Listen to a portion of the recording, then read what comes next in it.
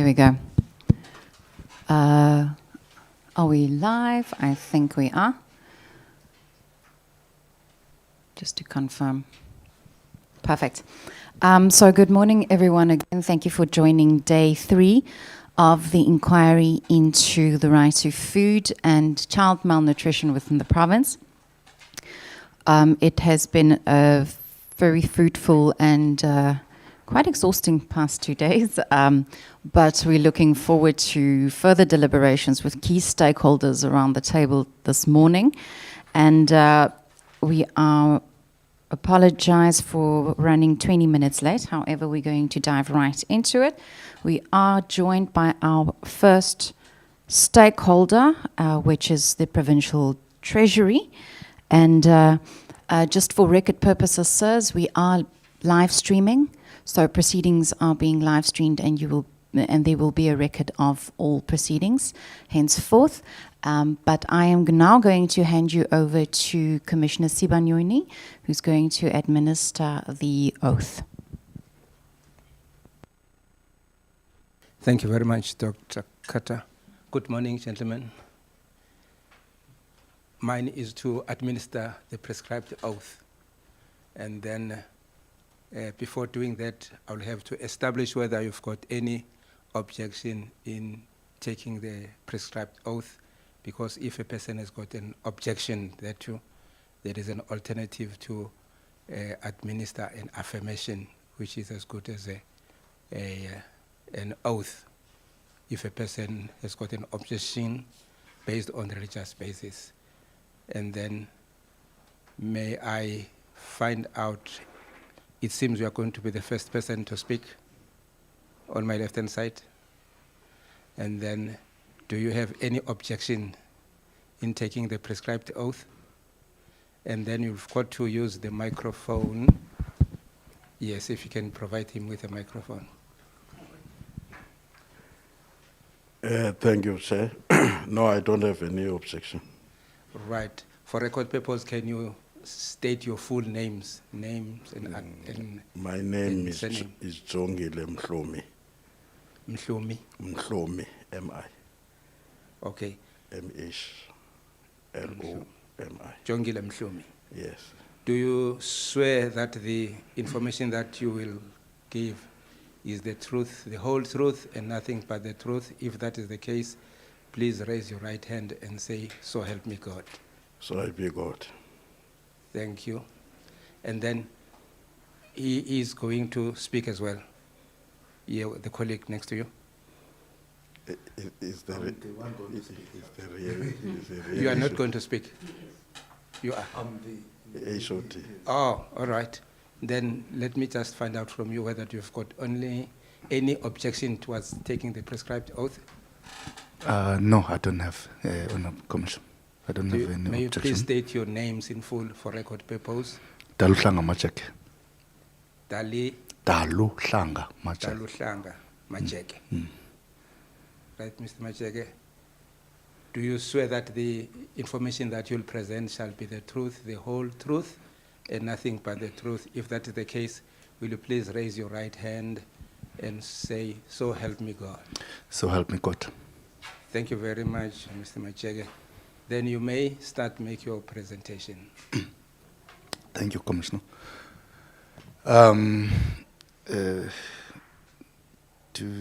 Greetings to yourself, commissioners, the provincial head, I think all the officials, DDG, which I'm with DDG Mhlomi. As I've indicated, Daluhlanga Majeke, I'll be doing the presentation. I'm not sure whether it is reflecting somewhere or... There we go. Okay. First of all, of course, I think the part which we were going to do is aligned with the process which we go through from a budgeting process, which is enshrined under Section 38 and Section 40 overall, in terms of now the overall mandate, of course, underpinned under the Treasury regulation. Of course, we do overall a budget over a multi-year period with a particular period, with the focus. That's why we always call it a rolling year budget in relation to this. So I'm just going to go straight to some of those matters. Finance people are people who are just direct. They don't move around. They'll say the numbers, and they will say, some could say numbers don't speak the truth. We say numbers speak the truth on our side. So if you say anything is different, you need to say whatever it is, because we keep on trail on all those kind of things which are there. In line, of course, we took the terms of reference. I have to say, we could go a lot in terms of talking about food security and everything else, which child nutrition. But we took the terms of reference which were provided, and now there was an element, of course, of a limitation in that. So we kept to that, although we would have had a lot to say, if then it was just open in relation to that. And pertaining to, for example, I think there are a couple of institutions which, of course, will be looking at social development is one of them. Education is also another one in relation to that.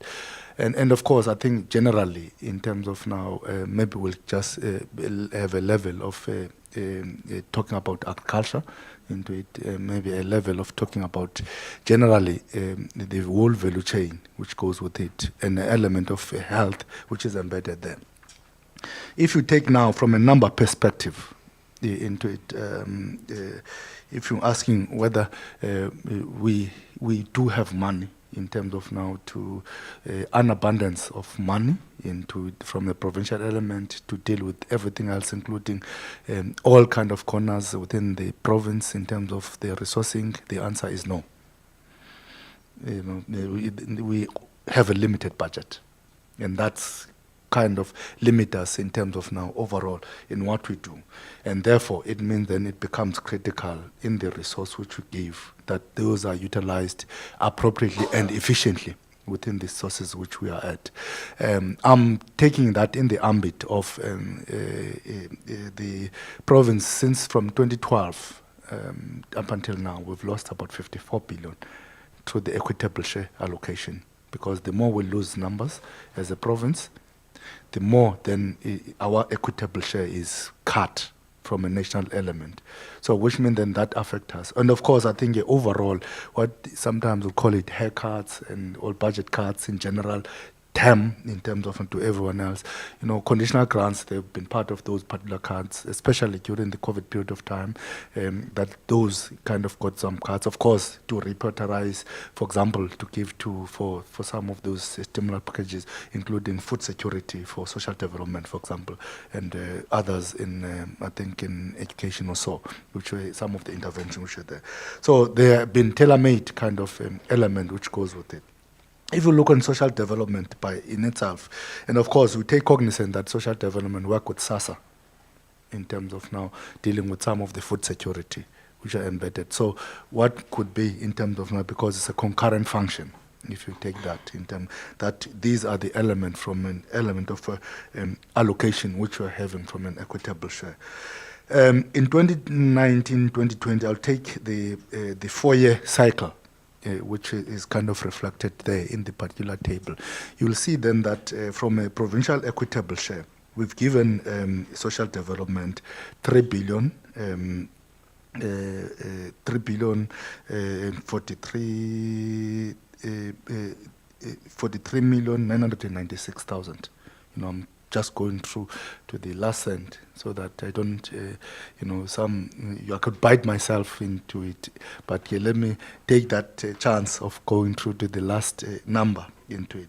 But if you look through to the expenditure side in the particular year, you see then that this spending was 2.2 billion. 965,402,000 into it, which therefore mean that there is more or less 78,594,000 underspending in that particular year. Of course, there are particular reasons which they will provide. I'm just saying it. The department is there on my side is to reflect, to say what we did, And the particular reason, I'm sure, is the department which must kind of articulate the element. Of course, we've kind of interrogated that process in relation to that. Come to 2020, 2021, budget allocation for the institution was 3,228,645. The spending thereof was 2,968,721,000. The underspending on that particular area was 259,924. You'll see then this is more or less the time where COVID was kind of kicking in, the couple of things which of course will indicate in relation to that. So you will see then that kind of a reflection which speaks to that kind of an underspending. And then you, in the following year, again an incremental, which was deep in COVID period, and of course this is also the period which we had to augment also in terms of from a funding point of view. Again, 3,316,013,000 which was allocated. The spending by the department was 3,194,767,000 in terms of underspending. Therefore, is 121,246 into it. And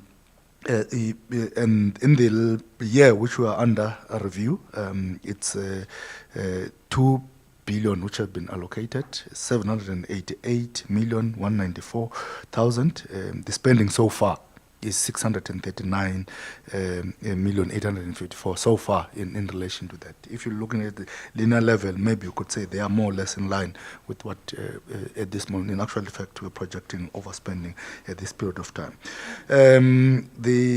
Therefore, I think it does speak to say those kind of level of the spending. Of course, there are particular reasons which they would provide, which institutions provide in relation to some of this kind of payment. For example, if you're going through to the 78 million, you can just go to the next slide.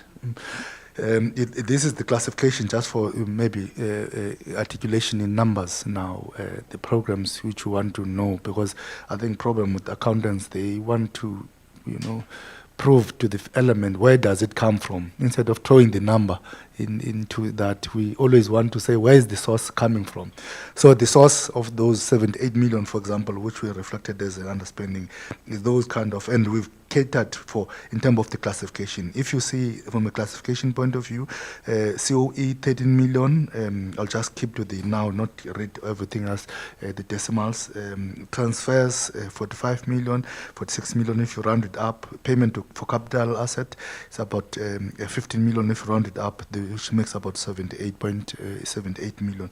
Also in relation, of course, the reasoning which goes with it is there in terms of now, for example, late payment for community nutritional development centers, especially on the transfers and subsidies, considering that as the major one. Non-payment for sanitary dignity projects is one of those, and of course 73 early childhood development centers which did not receive their tranche in the fourth quarter due to conditional grant conditions, who say that there must be 50% spending in that period of time. So at that period of time, that 50% was not exactly in that kind of a level into it. Of course, I think those institutions will, I think ETST will speak on those. And then on the following one, I think on 259, if you see the particular one, the COE, there are those ones. It does speak to programs. There are 5 programs in social development. The highest, if you see, highest is social welfare services and child and families, which are highest in terms of from a budget allocation, and of course they are highest in terms of now the underspending point of view from both with social welfare and child families, 162 million and 83 million respectively in terms of the underspending on both of those institutions. Of course, there are reasons which the institutions provide. For example, non-spending of social, there was a result of new approach of dispersing the additional allocation. I think the issue of social relief funds, I think they were assessing the impact which the relief funds they were making into the process which are there, and realize that there are actually gaps in terms of the governance That's the element. Gap in terms of the governance and whether it reaches or not reaches the beneficiaries, which are actually I think there was element which was indicating that into it. So they were reviewing the model of operation, a model of enhancing the governance in terms of making sure that it does reach its intended recipients, which is there. That's the experience. So, therefore, they felt then they need to review the model. I think then that review of the model took longer than it was anticipated into it, which resulted in what we're speaking about from an underspending point of view. If you move through, I'm taking that I've got limited time, that's why I'm trying not to go in each and every area which is there. But if the commission, to yourself, Chair, you feels I need to go much broader in all the others, I'm abide to do that into it.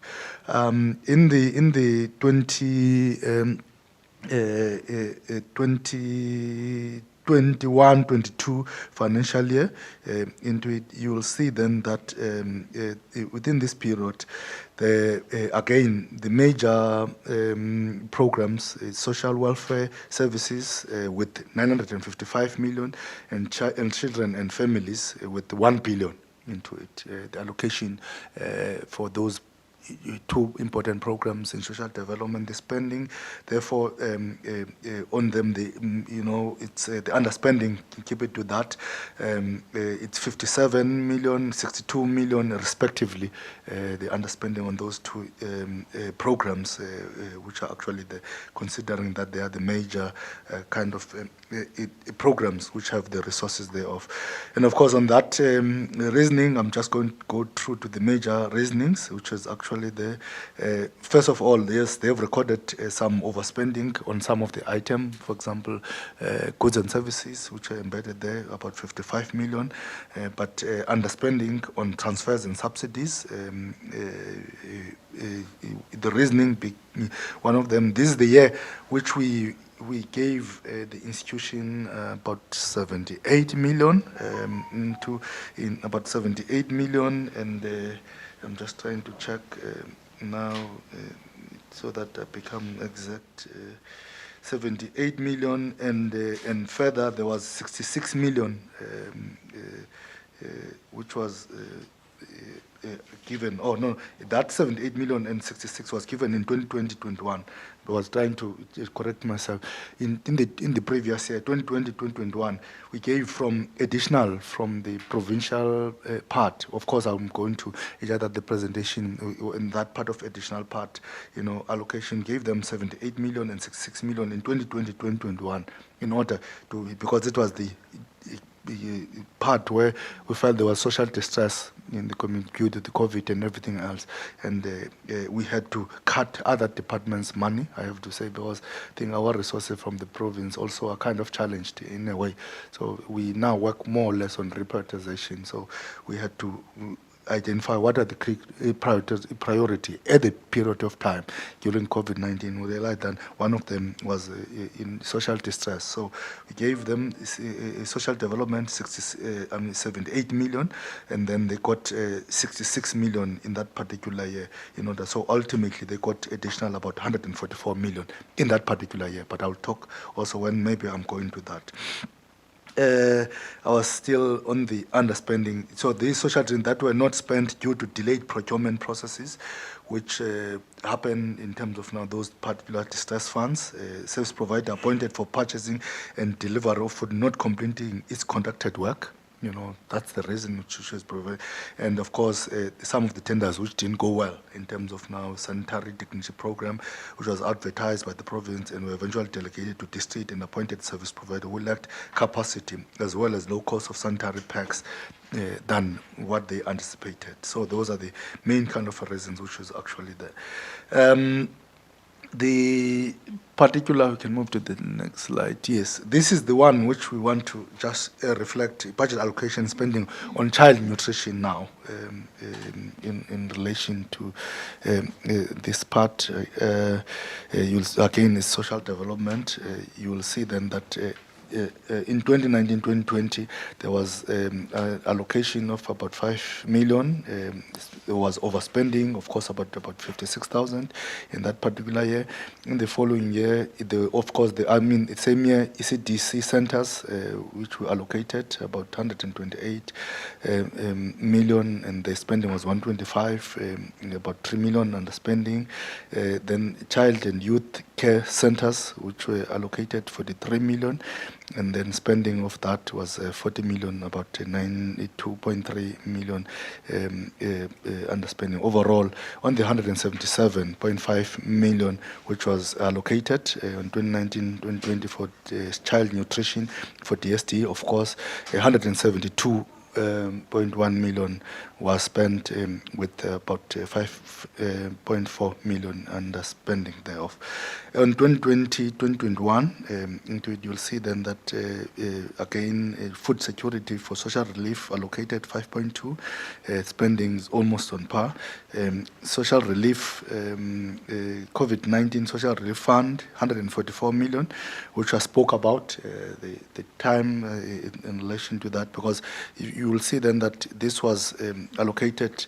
There was no previous allocation because COVID more or less started in March in terms of, if you remember, the first cases which came through and the declaration which came through, it was around end of March or so in relation to that. So which means that allocation was in that 2020-21. So allocated 144 million, which I did allude that 66 million from national, 78 million from the province, additional allocation which were coming through to the department to deal with the COVID relief.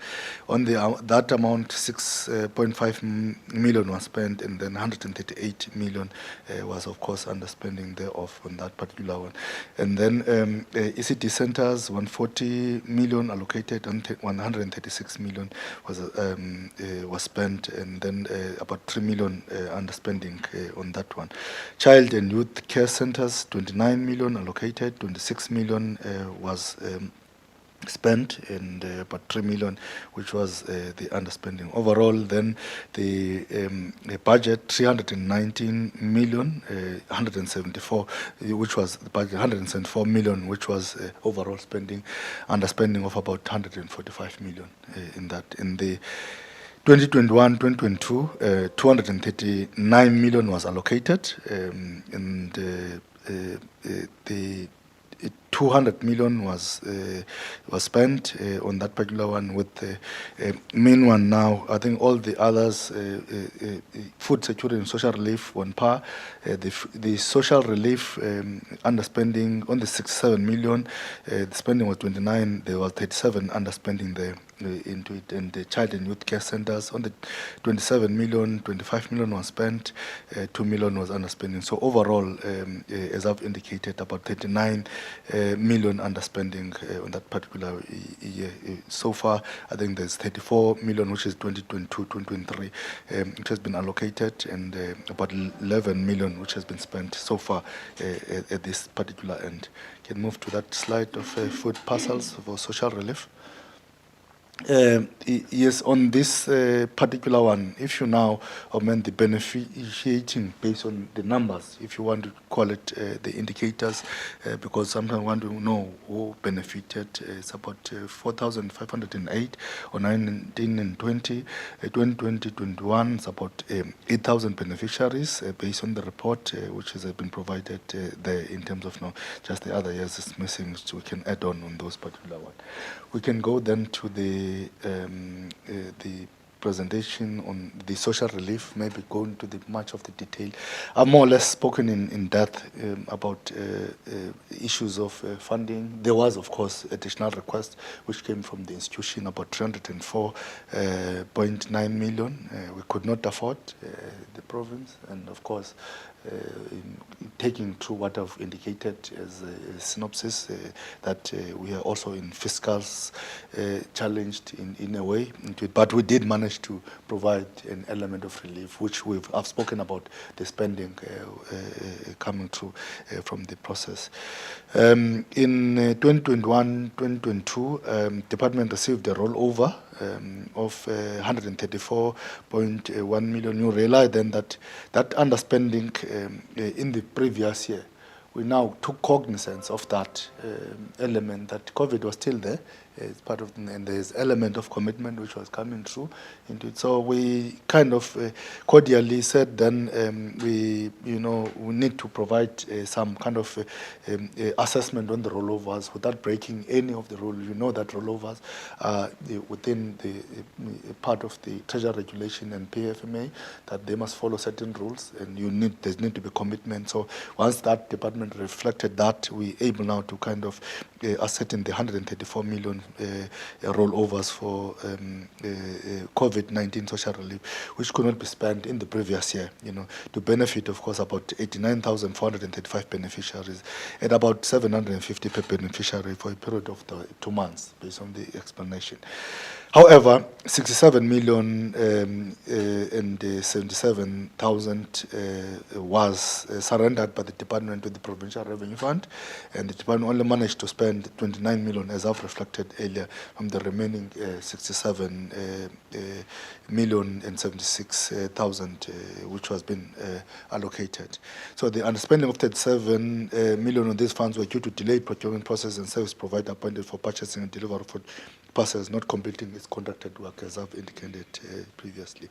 I think that these are the call it the graph element, which deals with, if you go through, I'm not going for the sake of period of time, more or less have dealt with some of those, and the beneficiary, of course, of each kind of, we've linked what is the allocation, the early childhood development centers, which are there in number of years, which are kind of articulated, and then also link it with the beneficiaries. That 65,000, if you utilize in 19 and 20, for example, the amount allocated 125 million. The beneficiaries, which actually receive, is about 65,000 and 64, 65 and 64, 65,000 beneficiaries which are there, and 2,800 early childhood development centers which are actually there, and it goes through to all the others. If you see 2020, 21, there's about 136 million with 60,000 beneficiaries, and 2,906 early childhood development centers. I think it goes with the other 2021, 22, 138 million allocated, 73,000 beneficiaries, and 3,000 early childhood development centers which are there.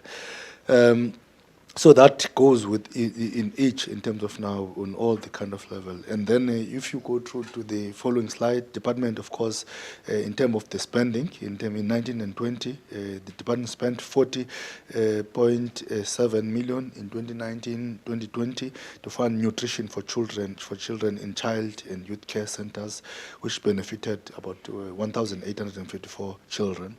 1,676 children in conflict with the law assessing security care programs, and 2,576 children who accessed substance use disorder treatment centers. The department also spent 26 million in 2020-21 to fund nutrition for children in youth care centers, benefiting about 1,475 children, 556 children in conflict with law accessing secure care programs, 2013 children who access substance use disorder treatment. And then in 2021-2022, about 25,000, which was spent, 25 million, which was spent to fund nutrition for children in child and youth care centers, benefiting about 1,417 children. 734 children in conflict with law accessing secure care programs, and 2,974 children who access substance use disorder. You will see then that overall, I'm not going to go much in terms of the element of social relief distress, and what we're saying that I think the element of this is part of partnership which goes with SASSA. I'm sure SASSA will speak in terms of now, and there are particular reports which deal with it, whether you go through to States SA numbers which are embedded, those kind of assisted and all those things. It's not for me. I think that's the information and statistics statistics which are actually there for anyone's utilization within that.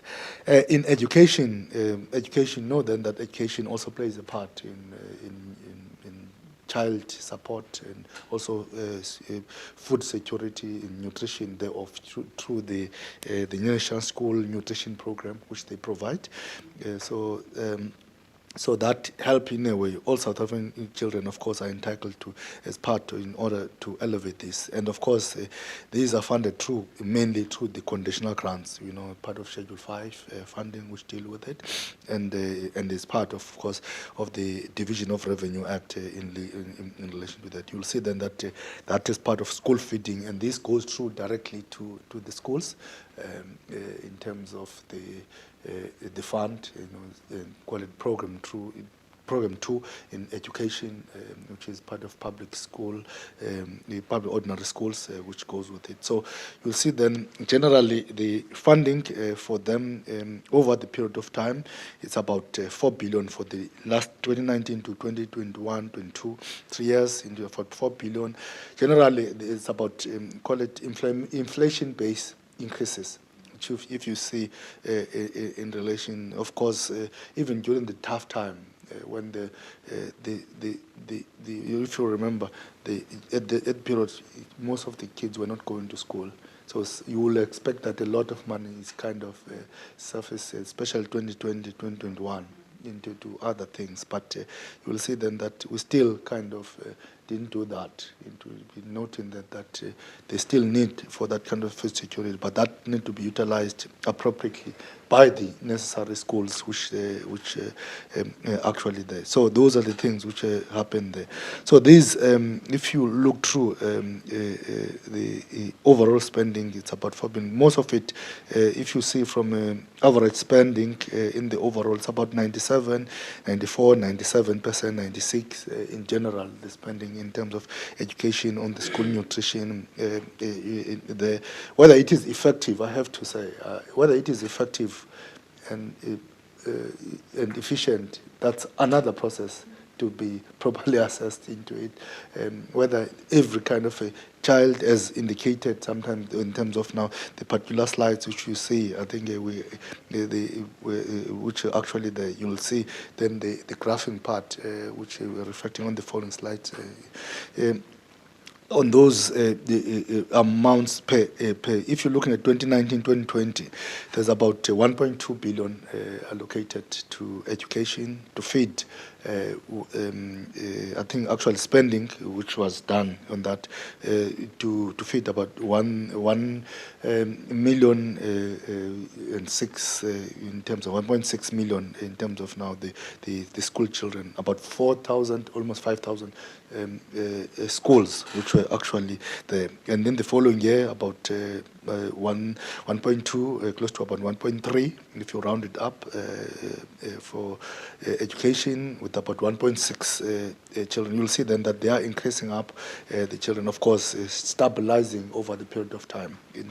So you'll see then the increase of schools in 2020-21 to about 5,000 there. So in general, it's about 5,000 schools which are kind of fed through this kind of the grant, which is actually there in order to deal with it. Of course, if you're asking me, then if there could be a better way of dealing with this, I've always said that maybe some of these kind of processes which we may look to say, how do we augment these kind of, in order to create more sustainable jobs, utilizing the resources? Because you realize that both social development, maybe health in a way into it, hospital, of course, not child in that part into it. There are hospitals which you feed in relation to that. I'm just including that part.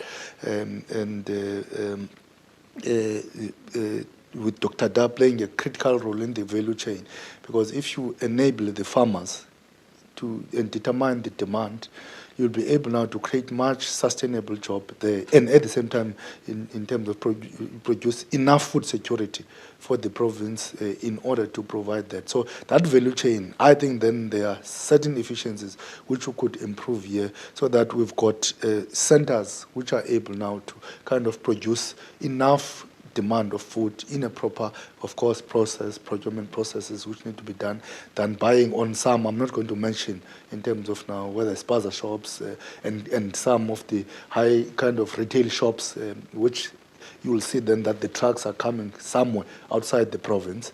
And therefore, if you want to say that from a sustainable point of view, then we more or less burning the money and instead of creating much sustainable level of elevating poverty in terms of the province in relation to the advantage which we are having from a resourcing point of view. I think it's one thing which I think we could do well in terms of now in order to, and then I think it could speak differently from a provincial element in how we deliver food security as a sustainable model in terms of once we've got that kind of a model, we deal with it. In more or less conclusion, I think the Department of Social provides social relief to the eligible poor and vulnerable in the form of counseling and material aid, which include, of course, food security. Eastern Cape Province is characterized by poverty, as I've indicated, with some children not having sufficient food to eat and some households headed by children, hence the huge demand for social relief. You know then that Eastern Cape is one of the, statistically, it's been proven that the poverty level, a lot of people are living below the poverty line into it. And I think there's more, call it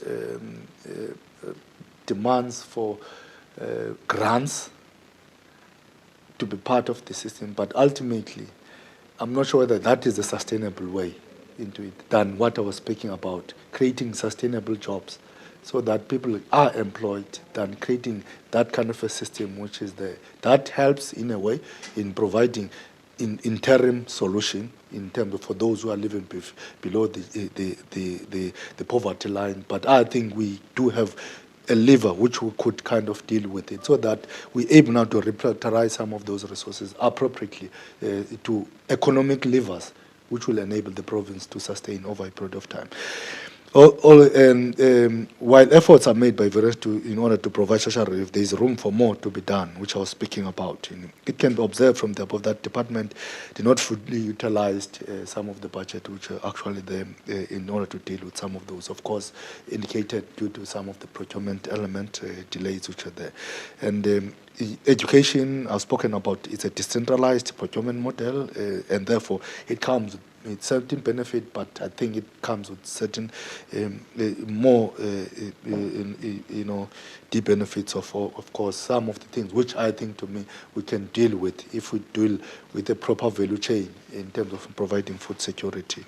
I think that's the overall presentations which I'm not sure whether I don't want to be diligent on if true yourself.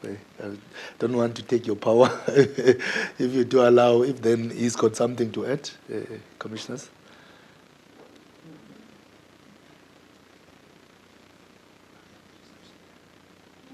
Yeah.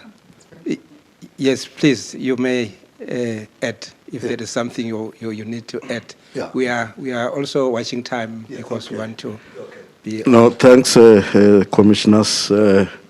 Indeed, HOD has alluded, but what is critical in the value chain is the process of budgeting. That we have a defined process of budgeting that includes clear milestones. We have 14 departments as a province. There are milestones in the budget process. That starts with budget reviews. Gets where we call all the departments in the budget guidelines and the priorities, even the issues. We know that is one of the key deliverables in the Millennium Goals. The goals that we must deal with in terms of the budget process, which is part of the developmental goals in the global space. Fighting against hunger, provision of food. Those elements are led by OTP in terms of the policy platform. Ourselves, again, we try to match that. Therefore, just to add, also on the side of the lack of resources, We have also tried to address what the HOD has already alluded to. We have written issues around the backlogs in the province to the FFC, which is the Finance Fiscal Commission at National Treasury. That also give recommendations to the allocation of resources. Those things, to get more resources, is to follow those processes within the 3 spheres of government, as we are committing even with other provinces. Probably with this social development as the key indicator, that function of early childhood development has us moved in the current financial year to be with education. Part of that, I think, is trying to consolidate the whole issue, because social development was dealing with 0 to 4 to some extent, up to 5 years at some point. Education, in terms of the funding norm, age cohort is 5 to 17, and also allow 18 years. Therefore, education going forward, when you talk about the child support in terms of some of these areas, they are almost there in education, because now 0 to 4, they are looking for that, and even in terms of their funding, which is their age cohort, which is 5 to 18 years is also there. I just wanted to add that. Thank you, Commissioner.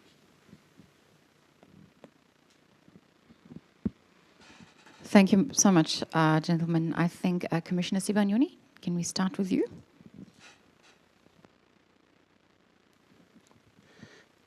Yes, thank you very much. We listened very carefully to your presentation. To make an analogy, what stands like a pole above water is this underspending.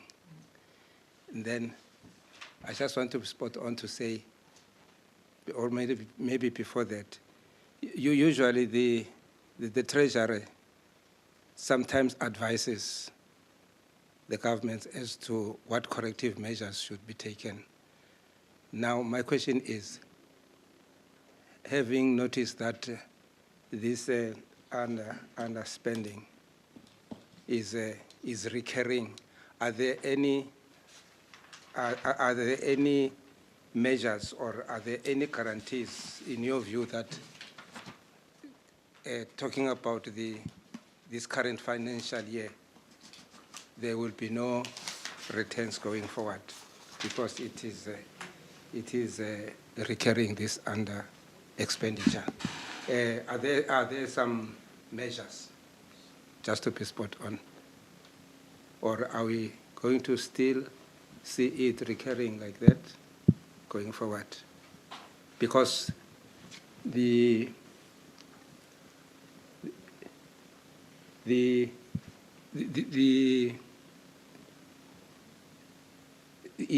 hits very hard on the malnutrition of the children. It hits very hard on food security. We cannot just watch it being happening like that. Thank you. I'm sorry to wind the wine, but I'm trying to make my point to say, what are guarantees that it will never happen again? Do I come and check? Okay, I didn't want to. Okay. No, thanks, Commissioner Sibanyoni, I think, for that question. First of all, I remember we can't guarantee.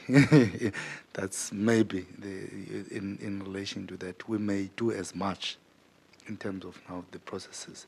To guarantee is almost like certainty. You can create the processes. I think it will be ill-advised for me to say I guarantee that there will be 100% spending. But in terms of the support, yes, we've done the particular support to the department. First of all, maybe a precursor element which goes with it. We did a research on generally on the co-ops utilization and some of the NGOs processes which is there. We did find some flawed process in social development. Yeah, I have to say, just a report. Maybe we can give you that particular report, which is related. We did see, and we did advise to say how they need to make sure that come in through, because at the same time, spending is not tantamount to value. I think that's sometimes what we found ourselves. Spending is not tantamount to value. We could have 100% spending, but when you realize that the main beneficiary has not really got the kind of element which is there. So, and I think that's where you need to, is it quality service which has been done by the institution in terms of some of the spending which is there? Maybe there's an element of not in relation to that. Yes, there are processes which they need, which we found that, within social development, including education and everything else, which they need to make sure that they ensure then the issue of the value in terms of the deliverable, which is actually there. So that the beneficiary, you see the impact on the beneficiaries, which is actually there. Not that you see the transfer has gone through to the NGOs, but when you realize you go to the NGO and the accountability is not fully there. So what I'm saying that those are the things which we did assess. And then I think when they were looking to say reviewing the kind of they were reviewing now, taking some of those cognizant, not that's the only one into it. Some of those cognizant is that the issue of the speed in order to do, and the agility of the institution in order to execute some of the things which most others, including ourselves, were saying that please ensure that at least we see some level of improvement. If then the community nutritional development programs, CNDC, which are actually there. In the area where there must be really, if you put money, an impact which you are seeing. An impact should not be the money in itself. It should be, you are seeing that something is happening because of what? Of the intervention which the department has done into it. Because the resources, we've always said that the resources are actually, you do now more with less. But you realize then, as much as inflation and everything else, that you could squeeze in certain things if then you make sure that there is proper monitoring and evaluation of some of these things which are happening.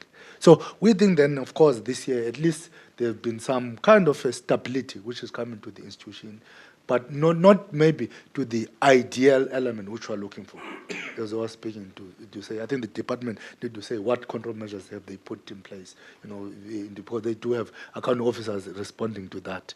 So, but from our side, we think that they are in a better space. I don't want to say in a good space, in a better state than they were in terms of now making sure that at least they try to follow the money in relation to and ensure that the procurement process is transparent and articulate and is able now to have beneficiaries or service providers who are able now to deliver appropriately in terms of now on the mandate which they were kind of done in relation to that. That's more or less what I can kind of indicate from the Commission point of view.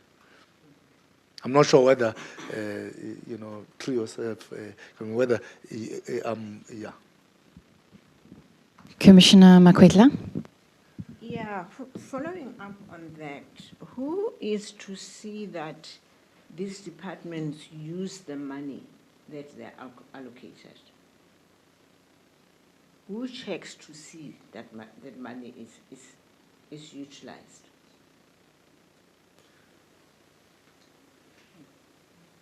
Yeah. No, I'm waiting. That's why I don't want to interrupt. That's why I'm waiting. I thought that you were saying.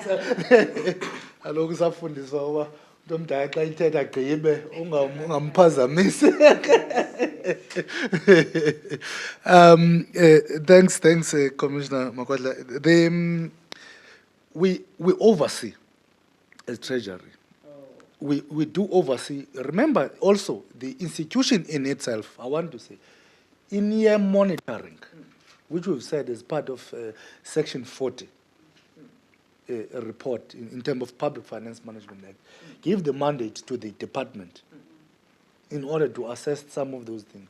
And of course, it does also in terms of Section 63 It does give also the responsibility to the MEC to kind of oversee in terms of now some of those things on a monthly basis as part of the engagement which is there. So those are the things which we reflect. And we do reflect in terms of reporting mechanism to the structures which are there and raises our concern. We can as much as write to them to say, these are the concerns, this is what is happening. Because remember, we are just overseeing the Appropriation Act implementation. The Appropriation Act is an act which is endorsed by Parliament. So it's not a Treasury Act in itself. We oversee the implement, because once it's appropriated, it means Commissioner Makwetla's money can't be, I'm just sorry to utilize it. I can't use that money I can just assist, oversee, and everything else. But at an appropriate time, you start to, especially some which are related to the grants. You see, in relation to that. If it's a grant money, it's the conditional grants which goes with that particular spending which is there. That's why I would say that if then in others, for example, then they have not reached a certain particular level of spending, the monies get withheld because of what they have not utilized. And those things, it's not like we, as Treasury, we wait up until, the horse has bolted. We monthly there's engagement, there are monitoring teams, we engage with them to say, here's the consent into it, which we need to.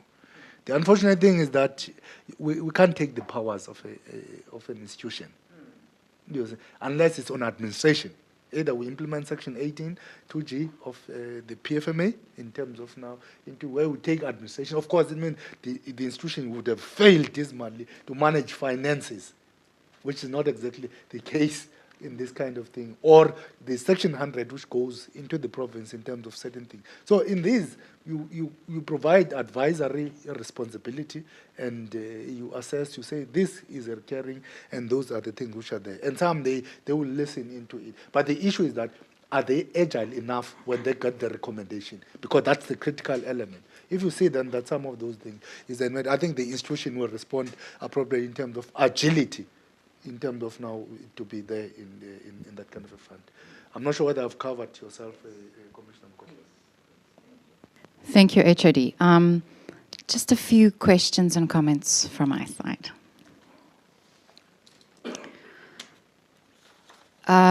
If we look at the consolidated amount for a period of 3 years, it comes to approximately 450 million underspent from the department. Bearing in mind that we are being joined by members of the public as well, and as I'm a lawyer, I might not be so conversant on the finances side, so please indulge me. Can you explain to us in layman's terms, as you would to members of the public, as you would to me, a lawyer, what happens with money that is not spent in terms of the process? What happens with that amount, and where does it go, and how many opportunities are given to spend it, and at the end of the day, in whose pocket does that money land? So maybe let's start with that one. No, thanks, Provincial Head, for that. First of all, I think, yes, consolidated in that 450 million. But of course, you need to now take cognizance that, remember, I spoke about 134 million that we rolled it over. Yes, but again, minus, you could say that on that 100, and then you can add to say again, they did surrender.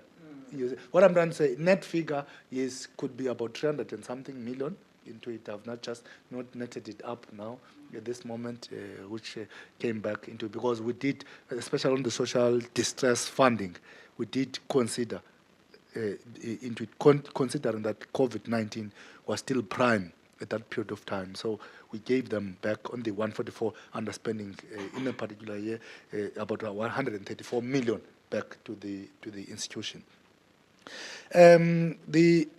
First of all, if you underspend, maybe you could say it's not money lost in a way.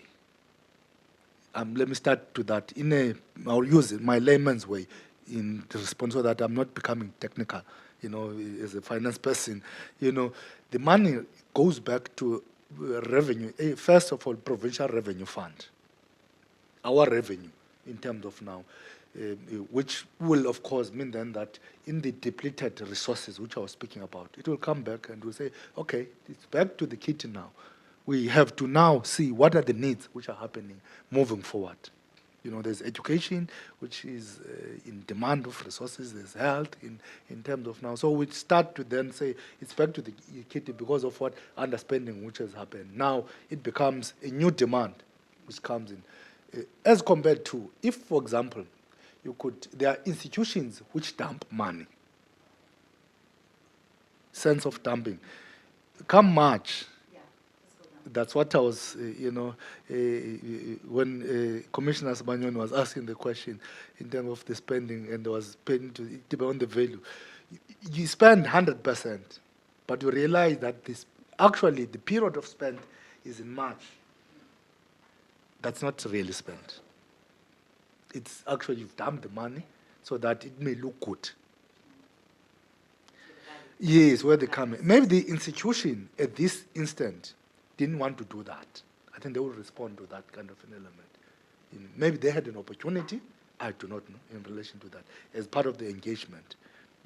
But the money which was, and there's money for grants, of course. If there's money for grant, it will go to national department, yes, for those particular grants, because then it becomes little lost in the province. The difference now is that if it's a grant money, we totally lose it to the national, but it's not lost to say it has gone through the pocket and the hole in the pocket in relation to that. So that we've lost it, and now it's a different process now to motivate for that into it. Of course, now when it has gone through to the Provincial Revenue Fund, it more cushions us and will now become critical in terms of now how going to rectify then the problem moving forward and try to see then how to augment it differently into it. So I'm just saying it maybe in a layman's way, But maybe let me engage you on that. Yeah. So it's returned to the Provincial Revenue Fund, this large amount, and that is with Treasury. So you will then have this large amount to decide on how do you reallocate it now in respect of the new priorities that have arisen from other departments, for instance. Is that, I'm trying to make sense of it, is that correct? Yes, it's correct to say. Remember, it's you've consolidated it over the years in any way. But let's cut it down to per year. If you're utilizing 78 million, it will come back in that particular, the 78 million not spent into it, and therefore that money goes back to the provincial revenue. It will cushion us in terms of now for new priorities which are coming through, because the province is dependent on mainly equitable share and conditional grants in terms of the funding into it. So what happened is that then we will kind of reparterize it, as part of the, based on the, because the, as DDG Mhlomi indicated, there are yearly budget which goes through. So on those yearly budget, then it takes through all the necessary revenues which are in there, all the necessary funding everywhere else, and try to see what do we have exactly in the kitty in order to deal with anything else. So, but am I then correct in just making a generalization that once that money is returned to Provincial Treasury, you can decide where it goes? Okay, will add on. Based on whatever submissions you receive from provinces or which areas might have now needs in terms of overspending or new issues that have come to the fore. Is that correct? Yeah, no, you will just add on. When it comes back, remember, it's a provincial, I'm talking for provincial treasury in the sense for the province, not nationally into the context. When it comes back, by default, you can't say then I'm earmarking differently for this, for food security, for anything else. It comes back, and then there are business cases which comes in, which will depend on the priorities and everything else. It's not exactly a treasury kind of thing, because there is a process now which will go through cabinet and everything else for the budget to be determined. The issue is that we present the budget, after all, But there is that process of the determination which will go through, taking through all the necessary provincial challenges which are embedded and balancing up in terms of some of those things which are there. But that must be very tough. Of course. So you're sitting with the kitty, and you have to be the rainmakers to decide it goes here and it does. Now, on that, and DDG, maybe you can come in on that. Do you undertake a human rights-based approach to determining the reallocation? You know, there are different priorities. Let us, first of all, remember, I've spoken about, there are funding which goes through for nutritional support in education. Definitely dealing with human rights elements there. There are funding which goes for school infrastructure. It's a human rights element, unless I'm made to understand differently. No, you're correct. There is funding which goes to roads. It's a human rights element, you know, which goes with it. There is funding which goes for education in terms of now. It is a human rights element which goes with it. So what I'm trying to say, in all kind of element, in that you determine what then become the main kind of priority in dealing with That's it. Yes, in dealing with That's it. where I So want that's to go. why you can't then start the first element become, okay, human, because everything else you need to say what impact is it going to make. And that impact, our main element is to make sure that there is proper service delivery, which is happening. And those are things to say what then comes into the kitty in relation to that. No, no, thanks. You'll pardon me with my mask. I'm feverish. I don't want to spread COVID if it's a COVID. I'm taking a caution. No, let me start, Commissioner, to where you ended. What happens at the end of the financial year? The accounting office of the department at the end of the financial year, when the department is underperformed, has to apply for a rollover. Is assisted by the CFO in a department. That rollover is restricted in terms of your section 31 of the PFMA. It gives you what can be rolled over and in terms of the regulations. For instance, if the under expenditure is on personnel, it's not permissible in terms of the law. Then if it's on goods and services, only 5% of that can be rolled over. Then if the rollover is also to complete the projects that were already in the system, like your infrastructure, that money is actually considered. Okay. Same applies if the transfers, like the ECD, childhood development centers, that are beneficiary in terms of the part of food security. That transfer, that rollover is made.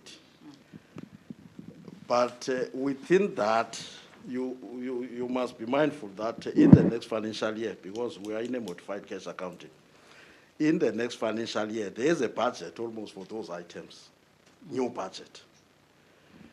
But you also now have to so that you also test the department in terms of the level of planning.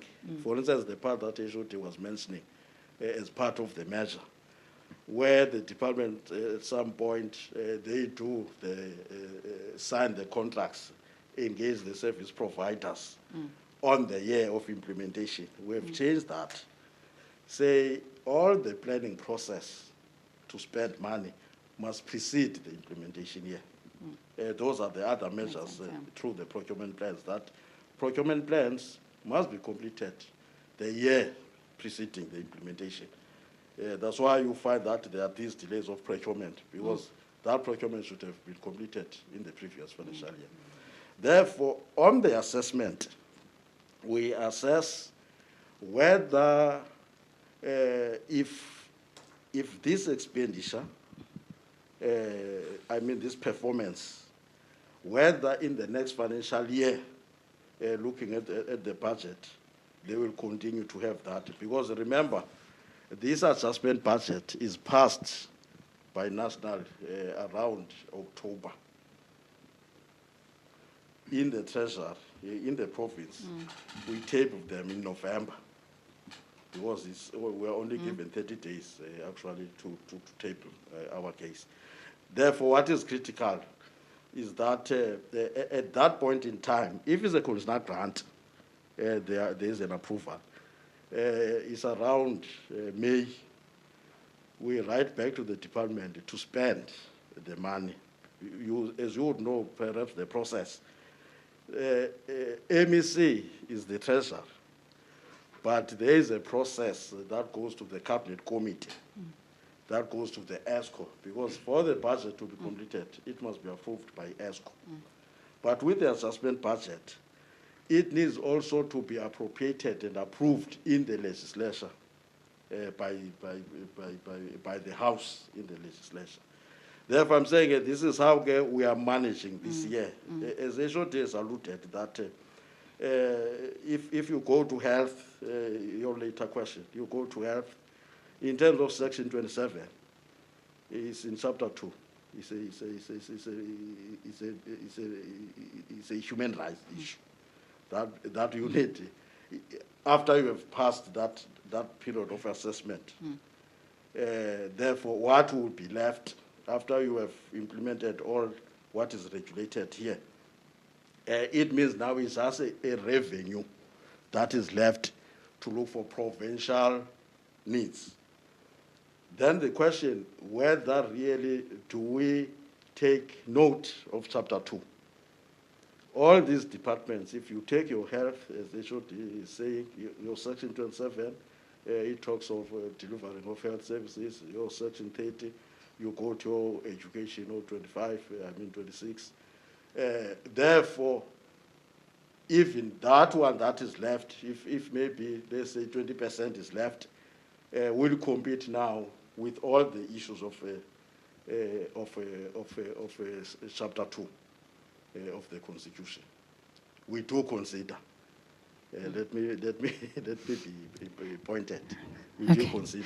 Thank you, DDG. Yeah, no, I think we can have you from a finance point of view and me as a child rights activist. We can definitely have that discussion, because I would argue that the best interests of the child principle must be paramount in all matters considering that child, vis-a-vis weighing up of other rights in the Constitution. So one would have that conversation, and we would welcome a conversation with the department to ventilate these kind of issues. But let me go into another comment.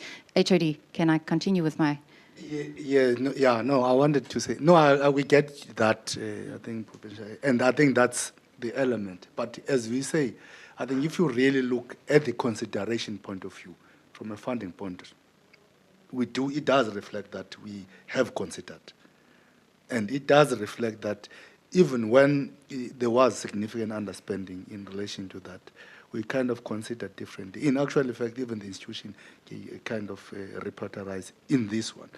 Leave alone then education is also so did spend. separate. What I'm trying to say, that of course speak to what you are saying in terms of now, it aligns to that we have really considered in the numbers. I'm saying, as I said earlier, numbers don't lie, and these are the numbers which we're talking about here.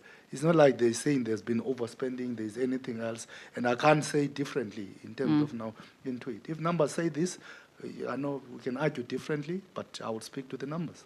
Okay, but let's then speak to the numbers. So the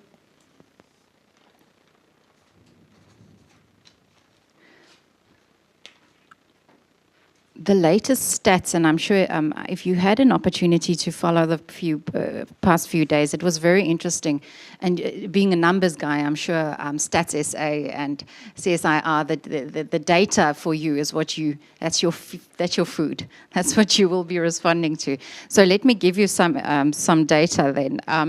In terms of the latest Stats SA reports, we've got 32.7% of children make out, the population currently, and that's I think that's about in Eastern Cape, that's about 6.7 million. Would then be It's not 6.8. It's 2 million approximately in terms of the population of the Eastern Cape. Yeah. Now, from the data that we've received, is about 27% of all children in the province are stunted.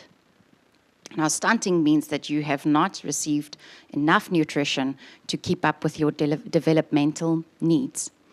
And that means you are not developing as you could and keeping up with your peers. So that's 27% of that 2 million. And being a numbers guy, you'd know that's roughly about 550,000-ish children in the province that are stunted, which means they are not getting food. If I look at the numbers that you've provided in terms of the expenditure on food parcels and the numbers that have been returned, which we now, over a period of 3 years, let's then go with your numbers, that is rather 300 and something million. You see where we are grappling with issues here. So kids who don't have enough to eat in the province and affected by malnutrition to the extent that they are stunted, that they are not going to be economically able to participate to the same extent as children who have meals in their stomachs. And then we've got the number of the amount that is being returned to Treasury and potentially being reallocated somewhere else. That's the premise I'm moving from. And then we look at Section 18.2G, and you are telling me that we are not failing dismally as the department? So how are we saying that? If we've got, even yesterday, the data that we got from the Office of the Premier in terms of deaths from malnutrition, even the last year was it almost 100 children who died, but it was we can give you the number who were admitted for severe acute malnutrition to hospitals. It's also available. So this is happening, but the department's returning money. Children are being stunted. How is that not failing dismally? And I'm using your words. You said they are not failing dismally. This is when you refer to Section 18. How do we justify that then? No, thanks, Commissioner. Look, first of all, maybe you're talking from, I get you. I get you. I get you. Look, if you want to apply Section 18, it means, first of all, financial mismanagement is within. The administration has failed. I'm just saying it. That's really the element that its department is extremely failed. And the issue which I'm trying to get in, that's why I'm saying it is the department which need to kind of articulate. You say it's not for me into it. We look at the element of the reasoning and everything. Does it reflect failure, total failure of the department? It will not be prudent for me to be saying that the department is dismally failed, because dismally at times also mean 0% spending. If you want me to be specific in terms of articulation, this is not 0% spending in relation. There's an element of spending, but it's not spent appropriately. I'm now dipping in on what you're saying. You need to prove me differently on what I'm trying to articulate. Maybe as a lawyer, into the numbers person, I'm dealing with the numbers which are here. So that's why I was saying the only thing which we need to is improving the systems. I think that's our role. How do the institution improve the systems? And this is what we're working through. We say they must improve with time, because short-term success doesn't lead to long-term effect. And that's where we're saying to the department, I've said we've done the assessment of the NGOs and NPOs and the impact thereof. Maybe those things need to derive in terms of that thing. To say, because ultimately, if we're able now, what I'm saying that if we could deal with an overall value chain I think, to me, we could even deal with any kind of child, which is the food security. And it's no longer even about a money issue, you see, which it's all about that kind of a value. Because in literal aspect, even 750 or the food package or anything else, food parcels, could be even be lesser because of what is supplied here. And all logistics are done here. And to me, that's the messaging we need to improve on the systems and controls. Not to say to improve just spending. If then it is about spending, I think it will be wrong for me to tell department, just spend so that everything is spent. If then that's mainly the main aim, please take me, I'm one of the person who's wrong. I'm saying I need to be jailed for that. If then it's all about, to me, it's about what value is it derived on the spending which we there. And these are the systems which we are trying to now entrench it within the department and governances so that at least over a sustainable period of time, we don't have, it's painful to have children who, irrespective of whether it was 2%, it doesn't matter. If you are talking to me, it's not even about, I'm not even looking at 27%. I'm just saying that, to me, that commitment of how are we going to improve the system, how are the things which is there. And that's what I'm pinning the department to. And including all the others, Dr. Da and everything else, to say that let us work together in making sure that we've got a constant supply of food. And in that, it creates jobs. Because ultimately, if parents are not working, understand what is happening. If parents are not, it doesn't matter, you can feed the child. But if parents are not working, you are actually perpetuating the problem. But you need to enable the parents to at least be employed, and then in terms of now, let's create that a system which is continuous. And to me, I'm advocating that kind of a system which is inclusive, which is enable the kind of sustainability which is there. And if you're asking me if that can happen, yes, that can happen within the system. It's a matter of how to work together and moving forward. HOD, that's what we need, and what I'm hearing you is also a commitment from your side to look that this is going to happen. But I'd also just want to refer back to one of your slides that said some of the money was returned, and I'm quoting here, consultations between stakeholders took longer than expected. And that you included here was between DSD and Treasury. So for me, there's a human element here. And as you say, systems need to be improved. But I want to bring home to you that when consultations between stakeholders take longer than expected, children are dying of hunger. And I'm not doing this to be dramatic. I really just want to make the causal link between the two. Because as we sit here trying to consolidate our diaries, that food parcel is not reaching a child. And HOD, we've heard here that people are mixing sand with porridge so that their kids can feel full. So whilst my diary is not aligning with Commissioner's diary, not aligning with your diary, and I'm quoting again, consultations between stakeholders took longer than expected. This is a human issue. This is a diary issue. This is not finding the time. Our kids are dying from hunger, and money is returned to the fiscus, which should have been right there in the bellies of our kids. So I'm not trying to be dramatic.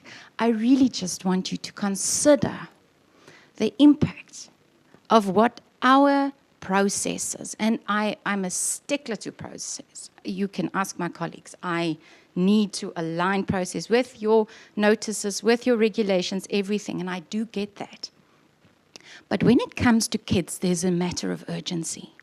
Because being a numbers guy as well, we need to look at what the potential effect is of 27% of children not being able to contribute to the tax base of this province in a few years' time, if they are being stunted.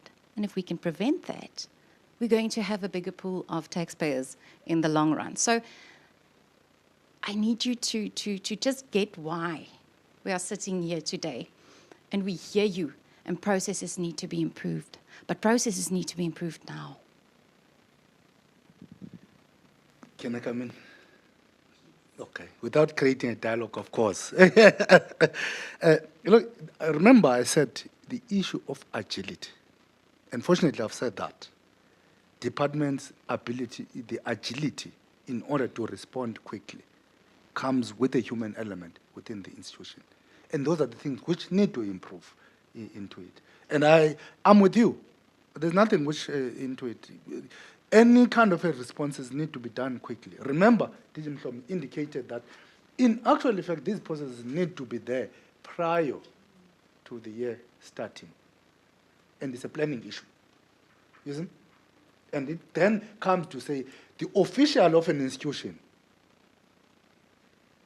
do they take the process in the manner which is supposed to be?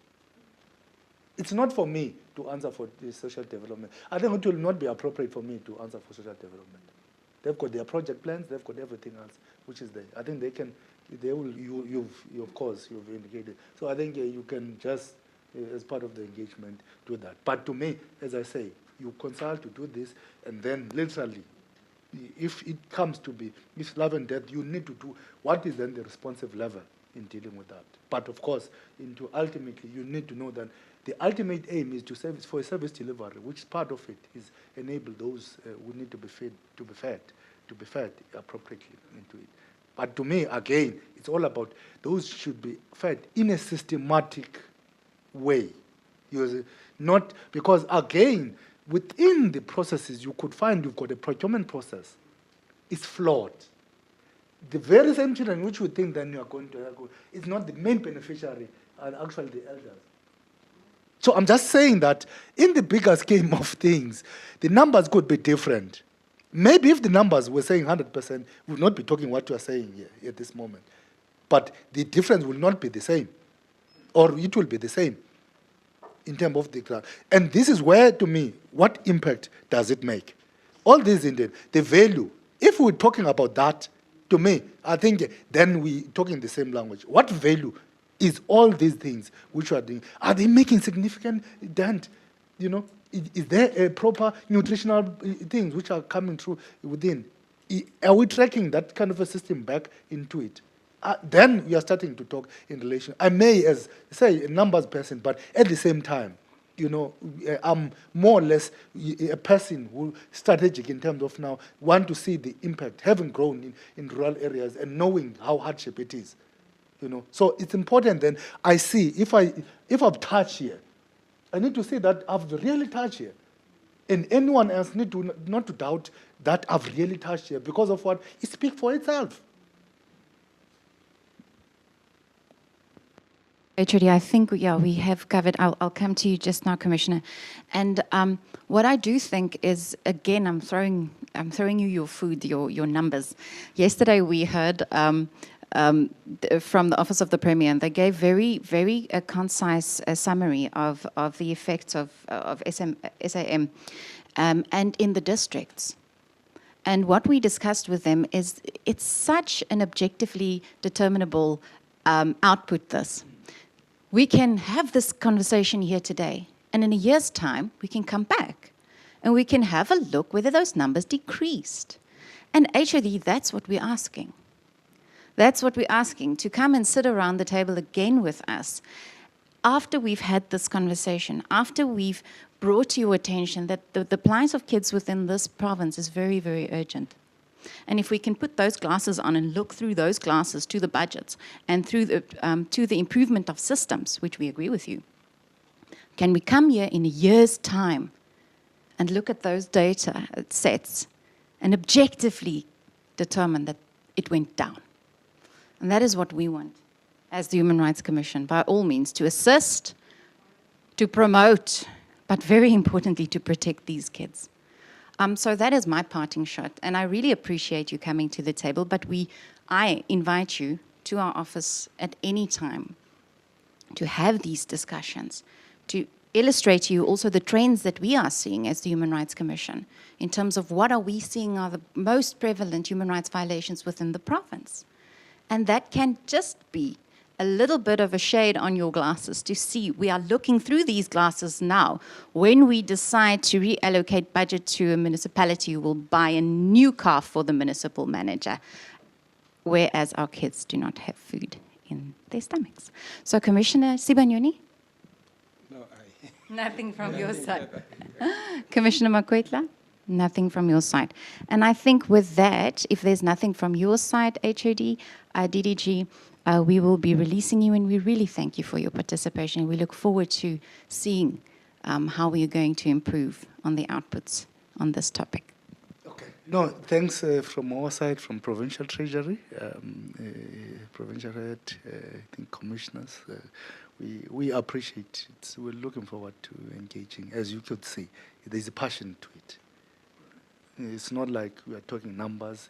I may have saying numbers into it, but as you see, when I'm getting deeper, it's all about what impact does it make to Commissioner Makwetla in terms of now on the ground. I'm say utilizing as an analogy in terms of now there, into it, so that we're able now to have multiplier effect of what we invest on. Because if we just invest for the sake of investing, it's not going to result to anything else over a sustainable period of time.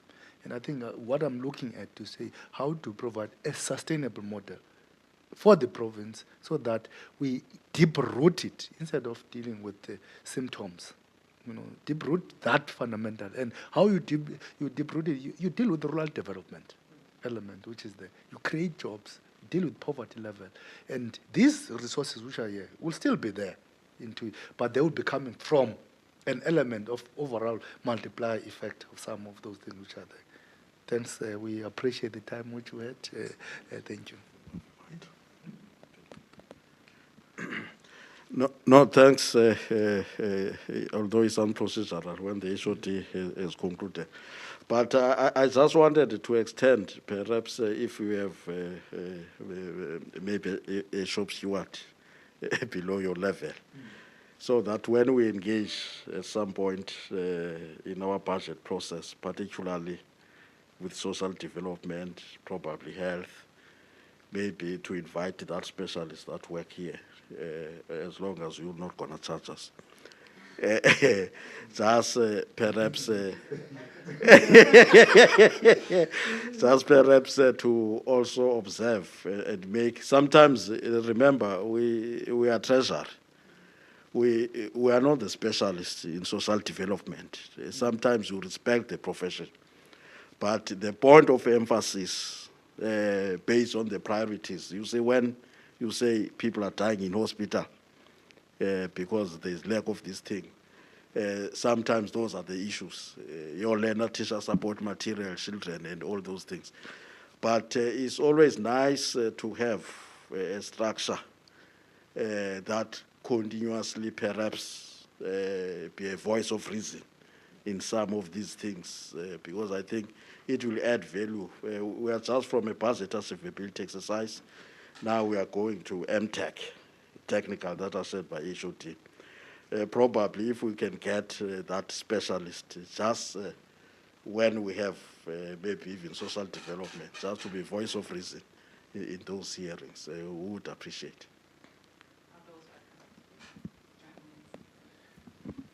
Thank you. Thank you.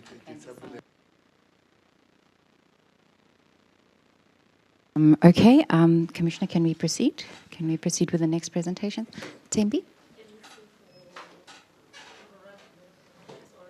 Online, okay. Can we just ask that we be connected with the MEC online, please?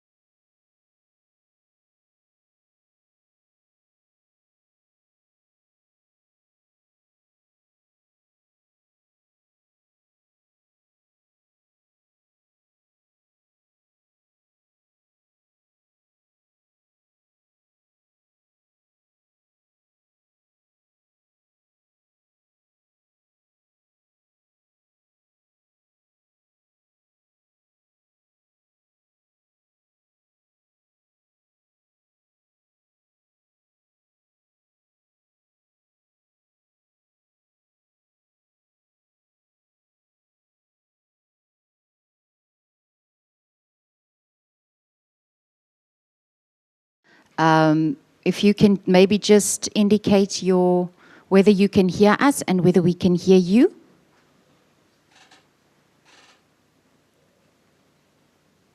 MEC, are you able to hear us?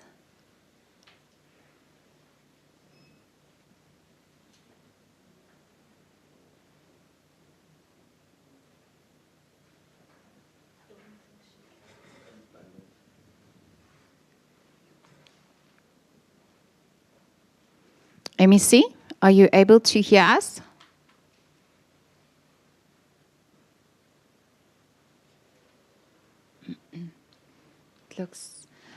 It looks like everyone is muted though, no? So if we can potentially... No problem, yeah.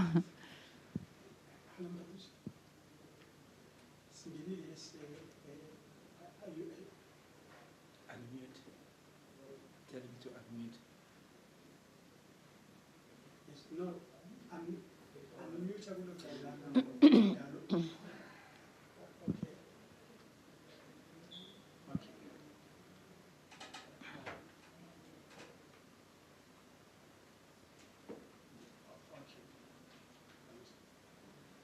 She's apparently struggling to unmute budget. She's freezed, so she's saying she's trying to connect again. Commissioner, should we proceed with administering the oath? And then as soon as MEC is able to join us, then we will administer the oath for MEC as well. Good morning again, gentlemen. We're going straight into the presentation. Before that, Commissioner Sibanyoni is just going to administer the oath. And then when MEC is able to join, we'll proceed with her as well. Good morning. Yes, I'm Commissioner J.B. Sibanyoni. Mine is to administer the oath to both of you. I assume you are both going to make a presentation or to speak. And then before doing that, I would have to establish whether do you have any objection towards taking the prescribed oath. Because if a person has got an objection in taking the prescribed oath, we administer an affirmation that the information will be the truth. So may I start with you on my left-hand side and ask whether do you have any objection in taking the prescribed oath? Okay. Can you then start by, on record, putting your full names and surname? Mulikaya. Repeat. Bongikaya. Daiman. Do you swear, Mr. Daiman, that the information that you will give shall be the truth, the whole truth, and nothing but the truth? If that is the case, will you take your microphone and speak through the microphone? Raise your right hand and say, "So help me God." Thank you. Then say, do you have any objection in taking the prescribed oath? No. For record purpose, can you state your full names, name and surname? Right. Do you swear that the information that you will give shall be the truth, the whole truth, and nothing but the truth? If that is the case, raise your right hand and just say, "So help me God." So help me God. Thank you. Then, Daimane, you may start to make your presentation. But if the MEC would like to speak, just alert us so that we also administer the oath before she makes a contribution. Is it a he or a she? She. A she, before she makes a contribution. You may proceed, sir. Sorry, Commissioner. We just have a technical issue. Apparently your computer is not displaying. So if we can maybe just take a 1 minute to sort out the technicalities.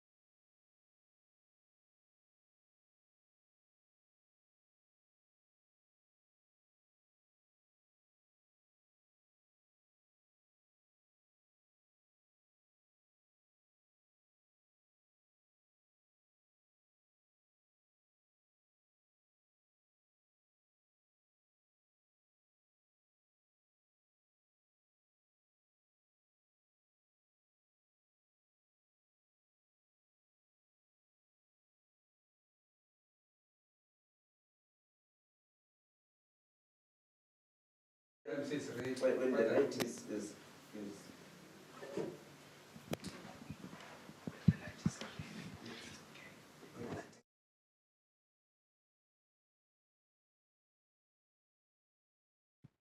Okay, so I think if we can quickly just run through the oaths again. Apparently the technicalities prohibited us from streaming that. So Commissioner, in your hands. Thank you very much. I will just explain. My name is J.B. Sibanyoni, Commissioner from the Human Rights Commission. And any person who gives information before an inquiry is required to take a prescribed oath, or if that person has got an objection, then to make an affirmation. And just for record purpose, can I start with you, gentlemen on the left-hand side, to state your names, your full names and surnames for record purpose? My name is Bongikaya Taiman. Do you have any objection in taking a prescribed oath? No. Do you swear that the evidence, not the evidence, but the information that you are going to give shall be the truth and the whole truth? If that is the case, may you please raise your right hand and say, "So help me God"? So help me God. Thank you, Mr. Daimane. And then the second gentleman, Mr. Pokwana. Can you, just for record, state your full names? My name is Wiseman Mtozame Kokwana. Do you have any objection in taking the prescribed oath? I don't have one of Do you Commissioner. swear that the evidence that you'll give shall be the truth, the whole truth, and nothing but the truth? If that is the case, raise your right hand and say, "So help me God."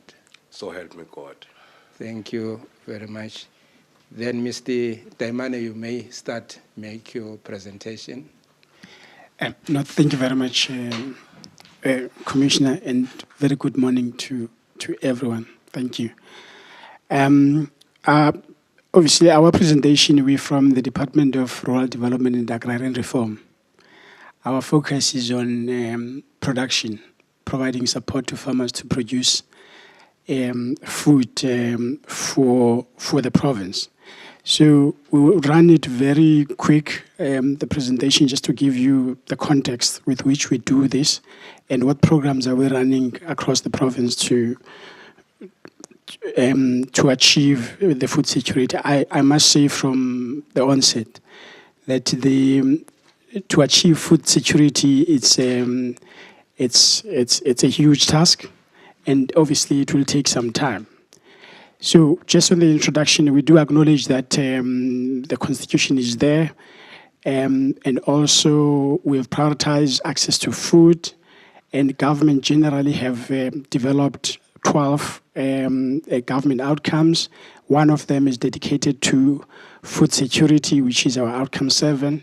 At a policy level, Cabinet in 2013 approved the national policy on food and nutrition, and the focus is to ensure food availability, accessibility, and affordability of safe and nutritious food at a national level, but also at the household level.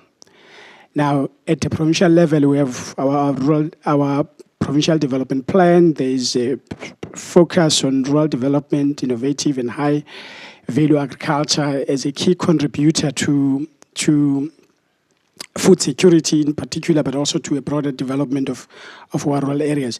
We felt that it's important for you just to get a sense of the province. If you look at the provincial land use, you can see that we are mainly a livestock province. Only 7.1% of the land is suitable for crop production.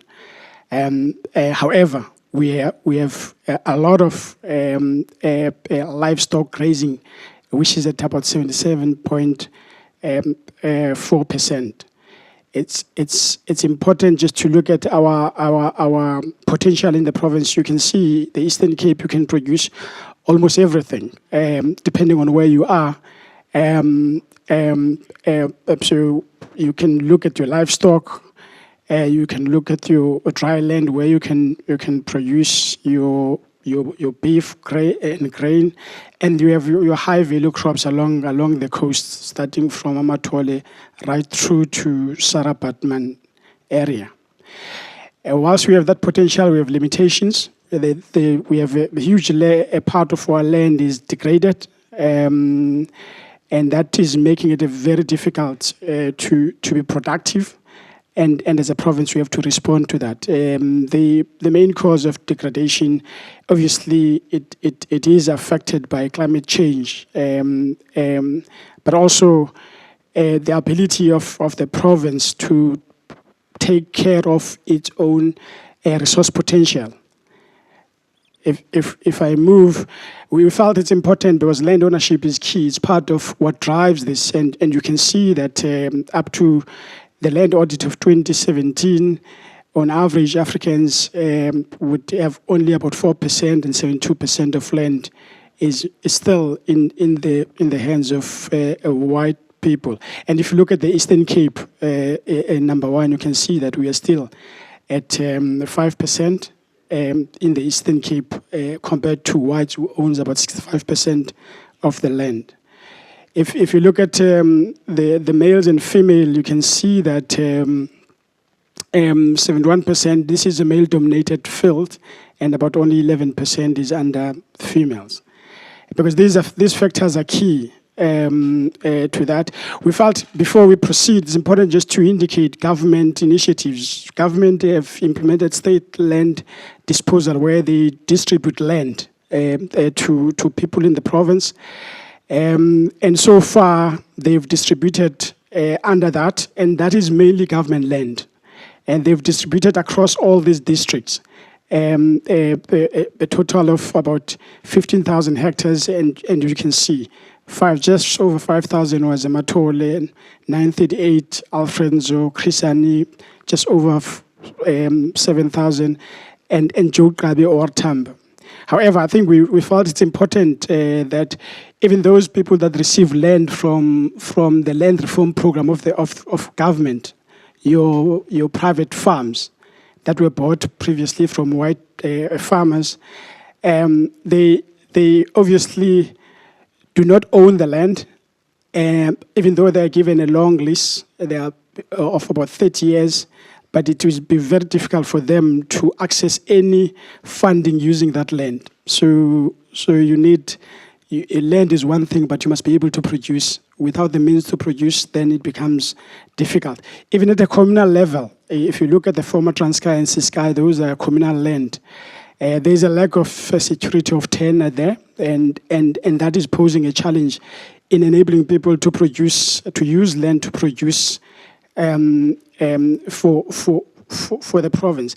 We felt it is also important to demonstrate this point. If you look at agriculture, and this was taken from National Treasury, we look at the labor absorption and employment multipliers, and the fact that agriculture has the potential to employ unskilled and semi-skilled.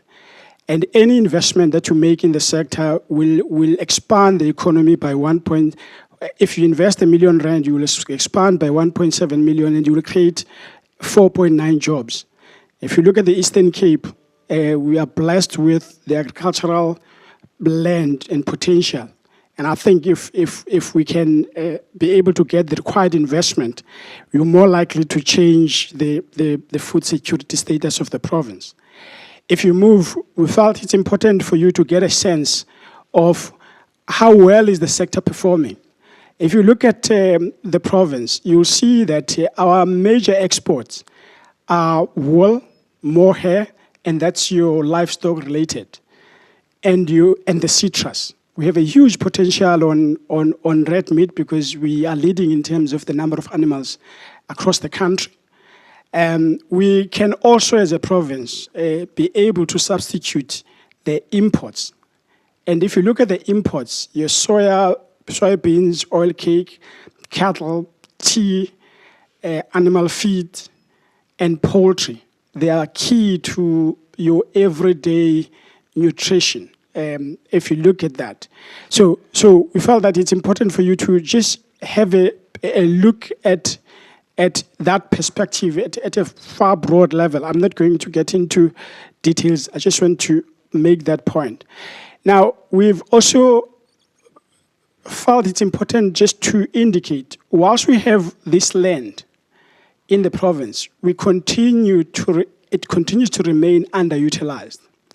We are trying to indicate we currently the lowest contributor to agricultural economy with a large potential that remains untapped. And you can see where the Eastern Cape is compared to the rest of the country and the other provinces. And if you take just the number of farms that are commercial, you can see that it's just over, if you look at the Eastern Cape here, it's just over 10%. You look at income and employment, it's fairly low compared to what we could be able to achieve as a province. And again, the sector is dominated by few big players that contributes more. If you look at the graph, you'll see that your large corporate or commercial firms, they contribute more on income and employment, but they are very small at around about 5.7. If you look at the micro, they are many in numbers, but their contribution is insignificant. And that points to the fact that we're not able to tap on the smallholder farmers and communal, because those are the people that have land, but they're not able to produce. If you look at how we have performed the production levels in the province, you will see that we are very good at citrus, dairy, pineapple, but pineapple is very small. Grain, we are only producing 1%. We have a huge potential there. Deciduous fruit, we have a huge potential, and those are the export-oriented sectors that can also create employment, which is key. Wool, 25%, but you can see that relative to the contribution of other provinces in the country, we are still fairly low. But if you are to then, you need a bit of investment that runs into billions in order to exploit that potential and increase the numbers of employment and projected revenue for the province. Now, we have the biggest irrigation schemes in the country. If you look at them, we have Ngocha, they are big. But currently, they are not producing at the scale that is required. In our discussion with the commercial sector, they were saying to us, just the full production of Ngocha at 3,000 hectares, you can feed the entire province in the country. And our focus there is to encourage a lot of vegetable production, because that is, if you can open access to that, a lot of people will have access to food. But again, it requires a significant amount of investment to realize that. Now, having said all of that, if you look at the province, just in a nutshell, you realize that there has been an increase in terms of income from 2007 to 2017. And that has been about 380%. But I think, having been part of this discussion, the question is, where did that income went to?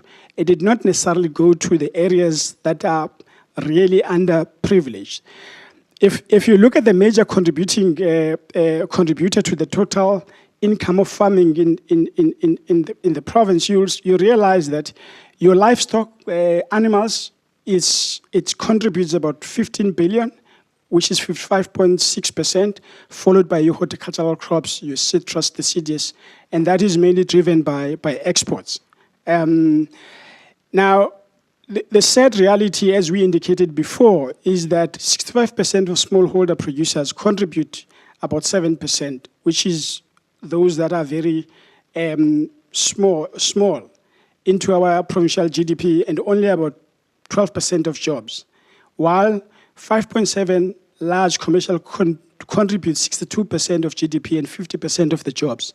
So it just makes the point that we made earlier. And again, we want to bring this across. The biggest region that has a lot of contribution is your Sara Batman. Sara, if you take Sara and Nelson Mandela Metro, you'll see that a large amount of commercial farming employment, and all the benefits that are associated with, they are from that part of the world.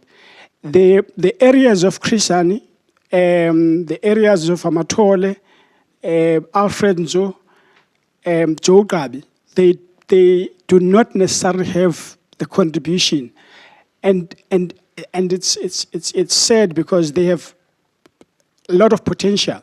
And the only reason is because there are very few commercial farmers in those areas as compared to the western part of the province. And those are the areas that still needs a lot of development to get there. If then we ask, but what is then government response to these challenges? As we said in the beginning, government policy is there at a national level. There is a provincial policy around food production that articulates and underpins government programs. There is also a national policy on comprehensive producer development support to regulate and guide the provision of support measures to farmer categories. And farmer categories are very simple. So they've now decided to have a vulnerable, that means any household that is vulnerable. That's the category in itself. And for that, you don't contribute anything. You should be provided support. Obviously, that is based on your resource potential that you have. Then after that, we have subsistence. Again, you're not expected to contribute, but at least you must be a person who is participating, doing something on production side. Then you will have a smallholder farmers. Those are the people that have a significant amount of land, and we have those semi-commercial that are able to play at a commercial space. So if you move, we have mechanization policy, which provide guidance on the provision of production equipment to farmers. As you would know, farming needs it's capital intensive, and most black farmers are not able to afford to buy their own tractors. So we're building mechanization centers so that they can have access to that. And broadly, the country has developed the agriculture agro-processing master plan that seeks to build a growing, equitable and inclusive, competitive, job-creating sector. It looks at the entire value chain. Now, we thought that let's just give you a sense of what it is. The biggest problem that the sector has agreed to is the low levels of investment. And because the majority of people that requires investment, they are black resource farmers. So they have a farm from land reform, but they can't use that farm to access funding. They depend entirely on government. Those that have other communal space, again, they do not have ownership of that, therefore they cannot use that land to access any funding. So then government becomes the only investor in those areas. And in this approach, government is saying, let's get the private sector to participate so that we can then drive a program of black smallholder farmers and communal and commercial farmers. They must coexist, work together throughout the value chain, and use your mainstay sectors that are able to create employment, but at the same time provide food security for the province. So I wouldn't want to spend time there. We felt that in order for us to do that, we have currently about 493 extension officers that provide support to farmers, because that's one of the key issues, because government does not farm, so government provides support and production inputs to farmers so that they can be able to farm. And we've just given you, according to the districts of the province, we have 6 districts, and these are the numbers of these extension offices. Again, government is continuing to increase the capacity of the sector in general. Hence, in the province, we have a NARSEC program where we train young people in order to be able to support farmers, and in future they may be able to, on their own, produce. We have a graduate placement program where we are placing 120 unemployed agricultural graduates in various commercial farms so that they can learn production from experience. After that, they may decide if they want to be employed or they would want to secure a piece of land and continue farming. We have 2 colleges of the province where we have enrolled about 578 of the students. Because if you look at the profile of the commercial sector, both black and white, it's quite aging. So you need to build a second layer of people that can take over, but you need to do that systematically over time. Now, if we then go in and look at the specific food security programs that we run as a province, what approach informs our programs? So we've looked at the province and we're saying that the Eastern Cape is the highest share of small farmers, and 19% with half of them females or women, and they are predominantly in a communal land. However, there is a low productivity levels, and that leads to loss of livelihoods because we're not able to do that. We have a substantial available natural and land resources, and those are the resources that we as a department are pushing and supporting communities to exploit. Currently, you look at these areas with irrigation potential just closer to some of the rivers in the province. You'll see that you have about 9,000 to about 11,000 hectares that could easily be put under production, and the push that we would want people to produce throughout the year, not only produce in summer. Hence, there is a focus on irrigation equipment to enable them to do that. So we're targeting households in some of these areas. Now, if you move further, what informs us also is the data that we collect from social development, and we work together in the anti-poverty strategy that they are driving.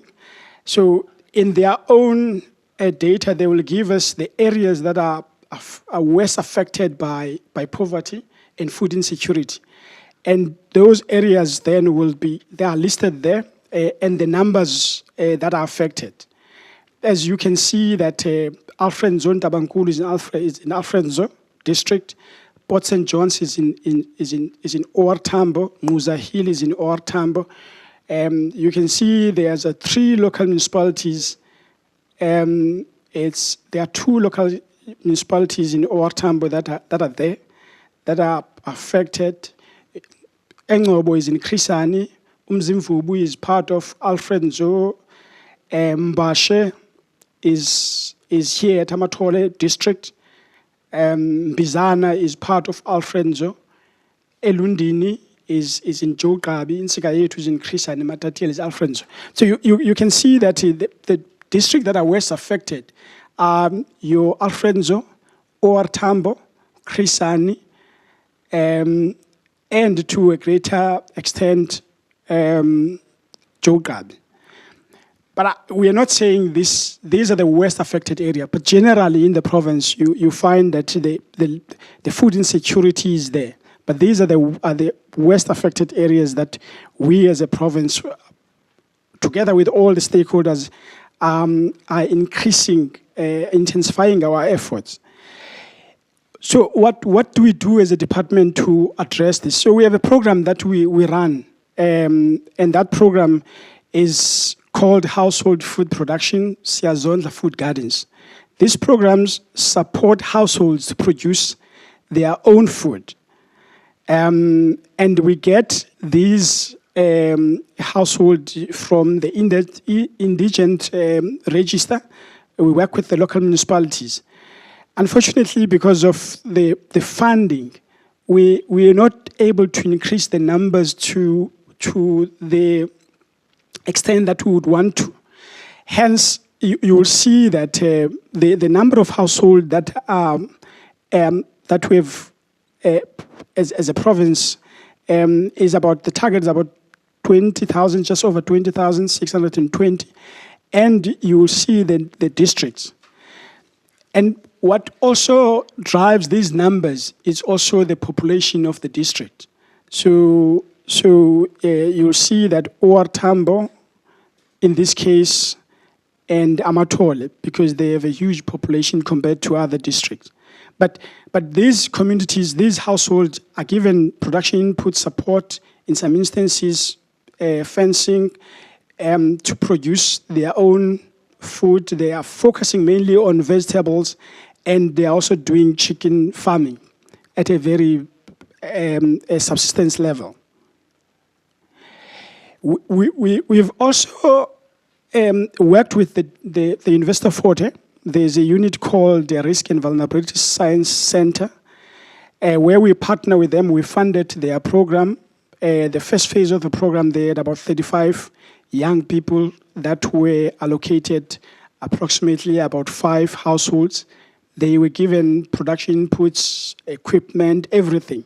So they went around to identify the worst affected areas to provide support for those families to be able to produce their own food. And the focus was on nutrition security, availability, access, and utilization. In the second phase, we had about 60 learners. Those were unemployed learners in and around the Investor Forte area. So this, the main focus here was that once those young people have completed the whole training, they are then able to form their own cooperatives. And those cooperatives will continue to provide support to these communities, but also they will be able to produce food and get into the informal sector of the sector. The second program that we have designed, and we are working with the World Bank in partnership with National Treasury and our own Provincial Treasury, is what we call household rainwater for high-value crops. So we have identified the areas along the coast from Amatole right across to Alfred Nzo, where the focus is to develop a small irrigation ponds for those communities so that they can produce not only vegetable but also produce high-value crops, your fruit trees. The Land Bank is assisting us to secure funding even outside government in order to drive this program. There will also be an element of a human capital development training for these areas, because we've also realized that it is okay to focus on household, but it is also important to focus on a region where you drive these kinds of initiatives through in an aggregated manner in these villages. So the Land Bank is helping us to do that. This is just the example that the World Bank, the example that they've shown. So you'll see that they would have a pond of about 200 cubic meters, that will then be used to irrigate the fruit trees that you see there, but also they have a garden where they would be able to produce vegetables, maize, beans, oats. But this is what we want. We want to see these farmers to produce throughout the year, rather than to only focus on production during summer season. The third initiative is what the presidency has been driving throughout the country as a response to COVID-19. And this program is Presidential Employment Stimulus Initiative, where farmers, the department through the extension officers will support farmers to apply for this funding. At this point, we as a province have secured vouchers to the value of 165 million, and 96 million worth of these vouchers have been redeemed. That means farmers have been able to go in and get production inputs to produce. The redemption rate amounts to about 58% currently, and we still have about 68.9 million where farmers still has to go out and redeem them. So we still have farmers that are yet to do that. But what is key, the voucher is ranging between 1,000 and 12,000 per farmer.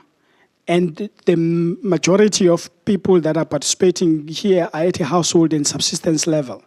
and the focus is for them to produce their own food. So the department is providing a technical support to ensure that once they get the vouchers, they are able to produce and monitor that production.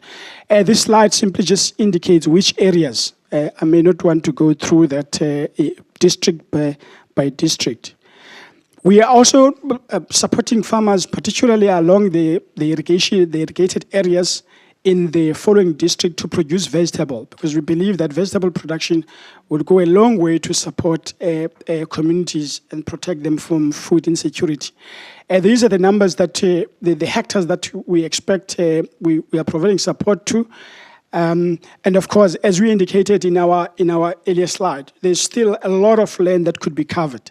But I think the investment required is a bit high, and as a province, we are only able to afford these hectares. If the other program that we're running is around aggregation of land parcels, we've realized that if farmers are producing on their own, they do not necessarily have the scale that is required even to negotiate for better prices. It's better when you assist them to partner with some of the industry players so that they can be able to access cheaper production support and also get mentorship along the way. And as a department, we are working with these partners. I'm sure you might have heard WIPHOLD is driven by Umamu Gloria Sirobe. She has aggregated a lot of communal land here. She is now producing at around about 2,500 hectares. And a lot of people that are participating in that program are women. And also we have commodity partners called South African Grain Farmers Association and your Ukhanyo Development. But these are partners that are aggregating land. The minimum land that you can aggregate is starting from 700 hectares up. So we're able now to make use of the communal land and get better investment for production. And we think that these initiatives would go a long way to protect our food security. As we indicated earlier, our province is livestock province. We have a lot of animals. So in the province, we have custom feedlots where farmers are able to take their animals to be fattened for the market. We're working with the National Department to do this, and mainly the majority of these feedlots are in Krisani, because that's a livestock area. And these are the numbers. We have about 15 feedlots that are supporting those farmers, and this is one of the income-generating initiative from their side. So they sell in order to afford food and other things that they would require. We are also running a livestock improvement where we provide farmers with a superior genetic improvement so that they can get a better quality of their animals for the market. And we've just provided you with the numbers that we across all the districts. We are also providing agricultural infrastructure to farmers. And this is the area that we all agree that the infrastructure backlog in the Eastern Cape, it's so huge. It becomes very difficult to simply drive it from government. And it does increase the cost of doing business. And hence, we have a low level of investment, even from the private sector. So government is working with partners to develop this infrastructure, but if we are to change the fortunes of the province, this is an area that requires huge attention and investment. We are making strides to apply for funding at a national level, but it is making our farmers less competitive compared to other regions. We also providing a spring water protection to enable farmers to access water for production. There are areas in the province that do not necessarily have access to water. We are using our unit called Rural Appropriate Technology to develop springs, natural springs that are in those areas, and use them to get water to the villages so that people in the village are able to access water for for consumption, but also at the same time for production. So in all the districts, these are the areas that we have identified and implementing. We are also, as a province, we also have what we call the red hubs, and we are using these red hubs. We're trying to use them now as food aggregation centers. So the idea is that these red hubs that are 5 in the province, in OR Tambo, Christian Alfred Nzo, and here at Amatol, we are trying to position them so that they can aggregate the produce from the farmers around and be able to serve as the distribution center where farmers and ordinary communities can go in and buy. We've already entered into some agreements with the National Department of Defense, SANDF, to open up opportunities for farmers to sell directly to them, because that will encourage them or incentivize them to produce more. We are engaging with health and education, social development in the province so that they can also start a process where they buy from the farmers. Because if they buy from the farmers, the transaction cost and the cost of food will be cheaper than when they have to get a transport, go to where they think that these things can happen. So that's the initiative that we're driving as a province. And as we indicated in that slide, we have a lot of land degradation, and there are also effects of climate change. And we have also, as a department in the province, established a risk and early warning center to coordinate disasters in partnership with all the stakeholders. So whether we're dealing with risk or locust, or we're dealing with the drought, that center coordinates all our response to disaster. We're also driving a research climate smart agriculture in the province, and also we are driving a conservation agriculture just to make sure that farmers understand the new ways of doing things. Let me conclude, Chair. Our view is that government policies provide guidance on how we can respond to food security, but I think the biggest issue is investment around agriculture development, particularly in your former homelands, where you have a huge infrastructural backlog. I think that's one of the key things that inhibit progress. Secondly, government obviously will have to improve on land-related policies, the land ownership patterns, and the land tenure. Beyond just giving people land, we ought to make sure that land they're able to use it as an investment to get access. Universal access to food and to guarantee food security will definitely requires increase in production in all our regions, because that increase in production will have a lot of people participating. And as we said, we would want to see a situation where we produce year-round rather than only in summer. That will require human capital investment to enable communities to produce on their own. We are doing that as a department and with partners, but I think it's an area that needs a lot of improvement. Infrastructure development and access to operating capital. As we said, you can have the farm and land. Without money to operate, you will not be able to succeed. So we're saying if we can improve on that, we'll improve the productivity and the competitiveness of the province. And when we do that, we can then be able to ensure that there is available food. And when there's available food, we believe that the price of food, the cost of food will come down. And even people that are not able to produce, they will be able to afford that food. So thank you very much, Commissioner. Thank you. Thank you, Mr. Daimani. I think that was a very comprehensive and informative presentation. I'm going to hand you over to Commissioner Sibanyoni for a set of questions.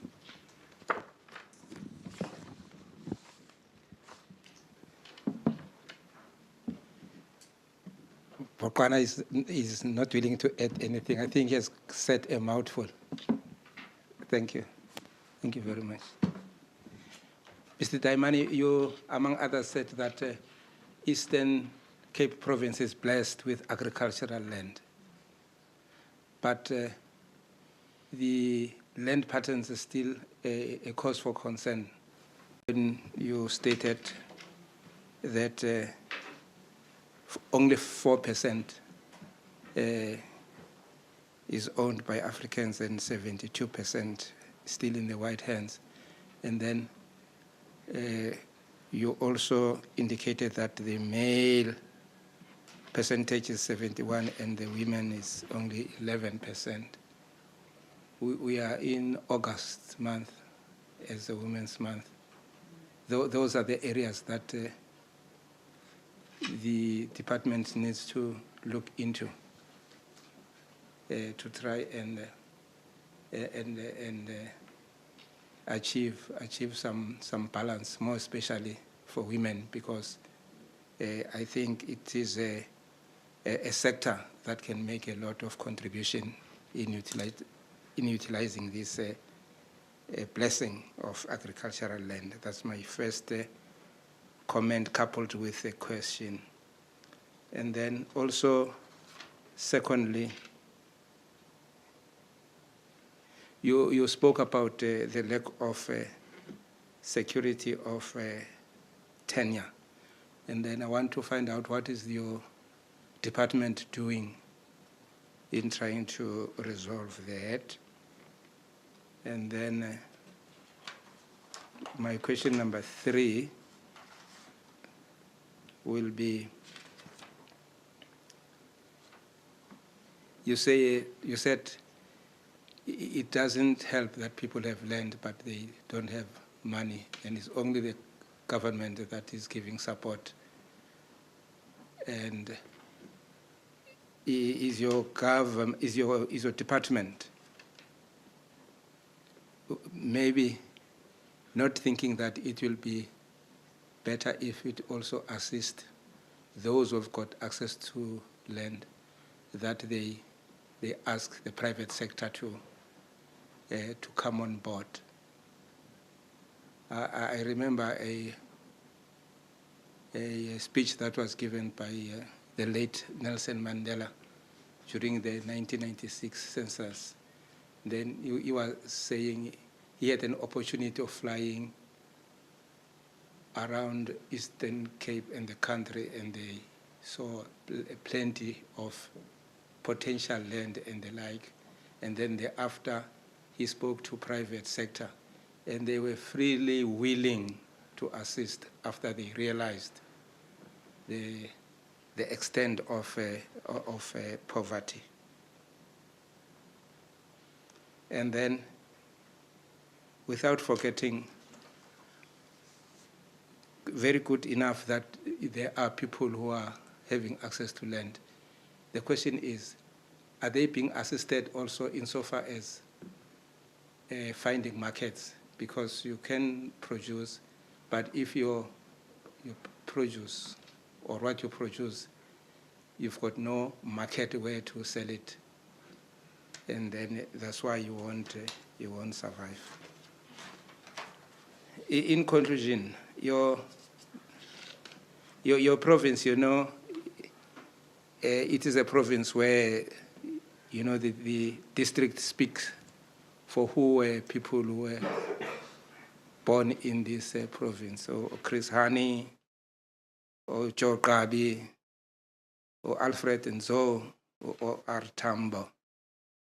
And then one is sometimes asked to say, also not forgetting the international icon Tatu Nelson Mandela, who said, now it's in your hands. In other words, he has run his race with a baton, and then he has given this baton to us, the present generation. And it is our duty, the present generation, all of us, you and us as the Human Rights Commission, to ensure that we pass this baton to the next generation. Thank you very much.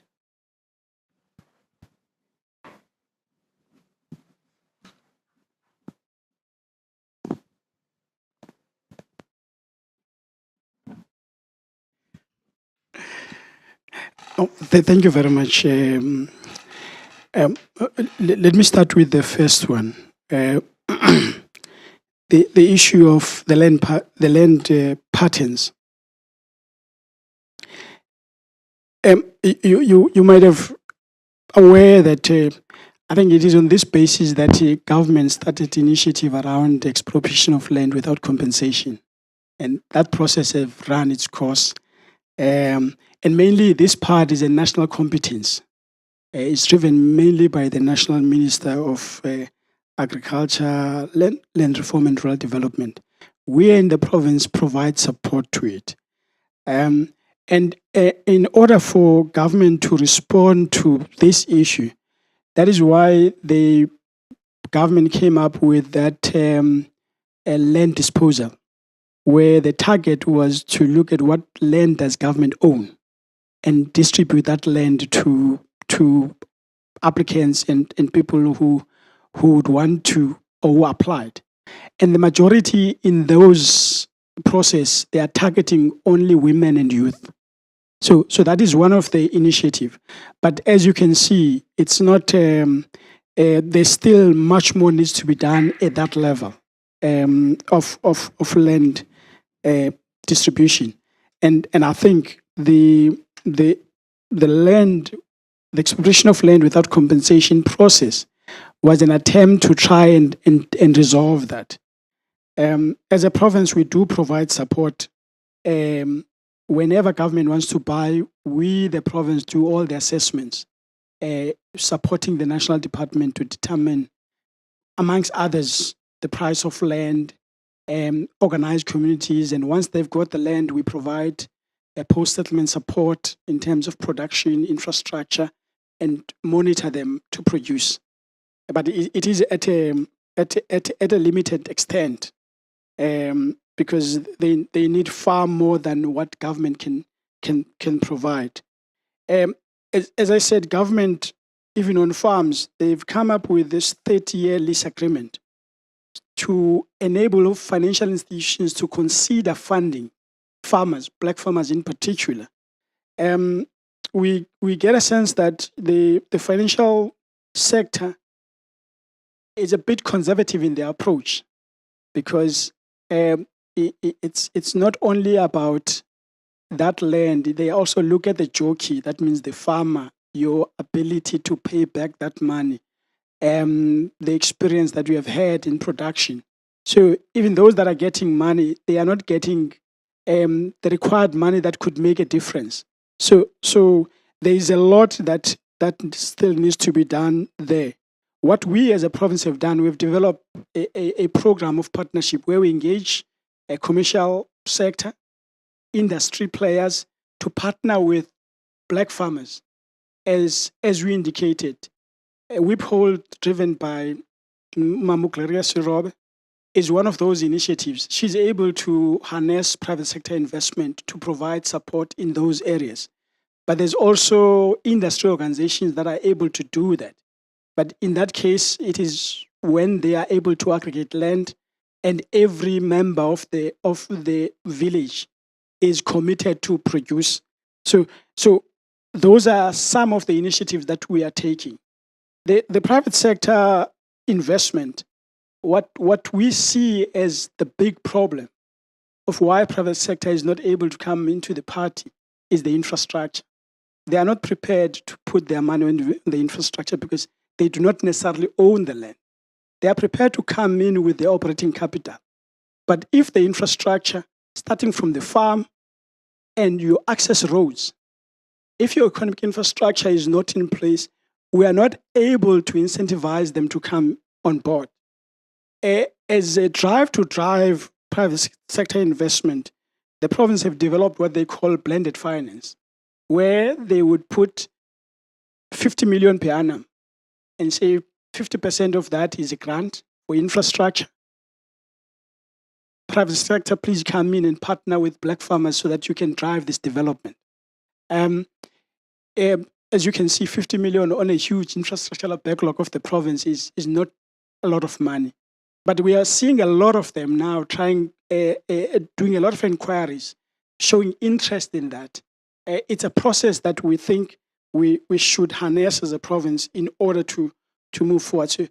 So we would like to take the baton from the great icon.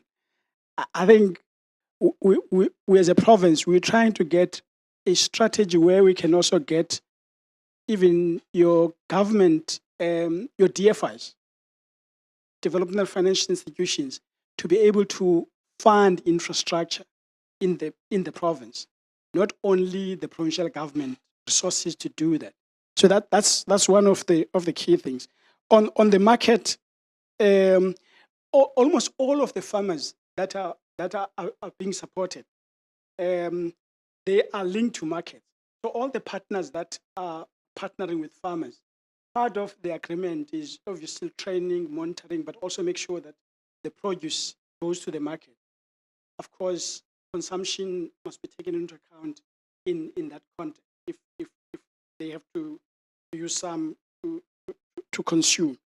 So there is a very strong initiatives in trying to increase the investment in the sector and train our farmers to participate not only in production but throughout the value chain.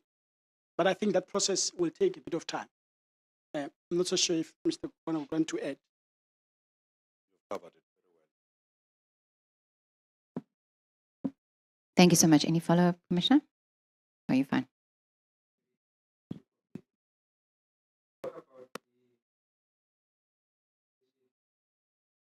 Land degradation. What is your department doing in trying to, I'll say, either stop it or rehabilitate the contamination or the erosion of? Thank you, Commissioner, about that. It's one of our serious concerns as the department, because to lose that natural resource, which is critical for primary production, is really a serious problem. We are running a number of programs. And most importantly, one critical program that we're running is that of awareness campaigns. Because if the land users are not aware of the impact and the implications of that land degradation, then they won't be responsible. That's why we are running a program that is called Land Care. Land care, its own purpose is actually to instill the culture of caring for the land. It's going all the way right from schools through households, because we've got land care at school, we've got land care even in the villages and the household.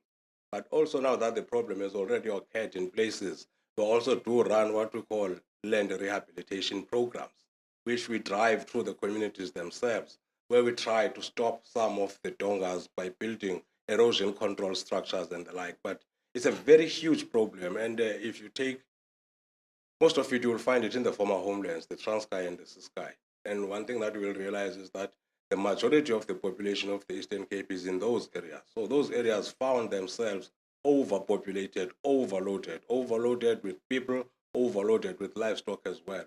And in the past, there was a lot of pressure to produce from those lands, especially when agriculture was more of an important sort of livelihood for households and the like. So you got places that were cultivated that were not supposed to have been cultivated. And we're trying now to recover some of those lands. So that's why I'm saying we've got this program that we call Land Care, which runs both human capacitation in terms of awareness campaigns and doing some work to actually control the erosion that has already taken place. Thank you. Thank you, sir. Commissioner Makwetla? A lot of development is being done with trying to bring up,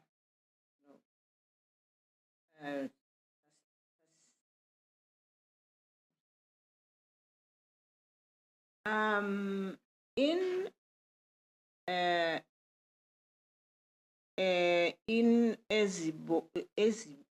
Ezinyobeni,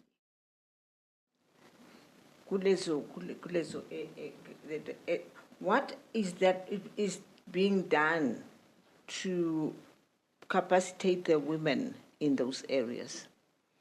Because attention has been drawn to that area. So what is being done? Thank you, Commissioner. Over to you.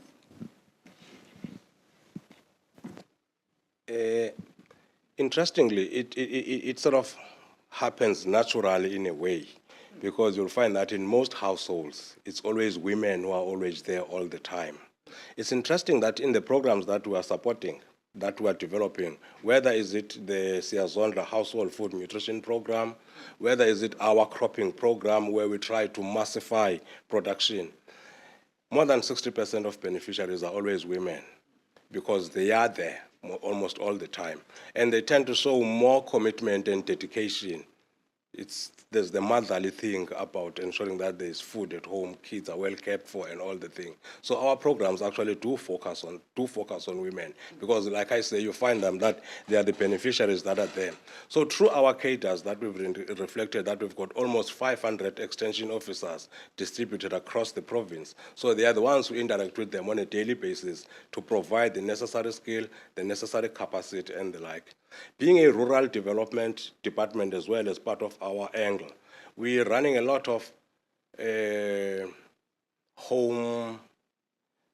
we support women in other activities, not necessarily agriculture. Every year we support about 100 cooperatives, all of them owned by women, with sewing machines and sewing materials, so that they can do other things, not necessarily just agriculture. It goes beyond that. Those that want to indulge in such things as catering and baking, we are also supporting them. We are using our 2 colleges to actually train farmers on bakery, the sewing, and all related activities, so that it's not just only farming or agriculture that is seen as an opportunity to get out of the situation that they find themselves. Thank you, Commissioner. Thank you so much. I don't have much to add. I think the commissioners have covered me as well. Just 2 comments, maybe. Of course, we have highlighted the fact that 80% of all property owned in the Eastern Cape is still owned by men. That, for me, is quite daunting. It's from the slides that you've shown. And to hear that there is a proper move towards popularizing the ownership of women and the women coming to the table on this, I do think this needs to be highlighted. And not only their motherly instincts, but the mere fact that they are very capable and able to manage and take leadership of property, that is so important. But that's just one comment. And then maybe just your comment on what can be done in terms of the 60%, almost 60%, I think you said it's 58%, of those vouchers that still need to be redeemed? Because it looks like from your side, the mechanisms were put in place, the resources were provided. Now it's almost the community that just needs to come to the table to make it happen. So what are you currently doing in making or bringing the awareness to these recipients to come and collect their vouchers? I mean, it's there for them to implement and utilize. And I think you said it's up to 12,000 Rand per voucher. So number one, what is the reason they're not coming to collect those vouchers? And number 2, what are you doing to get the message across? Is there ways in which we can reach them to tell them it's already gone through all of the processes, so you just need to come and collect? Is there a way that we can have community radio stations start popularizing this message to say that this is available and please go and make use of this very important and such a rich resource that the department has already made available? So that's just 2 of my comments. And then lastly also, do you think once, let's say in a perfect scenario, the investment is coming, the external investment is coming, do you think the province is ready to utilize that and scale as soon as that reaches the accounts of those that need it? So that's mine, and to have your comments on that. Thank you so much. No, thank you very much. Just on the vouchers, our extension officers, they have the list of all these applicants because they assist them. This is the latest information as of August. So they are literally on the back of the farmers. But in this case, farmers also have the opportunity because they have how the voucher system works. The National Department appoint a number of service providers. You get a voucher of 12,000 rands. what I've noticed farmers do, they go and check prices. Or which service provider will give me the best product for the price? And that sometimes take a bit of time. And officials, you also don't want to put pressure on them unreasonably, because they could also believe that you're trying to lobby for a service provider A. But we make sure that within a period of about 3 months after you've received your voucher, you must redeem it, because you might lose if you don't do that. So that's one aspect, and it goes beyond once you've got these production inputs.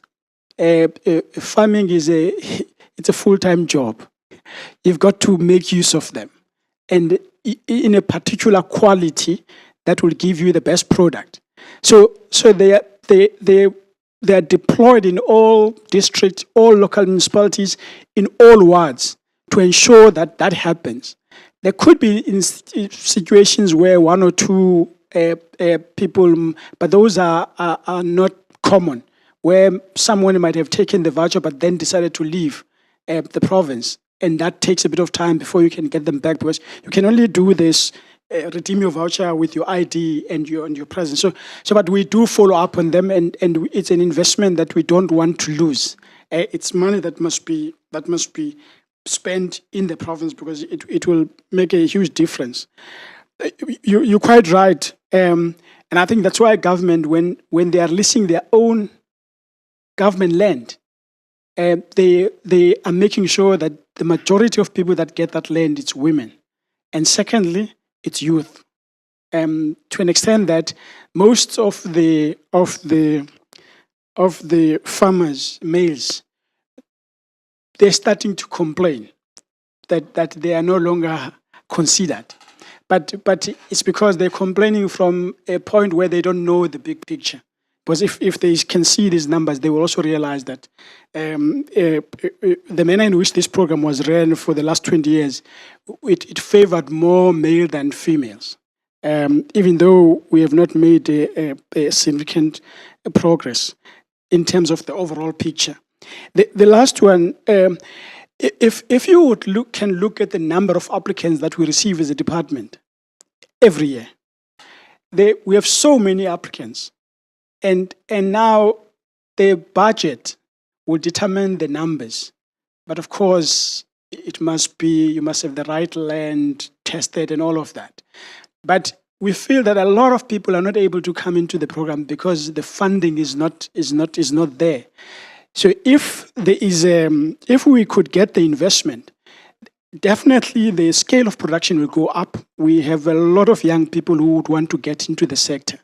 Unfortunately, they are not able to do so because no financial institution is prepared to give you money, even if you have the PTO. What is that? Permission to occupy. Even if the chief does that, banks will take you from pillar to post. And if you wait for government, government will have a list of 10 people this year or 200 people this year. And it takes a bit of time to get to that. So, and I think even the manner in which government is providing support now to farmers is changing. In the past, government used to rely on tenders. If a farmer wants something, government will appoint a tender, a service provider to do it. But now government is starting to give farmers an opportunity and independence to build their own credit profile by having a voucher and be able to negotiate with your voucher. And now all of the money that was spent on the middleman is no longer there. And government is able then to monitor the prices that these service providers are able to sell these things. So I get a sense that the government is modernizing. And I think if we get the private sector in and a bit of infrastructure investment, if you look at other countries, they will determine that a certain percentage of their GDP must go to agriculture because that's where you have a lot of people that are affected.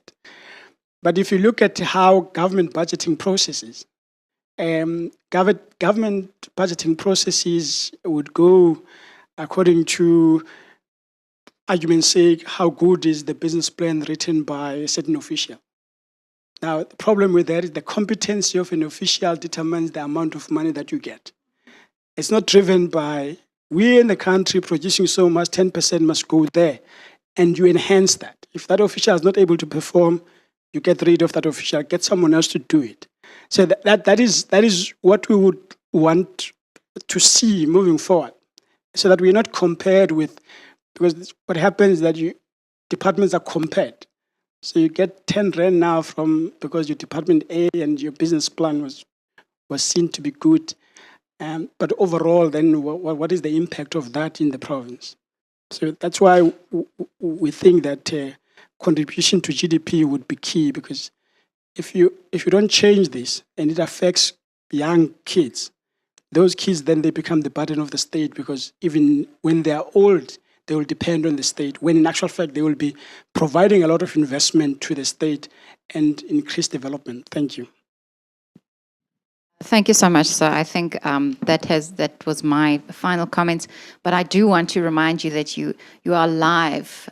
So if you want to tell the private sector that the Eastern Cape is ready to scale, you can send your message so that in a few years' time we can see these business models and the opportunity for the communities just bursting out of the seams, and that administratively you won't be able to keep up. And the budget will be there.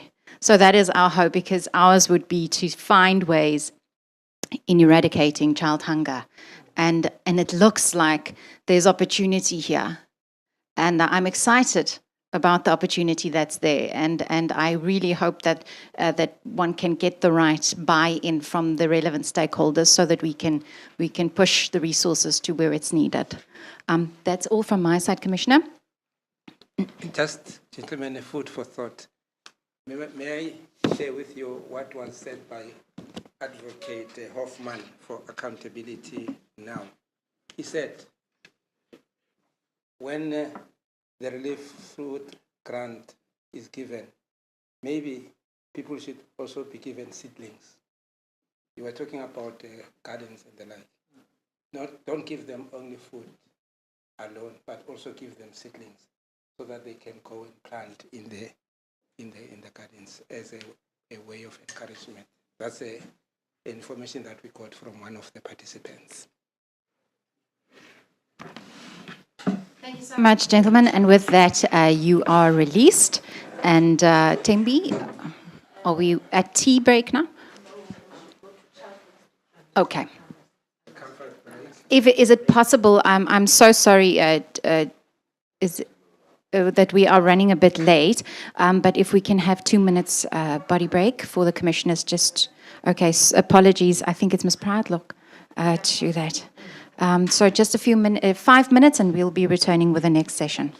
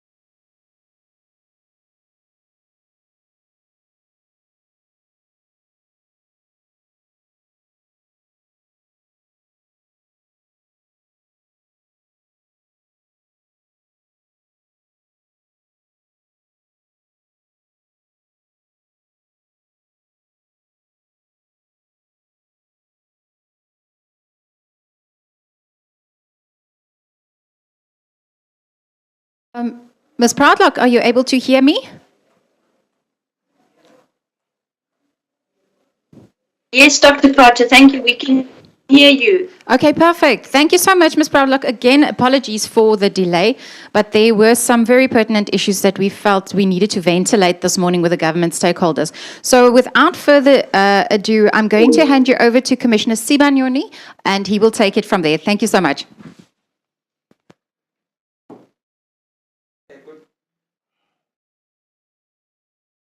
Good morning, Ms. Proudlock. Good morning.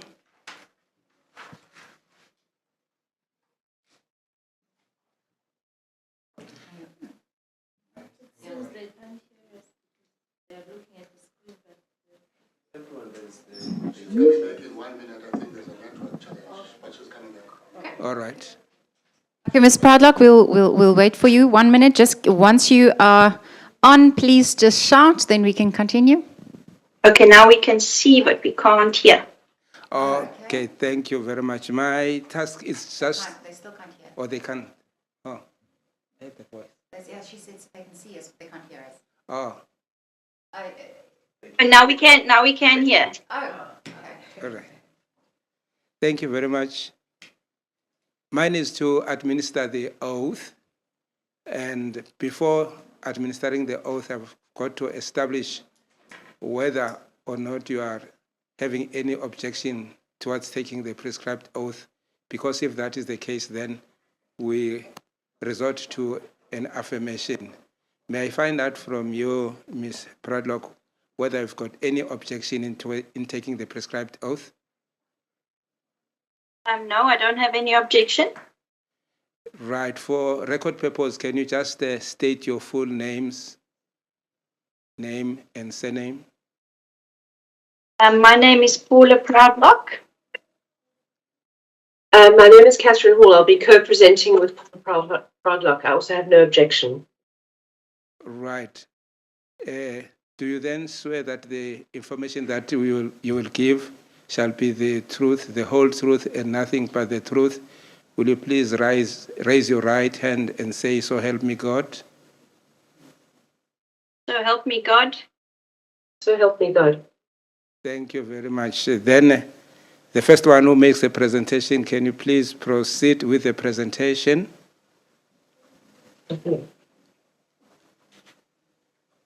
We just want to get our slides up onto the projector. Yes, we'll confirm when we see it on the projector. Yes, we can see it, child poverty and malnutrition, a statistical and legal overview. We can see it. You may proceed.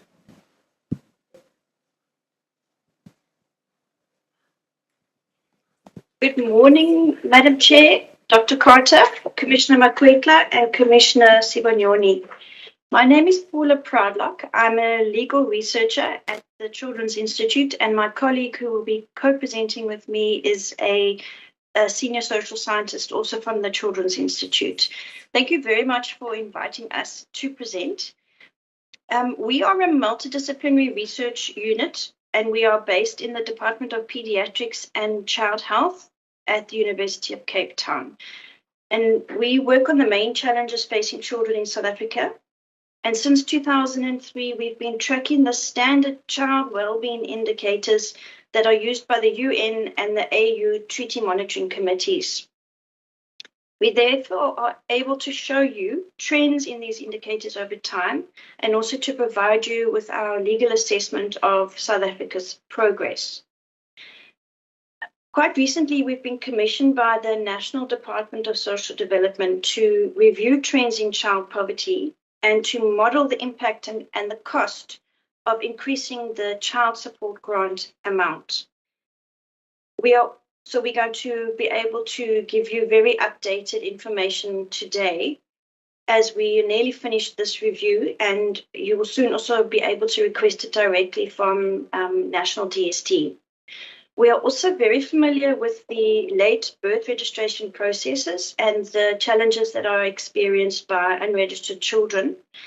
because we have a legal services project which provides direct legal services to unregistered children and helps them to access school and grants and to complete the late birth registration process. So we'll also be providing some of the evidence from that project, which is predominantly situated in the rural villages outside Mthatha in the Eastern Cape. And we've been providing those services for the past 4 years and have tracked many of the challenges that families are facing with birth certificates. So my colleague Kath is going to start by presenting the latest evidence on child poverty, hunger, grant access, and birth registration. And then I'll come in and provide a legal opinion on children's right to basic nutrition in the light of that evidence, and also some of our recommendations based on our legal services project with unregistered children and how that links with access to the child support grant and malnutrition. So I'm going to hand over to Kath now. We will start with poverty.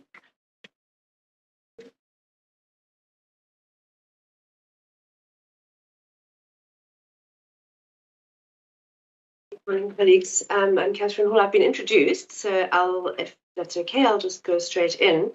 As you can see, we are doing musical chairs in our office, and it's good to be back physically at work. As Paula said, I'm just going to start by giving you some of the information we have. That we use mainly official national statistics from Stats SA, and we analyze those data sets every year to monitor indicators on children's well-being, and we're mainly in this session focusing on food poverty and also looking at grant uptake. We thought we'd start with a reminder, going back a very long time ago, a vision that stated a goal that within 3 years of 1994, every person in South Africa will get their basic nutritional requirement each day, and they will no longer live in fear of going hungry. This seems to be a lost vision, and as I will show you, malnutrition it's largely about poverty. So we're going to be looking at poverty rates a bit as well. It is when households cannot afford to feed their children that we really see child hunger and malnutrition arising. Many other kind of interventions have been discussed, but these always have to be seen as supplementary. They're sometimes piecemeal. They also can be subject to the constraints of procurement processes, difficulty with rollout, difficulty with achieving wide reach and coverage. Within this vision, what we have now, and this is now from the most recent big nationally representative general household survey that Stats SA undertakes each year, and we analyze it specifically for children. We have 20 million children in South Africa, of whom nearly 8 million are in food poverty. And the most recent stats we have from the South African Demographic Health Survey of 2016 is 27%. If we look at the Eastern Cape specifically, the population is 2.6 million children under 18 years, of whom over half are in food poverty and a quarter stunted. This means almost 1 in every 5 food poor children in the country is living in the Eastern Cape. It's a massive burden of food poverty that the province has to bear. So we're talking about food poverty, and first I would just like to briefly unpack what we mean when we talk about poverty, because it's linked to poverty lines, which are the official poverty lines, which are set and published by Stats SA and are inflated each year with food inflation. And CPI. And there are 3 poverty lines, in fact, in South Africa. So the 21-22 values were 1,335 Rand per person per month is the upper bound poverty line. And what this means is that if you are below this, you cannot meet your basic food and non-food needs, such as clothing, shelter, transport, and so on. It's a minimal line. The lower bound line, which is 890 Rand per month, I'm sorry. Also covers some food and non-food needs, but it's a strange line because people have to make food sacrifices in order to purchase non-food items. And in fact, Stats SA has said this is the point below which one has to choose between food and important non-food items. So, you know, that may be, I think there was mention in one of the previous submissions about people, you know, sacrificing nappies, for example, in young children in order to be able to purchase food would be an example. And then the food poverty line is 624 Rand per month per person. And this is a really basic minimal food line, and I'll show you more of what it's composed of. It's only just enough to meet the minimum calories required for survival and healthy development. And it's based on the consumption habits of the poor. And I think that this is something that is sometimes overlooked. It's cheap calories. It's not necessarily a diverse diet or a highly nutritious diet, even if you have that amount of money. And this very low food poverty line is the basis for all the other poverty lines. So if we go into what is in this food basket that makes up the food poverty line, it's a reference food basket. And there's a picture of a food basket, but the food basket that makes up the food poverty line doesn't necessarily look like this. There is a difference between the purchasing preferences and abilities of wealthier households who pay more per calorie. So there isn't a cost per calorie. Wealthy households can pay more because they can afford their food preferences, they can afford highly nutritional foods and a diverse diet. Whereas the Peter Maritzburg group that does the affordability index has written a lot about this through their studies with focus groups, the way in which poorer households often cope with food costs by reducing the diversity of their diet, by prioritizing non-perishable and filling foods that can be bought in bulk. So while you may be getting the required calories each day, you may not be getting all the vitamins and minerals you need, or the diversity you need. And here's an example of the food basket that was used initially by Stats SA in developing the food poverty line. And you will see that there's not much in the way of fruit, not much in diversity of fruits and vegetables, probably heavy reliance on grain products and starches, which are filling to the stomach but not highly nutritious. So when we think of stunting, it's important also to think of the quality of nutrition that's going into children. We've looked at these three poverty lines. I'll just remind you what they are, those three poverty lines. The next picture maps those poverty lines. They're going up vertically against the value of the different social grants that we have. What we see here in the blue bars is the current values of the various grants. So, for example, the older person's grant is 1,980 Rand per person per month.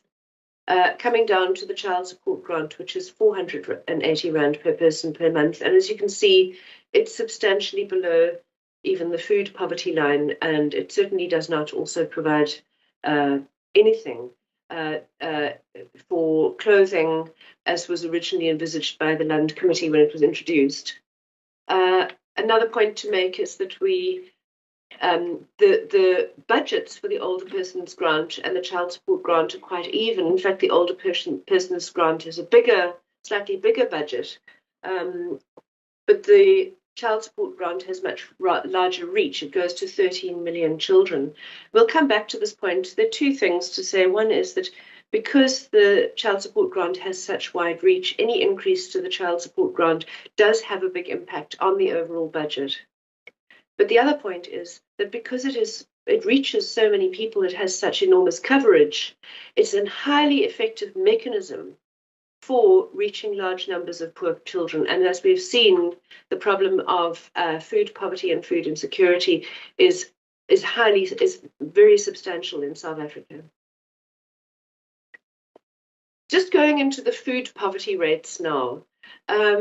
what we see, and we can cut it in various ways. Here we're just looking at provincial differences and the differences between urban and the rural former homelands. But we see massive inequities in child food poverty rates. So whereas in South Africa, as a whole, the rate in 2021 was 37% of children below the food poverty line. You can see with the provinces ranked like that, that the Eastern Cape has the highest burden of children living in food poverty. Across all the provinces, the food poverty rate increased during lockdown in the context of COVID. There's been some recovery in some provinces, but not in the Eastern Cape. In fact, from what we can see, things have got worse. So there is a crisis in the Eastern Cape.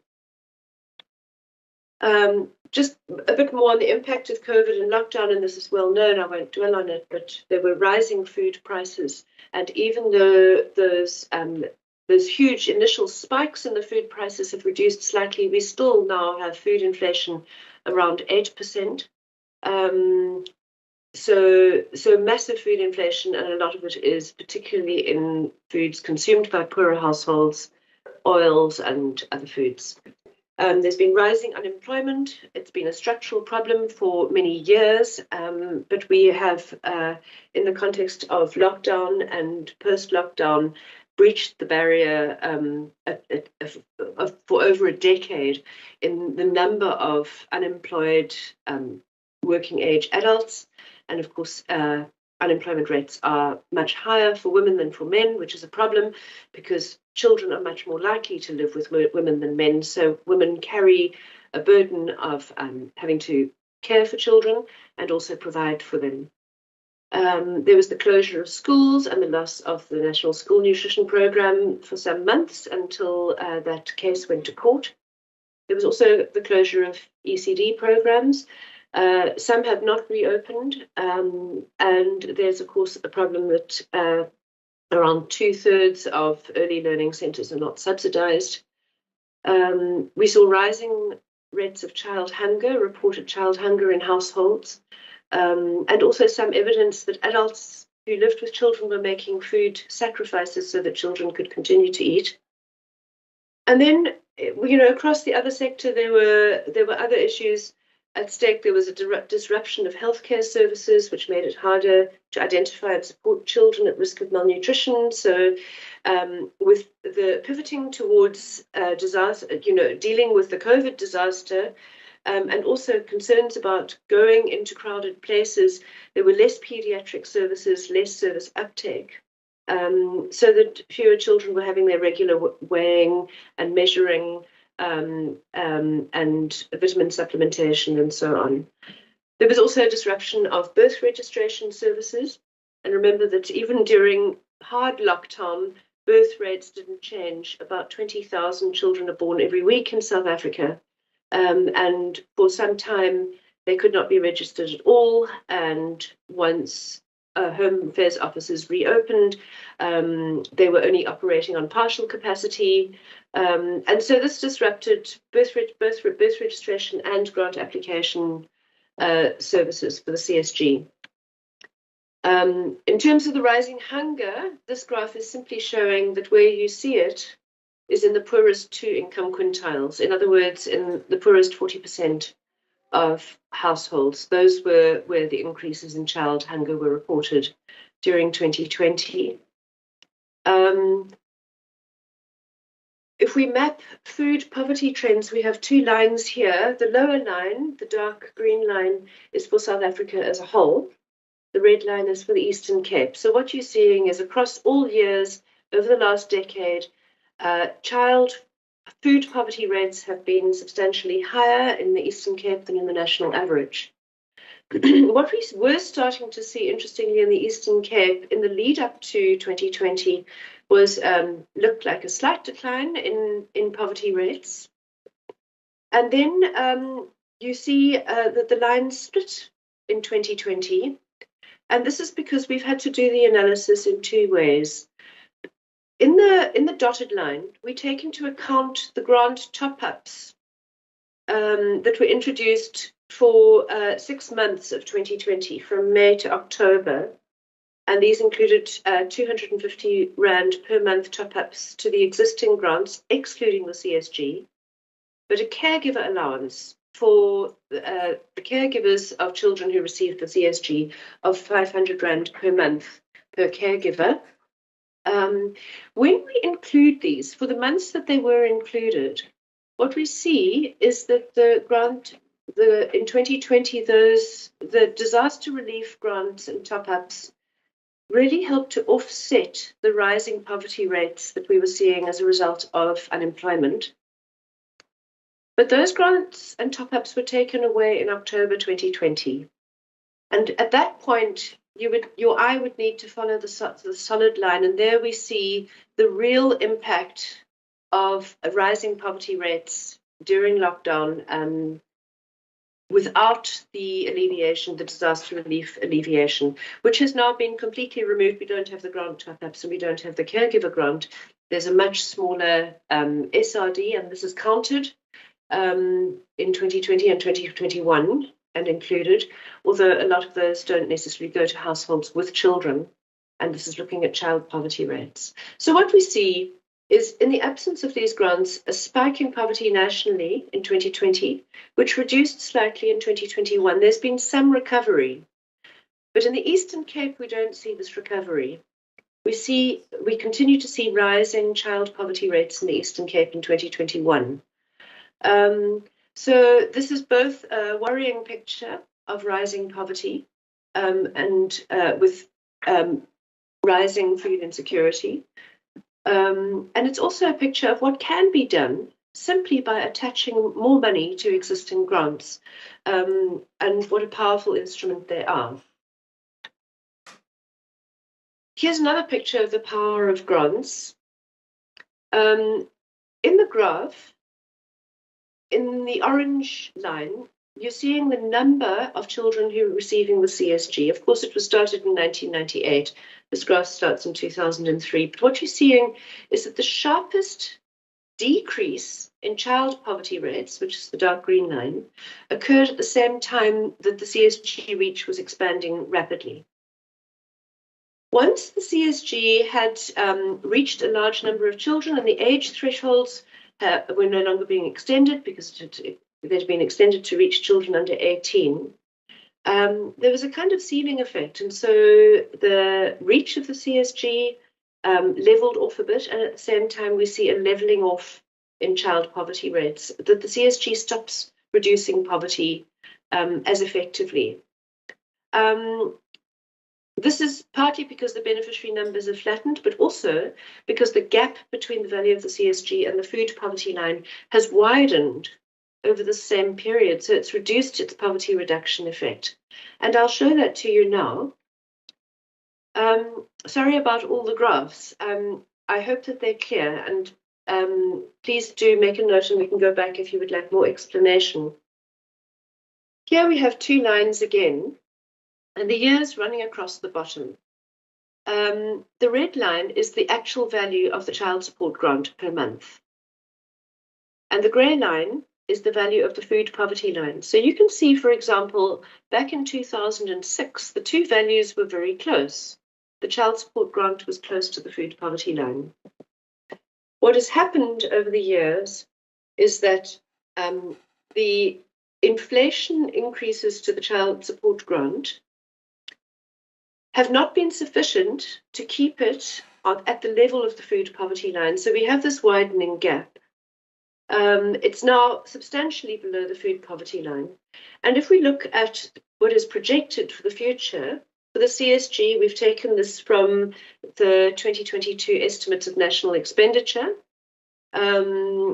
So what we're seeing is very low increases planned, a 10 Rand increase planned for 2023, which is a 2% increase, whereas at the same time, current food inflation is 8%.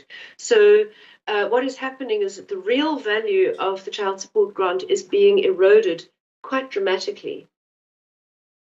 And we project that this gap will continue to widen even further unless something changes, unless there is a substantial increase to the child support grant to bring it back closer to the food poverty line. Paula mentioned that we've been doing some modelling work, and this is a kind of a preliminary glimpse, but we modelled what would happen if the child support grant were increased to various poverty lines, to the food poverty line, to the lower bound, to the upper bound. If it were done all in one go, increasing the child support grant to the food poverty line would bring the child food poverty rate down from 33% nationally to 25%. It would be a huge dip. Increasing it to the upper bound poverty line is probably beyond the means of the budget at this point, but just as a long-term aspiration, you can see that we could eliminate food poverty altogether for children. So that's about the value of the child poverty line. The other thing is about access to the child support grant. The point to make here, looking across the different provinces, is that the child support grant is a very well-targeted mechanism. I know it's been said, and what we're showing here is that certainly in the Eastern Cape, large numbers of children in the Eastern Cape are eligible. The very top of the white bar is really, those full bars are just showing you the population size in each province so that you can see the biggest child populations are in Gauteng and in KwaZulu-Natal. And then in the Eastern Cape and in Limpopo. The Eastern Cape and Limpopo are quite similar in that they have quite large rural populations, that children are disproportionately in rural households as opposed to accompanying migrant parents to the cities in those provinces. And in both of them, high rates of eligibility for the child support grant and also high uptake rates. That is the solid green bar. The patterned yellowish bars show the areas of exclusion. In other words, children who should be getting the grant but are not getting it. So we estimate about 260, about 250,000 children in the Eastern Cape should be getting the child support grant, and they're not. And this requires going into the reasons for that. Areas of exclusion are much bigger in Gauteng. There is a problem of rising urban poverty, and also in KwaZulu-Natal. But in the Eastern Cape, if we look at the Eastern Cape as a study here, it's a real opportunity to reach the vast majority of children who are poor. We're already doing pretty well with that. An increase to the CSG would have an enormous impact on their lives. And there is this gap of 250,000 children who still need to access the CSG. So what's happening with CSG access? Well, what we're seeing here is also a slightly worrying picture. This is just overall national uptake rates of the CSG since it started in 1998. And you can see two main dips. One happened in 2014. You can see that little dip there. That was when the biometric system was introduced, and a lot of people who did not come forward were kicked off. Their grants were lapsed, and many were then subsequently reinstated. And then the next dip, which we will see, and it will stay in this picture, it will become part of the history of the CSG, is in 2021 and 22, when we saw, for the first time since 2014, since the inception of the grant, other than 2014, a real decrease in the number of children getting the child support grant. And here, these three lines are just breaking it down by age groups. I'm sorry if it's not very clear, but we're particularly seeing in the orange and the blue lines that those dips happened among younger children, 0 to 5 years and 6 to 11 years. In the last year, 2021 and 22, and this is based on the March figures from SOCPEN, from the Social Grants Database, the decline in CSG uptake occurred mainly in two provinces, in the Western Cape and in the Eastern Cape. So the Eastern Cape lost 27,000 children who had been receiving the CSG, and then that number decreased between the 2 years. So it didn't only happen in 2020 and 2021, it has continued even as lockdown has lightened. And we think that this is, there may be a range of reasons, but we know that one of the reasons is about birth registration and access to CSG for children who don't have birth certificates. We've tried to look at this a bit. Here's another picture. The top line shows the child population under 1. That's from the mid-year population estimates. What we're seeing is a very stable child population, the population size not increasing. The second line from the top, the middle line, is taken from recorded live births, which is Home Affairs data, which is analysed by Stats SA, and we've pulled out the current year birth registrations. In other words, children who were registered in the year that they were born. And there we see a definite dip in 2020. We don't have the more recent data on this will only be released in October this year, so we can't see what it looked like in 2021. But we suspect that it would not have made a full recovery because of continuing capacity and backlog issues at Home Affairs.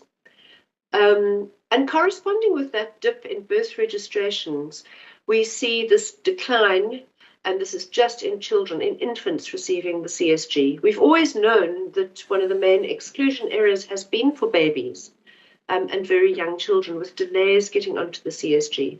But in 2021, we see a huge dip and no recovery in 2022. In fact, it's a slight further decline. We've just had a little look in preparing for this seminar at the Eastern Cape specifically, and this is doing a similar thing. We don't have information beyond 2020 on current year birth registrations. As I said, see a massive decline in 2020 compared with 2019. But what we do see is a decline in infants receiving the CSG in the Eastern Cape. Just to say that in these figures are the official figures for the end of March. So the 2020 figure will be grants that were paid at the beginning of March. That was 94,000 CSGs paid to infants under a year in the Eastern Cape. In March of 2020, that was the last grant payment before lockdown. And then 1 year later, we see this significant decrease in grant uptake by infants. A little bit of recovery in 2022, but still 10,000 less than the year before. So there's just there's a definite sign that in the Eastern Cape, where we know that we have extremely high child poverty rates, enormous reliance on social assistance to support family income so that families can provide food for children. We have these important gaps at the moment. I'm going to stop there and hand over to Paula, who's going to pick up on each of these points, but from a legal perspective. Yes, I'll hand over to you. Thanks, Kath.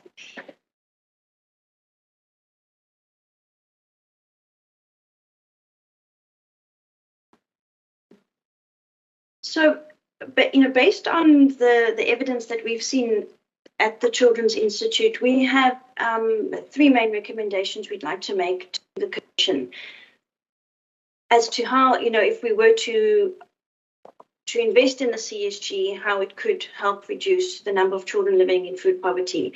The first is to increase the amount, as Kath has explained to you, at least to the food poverty line, and to prioritize younger children under 6 for the first phase immediately.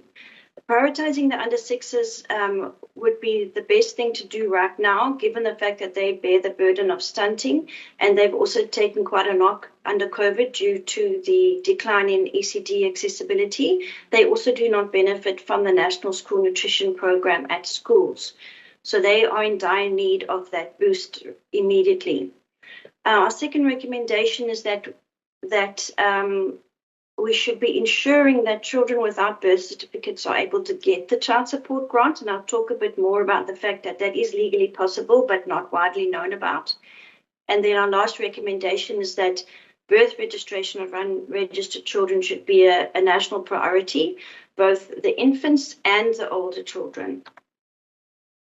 So when we look at the right to basic education and how it relates to the child support grant, legal academics have always put forward an interpretation that the right to basic nutrition in the Constitution is an immediately realizable right, and that it's not qualified by the concept of progressive realization within available resources, and therefore it may only be limited by a law of general application if reasonable and justifiable in a democracy based on dignity, freedom, and equality.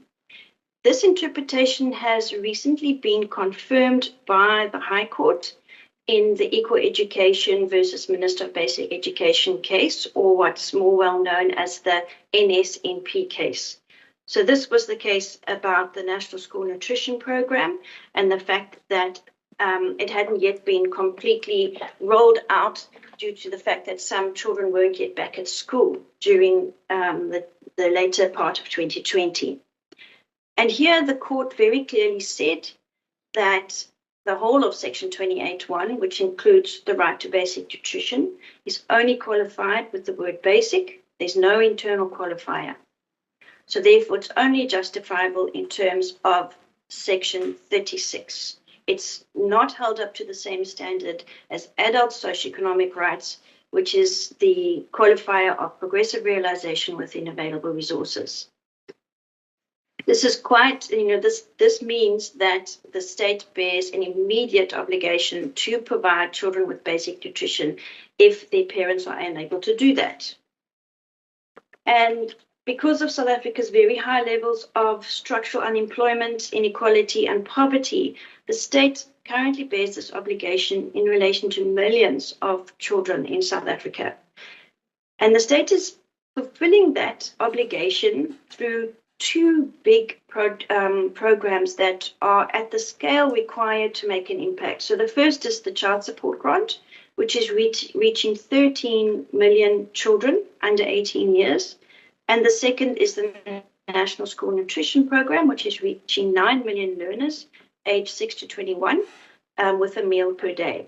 So these are the two programs that are at the scale required to make a demonstrated impact on children's daily access to food.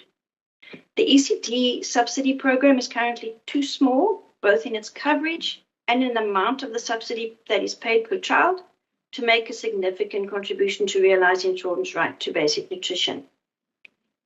What we can also see from the evidence is that the child support grant has steadily reduced child poverty since 2003. It's been proven to have numerous positive impacts for a range of children's rights, including the right to basic education, basic nutrition, basic healthcare services, increased early birth registration, less risky adolescent behavior, less early sexual activity. However, 8 million children, which is more than a third of all children in South Africa, still live below the food poverty line on less than 624 Rand per child per month, and 1.4 million of these children live in the Eastern Cape. And what's quite clear from the situation is that these families need cash to ensure that they can provide for their children's basic needs. And it's often been argued that this child support grant is a supplementary grant. It's meant to supplement families' basic needs, and that there are a range of other social protection programs that are provided to families by the state. For instance, free education, free basic health care, fortified food, and growth monitoring and clinics. Those are just some examples.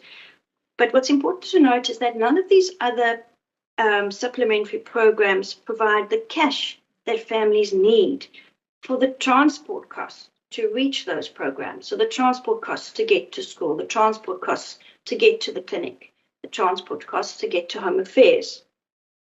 They also don't provide the cash that is required to fill the gap between that 480 Rand and the 624 Rand. So for 8 million children, their caregivers do not have the 624 Rand per child per month required to fulfill just their basic food needs, never mind their clothes, or their transport requirements, or their accommodation requirements. So the state does bear an immediate obligation to fill that gap for these 8 million children. Prior to the impact of COVID, South Africa's child poverty and stunting levels were already unacceptably high. And so when our government reported to the UN and the AU treaty monitoring committees, we received quite a scathing reception on our high rates of stunting and poverty, given that we are a middle-income country. And all of these bodies recommended to South Africa that we should be increasing the child support grant amount. So on the presentation, you will be able to see, and I've also provided the paragraphs so you can use these in your report, that these are all recent concluding observations, and they all very clearly say the CSG amount should be increased. So here's the UN Committee on the Rights of the Child. And the next slide is the International Commission on Economic, Social, and Cultural Rights. And here they specifically say that the state should increase the CSG at least to the level of the food poverty line. And then the last is the African Committee of Experts on the Rights and Welfare of the Child. And that's the most recent ones. And they also say that the grant should be increased at least to the food poverty line. They say it in two places in the report, in relation to health, in relation to the right to social adequate standard of living, and the right to basic nutrition. So based on, having looked at the international law and our constitutional law, our legal opinion is that the CSG value falls short of the principle of adequacy in international law. And here I'm looking at the right to social assistance. And what's important when we look at this right is to realize that it is subject to progressive realization within available resources. I'm going to move in the next slide to nutrition, but here we are talking about the right in section 27. So it's falling short on adequacy, and 3 international human rights committees have confirmed this. So if this issue went to court, the courts would look at what international law and these bodies have said with regards to our child support grant. And they would also see that there is a cash gap, despite all these other supplementary programs. They would also likely find that the low value limits the right to social assistance of nearly 8 million children. And as a result, the impact for these children is death, hunger, and food poverty, stunting. So they will find that it's an extreme limitation, and they will find that it's a limitation for a large number of children. Then the state would be required to justify its decision not to provide adequately for these children by showing that it had used its maximum available resources and has prioritized children in its budget decision-making process. And in particular, the UN Committee on the Rights of the Child has been asking all state parties to implement child impact assessments before they make budget decisions, particularly in a time of crisis. And that's not just budget decisions that relate to a child-focused program, but all budget decisions. So the macro financial budget decisions, for instance. What impact is this decision that I'm about to make as Minister of Finance going to have on children's rights? And South Africa will struggle to show that because it hasn't been doing child impact assessments before making budget decisions. However, so I think that it's likely, if it were to go to court on the right to social assistance, it would fall down to a conversation around available resources. But if it were to go to court on the right to basic nutrition, because it's an immediately realizable right, it will be a different conversation. So again, it's very clear that, sorry, my presentation has disappeared. Can you still see it? Yes. It's very clear that the low value does limit children's right to basic nutrition. And because the CSG is the state's main program for realizing the right to basic nutrition, that program will be found to be lacking because the families simply do not have enough food to provide for children's basic nutrition. And it's likely also to be found that the limitation is not justifiable under Section 36 of the Bill of Rights because of the children that are affected. So food poor children are mostly African children, and this amounts to indirect discrimination on the basis of race. They're mostly located in the former homelands, which amounts to indirect discrimination on the basis of rural location and previous spatial discrimination by the apartheid state. And they're also mostly in quintile 1 and 2 households where no adult is employed. So one cannot expect those households to supplement the child support grant themselves because they do not have any employment. It's also very clear that the deprivation is worse for children under 6 because they do not benefit from other state nutrition interventions. So it's very likely the court will find that the limitation is not reasonable or justifiable in an open and democratic society founded on the values of equality and dignity for all. And one could make this prediction based on what happened in the NSNP case in 2020. Here I've pulled a quote out from that case where the judge clearly states that a more undignified scenario than starvation of a child is unimaginable. Interpreting the Bill of Rights as promoting human dignity, equality, and freedom can never allow for the hunger of a child. So it's not likely that a court is going to find starvation, malnutrition, and stunting of a large amount of children to be a justifiable limitation of the right to basic nutrition. So that is our legal opinion. I'm sure many other lawyers could argue the other way, but that's what we would come to after reviewing the evidence. I just want to turn to our last two recommendations. As Kath has pointed out, about 250,000 of children in the Eastern Cape are eligible for the child support grant, but they can't get it. And one of the big factors is that they don't have birth certificates or their caregivers don't have IDs. And we've been running a legal services project in the rural villages outside Untitled to assist these children to access the child support grant and to access birth registration. And we've come to find that despite there being a provision in the law, which is Regulation 13.1 of the Social Assistance Act, which allows SASSA to accept applications for the child support grant, even though the child doesn't have a birth certificate, very few people know about this. Most of the caregivers we assist have been looking after unregistered children for many, many years, and they've never heard of this option, and we're the first to tell them. Also, many SASSA officials are unaware of it. Social workers are unaware of it. Nurses don't know about it. Doctors don't know about it. So what we would like to see is SASSA actually doing a big campaign to make it clear to the public and their own staff and other government officials that children without birth certificates can get the child support grant, and that SASSA accepts the following alternative proof. They will accept a road to health card, or a letter from the school, or a letter from a traditional leader or a local government councillor, or proof of application to Home Affairs.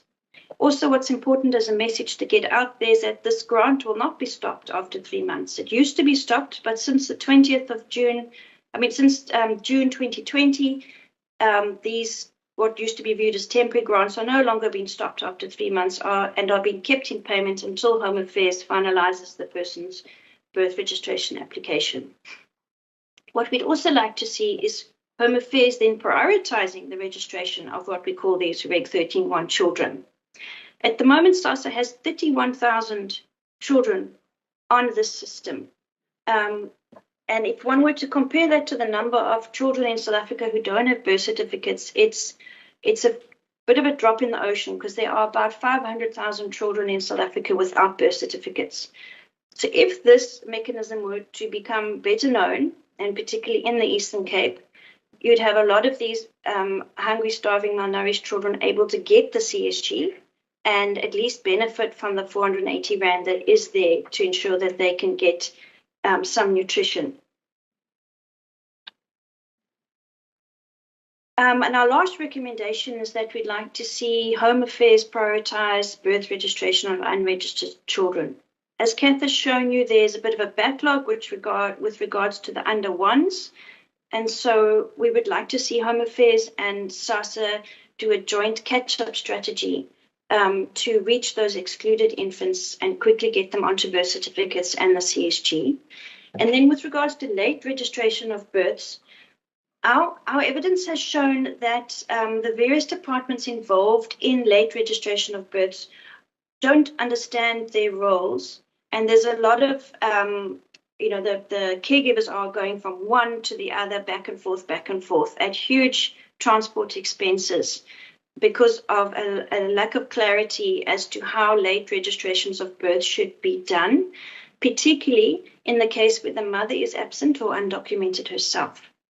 So most of our cases which are struggling with late registration of birth are abandoned or orphaned children who are living with relatives, children who are living with their unmarried father and the mother has left the family or has died, children of mothers who themselves don't have IDs because they are often young and haven't yet managed to get their ID, and also children where one parent is foreign but the other is South African, which means the child is a South African citizen. So, those are the categories we find are struggling, and they are also very vulnerable categories. So we'd like to see this joint protocol clarify what each of these departments are supposed to do, and then these cases prioritized and fast-tracked and get all these unregistered children registered, and then they can also access the CSG on a long-term basis. Our last words are that we'd like to highlight some opportunities that are coming up to influence the child support grant value. So there are plans in the existing budget to make below inflation increases to the child support grant. There's a 2% increase planned for next year, whereas CPI inflation is at 8%. National Treasury has called for submissions on the budget, and they're due on the 19th of August this year. And that will be the last opportunity to influence that planned 2% increase, which will just widen the gap between the food poverty line and the CSG. Also, the International Human Rights Committee recommendations. South Africa is due to start reporting to all three of these committees over the next 5 years, starting this year. And so there's an opportunity to make some shadow reports and to reflect on whether South Africa has made progress in increasing the CSG. And then also there's the big debate on the basic income grant. It's important to ensure that there's a child and gender impact assessment that takes place during this debate and prior to decision making, because there are trade-offs that will happen between that grant, which is an adult focused grant, and the child support grant amount increase. Then lastly, the opportunities to address the CSG exclusions. As I've mentioned, we'd like to see a catch-up strategy for the infants, and we'd like to see greater public awareness on the existence of the Reg 13 option, and a joint protocol between all the departments involved in late registration of births. And then lastly, also a Home Affairs and DBE joint campaign on IDs for 16-year-olds, particularly if those two departments could work together on going to the schools in rural areas. We see that a lot of the young mothers, 16 to 25, don't have IDs. And if one can, have a focused campaign to target these youth at school at the age of 16, we would see a lot more moms having IDs. And moms without IDs can't get birth certificates for their children. So it becomes an intergenerational cycle if young women don't have access to IDs. So that is our last word. Thank you very much for the opportunity, and we are available now for questions. Thank you, Ms. Bradlock. Commissioner Sibanyoni, can I hand over to you for the first round of questions? Okay, you covered. Commissioner Makwetla?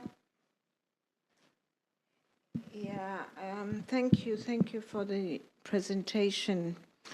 I think that the results that have been given to us are fairly new, and a lot of them will be new to the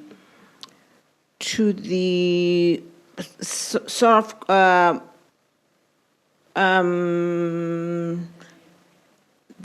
some of the social development. So I would like to have the presentation to send to the relevant authorities.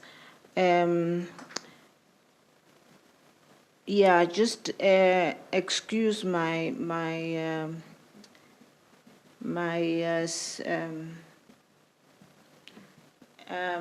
yeah. Thank you so much, Commissioner. I do think it's extremely important that this information is popularized, and I think the Institute has indicated that this is very recent research, and that this is also, as if my understanding is correctly, that it was commissioned by the department as well. Ms. Proudlock, just a quick one from my side. It has been quite an informative few days. But a lot of it that has been said is almost repetitive. We keep on coming down to the same information, and that we need to address the child poverty issue, but specifically zone in on kids 0 to 5. So you've made a recommendation, or rather identified an opportunity of the increase of the CSG. And in one of your slides, you indicated with immediate focus on these young children. And is that a recommendation one can almost place because they are not benefiting from the school nutritional program? So if we were to go forward and make a recommendation or a directive, to start within the available fiscus, would you recommend that one would start then to say, if we cannot cover all with a small amount, at least we can cover the 0 to 5-year-olds at this stage? Yes, Dr. Carter, we would make that recommendation, and we have made that to National DSD as the first phase of the increase of the amount. And the Social Assistance Act has a new mechanism in it called Section 12A, which allows the minister to pay differentiated amounts with regards to the same grant. So this is the mechanism she's used to create the top-up for orphans who are living with relatives. So the same mechanism could be used for the 0 to 6s. The minister could announce via the government notice. It doesn't even have to go to Parliament or via reg. She could announce via government notice that 0 to 6s will receive a top-up to the existing amount, and that top-up will be up to the food poverty line. And yes, it is because they don't receive the NSNP and because they aren't reached by the ECD program. The majority aren't getting that ECD subsidy, and it's a very small subsidy, so it doesn't actually provide sufficient nutrition, because it also has to be used to pay for the salaries of the workers at those ECD centres and the basic running of that centre. Thank you for that. That is what we've seen the past few days as well, that a lot of that grant money is going to the salaries of volunteers. I think it was 2,000 Rand per volunteer at that stage from one of the centres. So just my last comment, the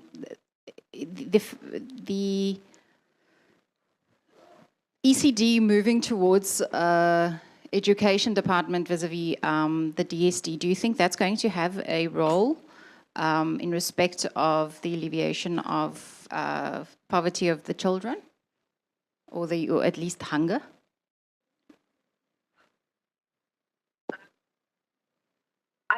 I don't think we can say that yet, but certainly DSD has already, DBE has already started with an ECD census, which I'm sure you know about, which was conducted just to understand the terrain that they're getting into, the number of ECD centres. They picked up the number of subsidised and unsubsidised, unregistered centres. And hopefully that will inform budgeting. But as Paula has also said, there are always budget trade-offs. I'm not really in a position to comment on the budget for ECD centres. We haven't looked at that recently in preparation for this. But it's certainly something that we should be looking at. But yeah, again, the key point that we were making is, even with the school nutrition program in place, even with supplementary nutrition through ECD facilities, those are supplementary mechanisms, getting food directly to children that needs to be supplementing household income, which provides for food over weekends, food at times that children are not at school, food during the holidays, continuous access to adequate nutrition. Okay, thank you. I think I'm clear on those, and your presentation was very clear, and we look forward to engaging with it a bit more thoroughly, and also then to engage with it once we do come to a conclusion or a directive in respect of the full inquiry. So, Commissioner Sibanyon? Nothing from your side, Commissioner Makwetla? Thank you so much. And with that, we will release you, and we do thank you for your participation and the valuable work that you are doing, especially with the child gauge as well. And we will be following all the research that you will be publishing, and we will also be putting forward what you've presented to us this afternoon to the Department of Social Development. With us now is the Department of Health, and we are very happy that you were able to follow this presentation as well. I think it has been quite illuminating, and maybe your information will also feed into the information that the Children's Institute has presented. So thank you so much, and with that, you are excused. Commissioner Sibanyoni, can we go right into our next presentation? I'm going to hand over to you. Right, our next presentation is from the Department of Health. Dr. Wagnane, the HOD. Both of you are going to give a presentation. Yes, MEC Nath will make introductory remarks. Okay, maybe let me start with you. And mine is to administer the prescribed oath. Before doing that, I always have to establish whether a person does have an objection in taking a prescribed oath, because if that is the case, then we resort to the affirmation. And then may I find out whether is there any objection in taking the prescribed oath? No, Chair. Okay. No objection. No objection. Can you check whether your microphone is on? Okay. Right. And then for record purpose, can you just state your full names? Let me see. I am Noma Kosazana Meth, MEC for the Department of Health. Thank you very much. Do you swear that the information that you will give will be the truth, the whole truth, and nothing but the truth? If that is the case, will you please raise your right hand and say, "So help me God"? So help me God. Thank you very much. Doc, and then if I may come to you at the same time, you have heard that there is a difference between an oath and an affirmation. Do you have an objection in taking the prescribed oath? I have no objection, Commissioner. Your full names for record purposes, please. My name is Jolene Wagner. What is the surname? Wagner. Wagner. Yes, sir. Right. Do you swear that the information that you will give will be the whole truth and nothing but the truth? If that is the case, will you please raise your right hand and say, "So help me God"? So help me God. Thank you very much. Honorable MEC, are you going to make a preliminary remarks? Thank you. Over to you. Good afternoon, Honorable Commissioner and all commissioners. Thank you for the opportunity. I thought I was going to make some introductory remarks earlier on, but we've got a burning issue of a meeting that we're supposed to attend after this. I think let me keep mine short so that when the time comes for questions, I assist my HOD. But generally, I think it is worth noting that as the province of the Eastern Cape, we are a rural province that is very poor, and about more than 65% of our clients who are getting the healthcare services are found in the rural areas. And as such, the social determinants of health are an additional challenge to the triple challenges that we all know. And we have since, as the department, identified 4 key challenges that lead to malnutrition, especially in the rural areas, being poverty, poor breastfeeding rate, teenage pregnancy, and late identification. But I'm happy to have been part of this presentation that was done before our own presentation, because it talks to these matters. And I think also, as a Department of Health, unfortunately, we are always the one who bear the brunt when these malnourished children have to be taken to our facilities. Yet we are a department that has a lot of budget pressures that lead to us to have staff shortages, and at the same time, not to do what we would love to do ideally, of focusing on promotion and preventative health care. We are seen to be reactionary in approach because we only deal with curative, as we don't have enough human resources to be amongst the communities promoting health and ensuring that we are able to detect these challenges before they are brought to our facilities. But that's where we are now. It's a challenge that is not only facing our department, it's a national challenge on fiscus. Issues of COVID-19 exacerbated the situation, outward migration, and also as a department that has about close to 50,000 employees, we are spending more than 80%, about 84% of our budget on cost on employees, but still we are faced with a high rate of vacancies, which makes now, in particular, the mother and child unit or directorate to not perform as expected because of the issues of shortages of staff, and the issue that lead us also not to have enough money to deal with the issues of health services is the issue of medical legal claims, which led to us in many years up to this year to start every financial year with a very high amount of budget shortfall we call accruals. As we speak now, we are almost close to 5.5 billion budget shortfall as we start the financial year, which lead to us not being able to provide all services in a manner that is satisfactory. But my HOD will assist to unpack, when we talk of poverty, what is it that we are seeing as a department, and also issues of teenage pregnancy.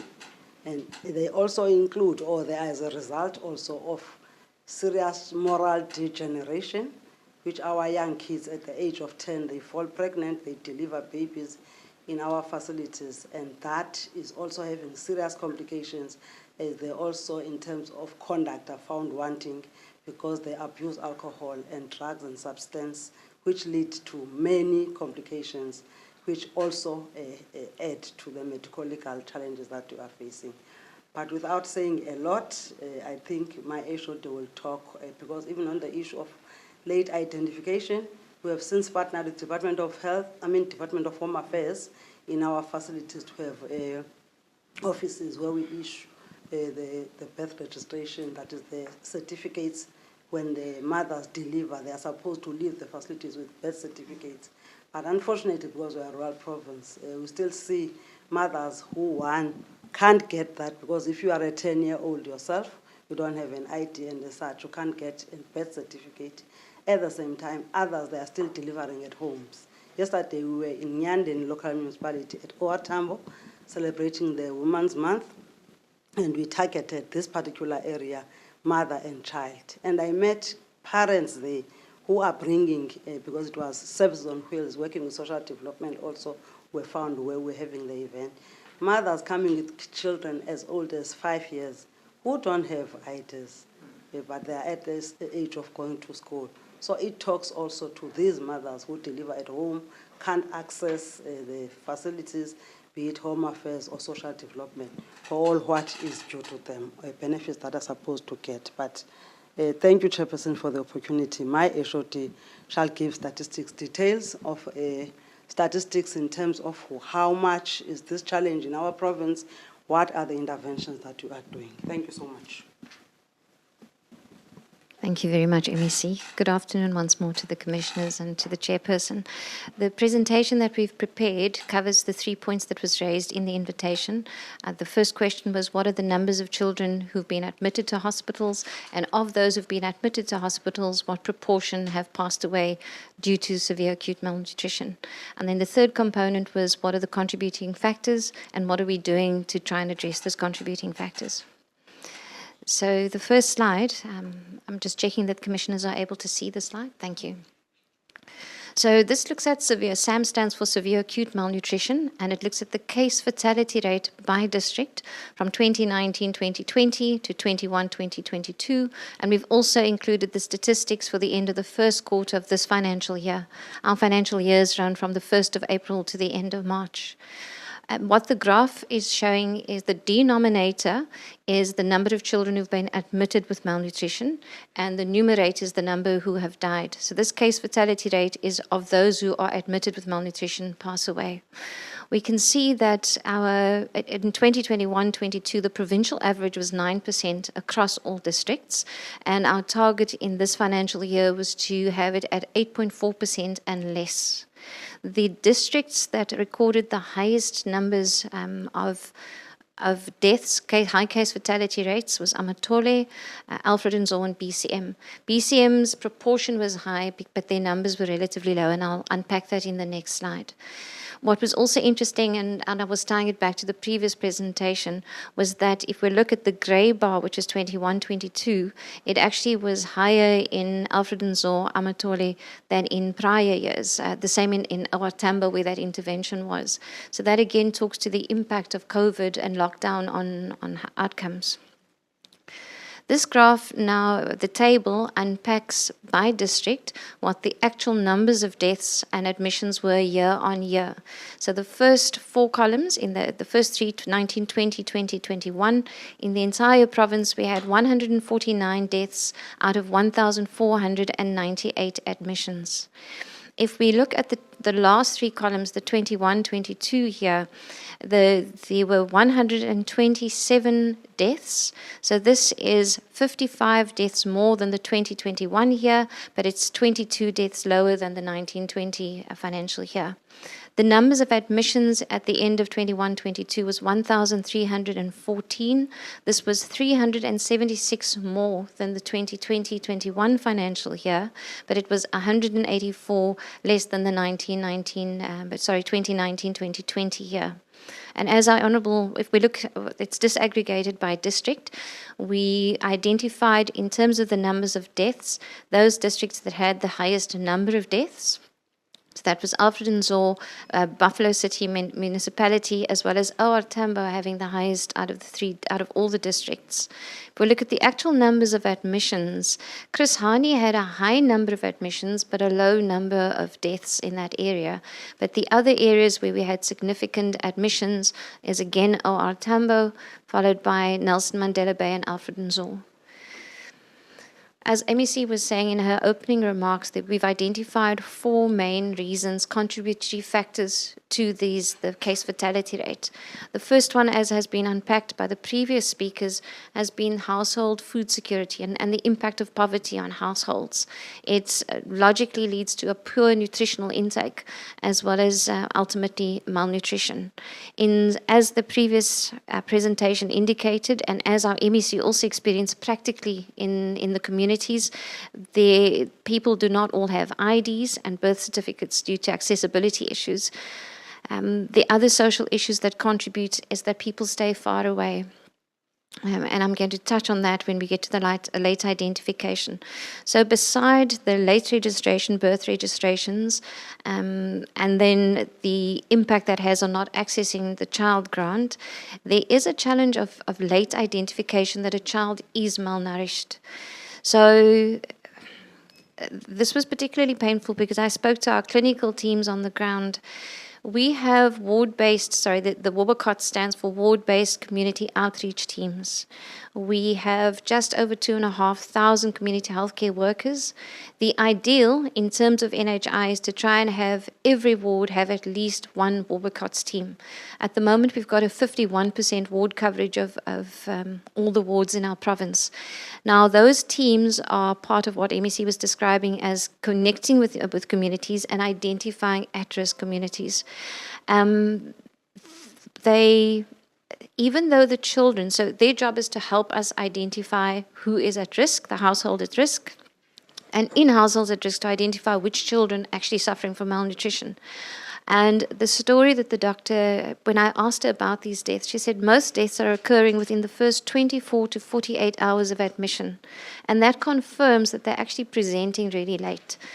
And so we have to also educate our mothers about the warning signs.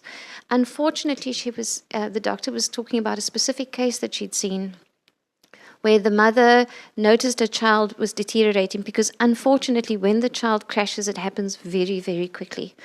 And the mum in the morning noticed that the child was not well, wanted to take the child into the hospital, but she missed the taxi because it was after 11. So the mum then waited till the next day.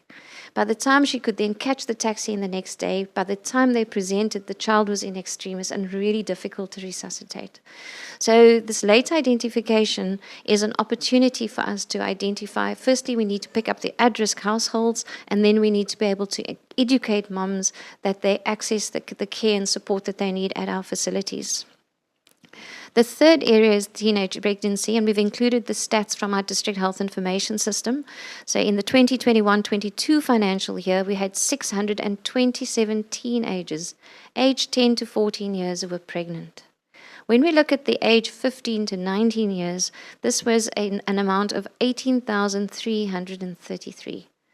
So teenagers being pregnant, a child being pregnant, their bodies are not developed and ready for pregnancy. So it has all the associated possible risks when they go into labor. But the other risk is that a child does not necessarily have the maturity to know and understand how to care for the children. And so we found that teenage pregnancy impacts most of the children who were diagnosed with malnutrition actually were born to mothers who were teenagers. We've also found that the teenage mothers are reluctant to breastfeed. And again, that could be associated with being body conscious. Some of them are actually attending schools, so they can't breastfeed during the day, if they do go to school. And this obviously affects the caregiving practices for the child, because the child's left at home with a caregiver who's not necessarily able to breastfeed. So we have found that our breastfeeding rate in our province is low. It's beneath 50%. And as I said, the main contributor to that is the teenagers who are pregnant. We've also found that HIV-positive mums are reluctant to breastfeed. And yet it does offer protection to the mum. And then the third factor, as I indicated, are grandparents are often taking care of the children. So what are the interventions? With respect to addressing poverty, we do have a multi-sectoral approach. So the Mother and Child Development Program works with other departments to try and address the social determinants of health. And I think our other colleagues from other departments would have given testimony to some of the activities. For child malnutrition, our Department of Social Development heads up the coordination of all the departments, and we work together with them, with Home Affairs, Dr. Dar, Education, and Small Business. We did, in 2019, we launched a program in Ngluza Hill. This is one of the local municipalities where we found a high number of children who are malnourished, as well as a high number of young women who were falling pregnant. That program we've extended to Tabankulu, as well as all the way up to Port St. John's. So we've actually found that the program has had a very positive impact.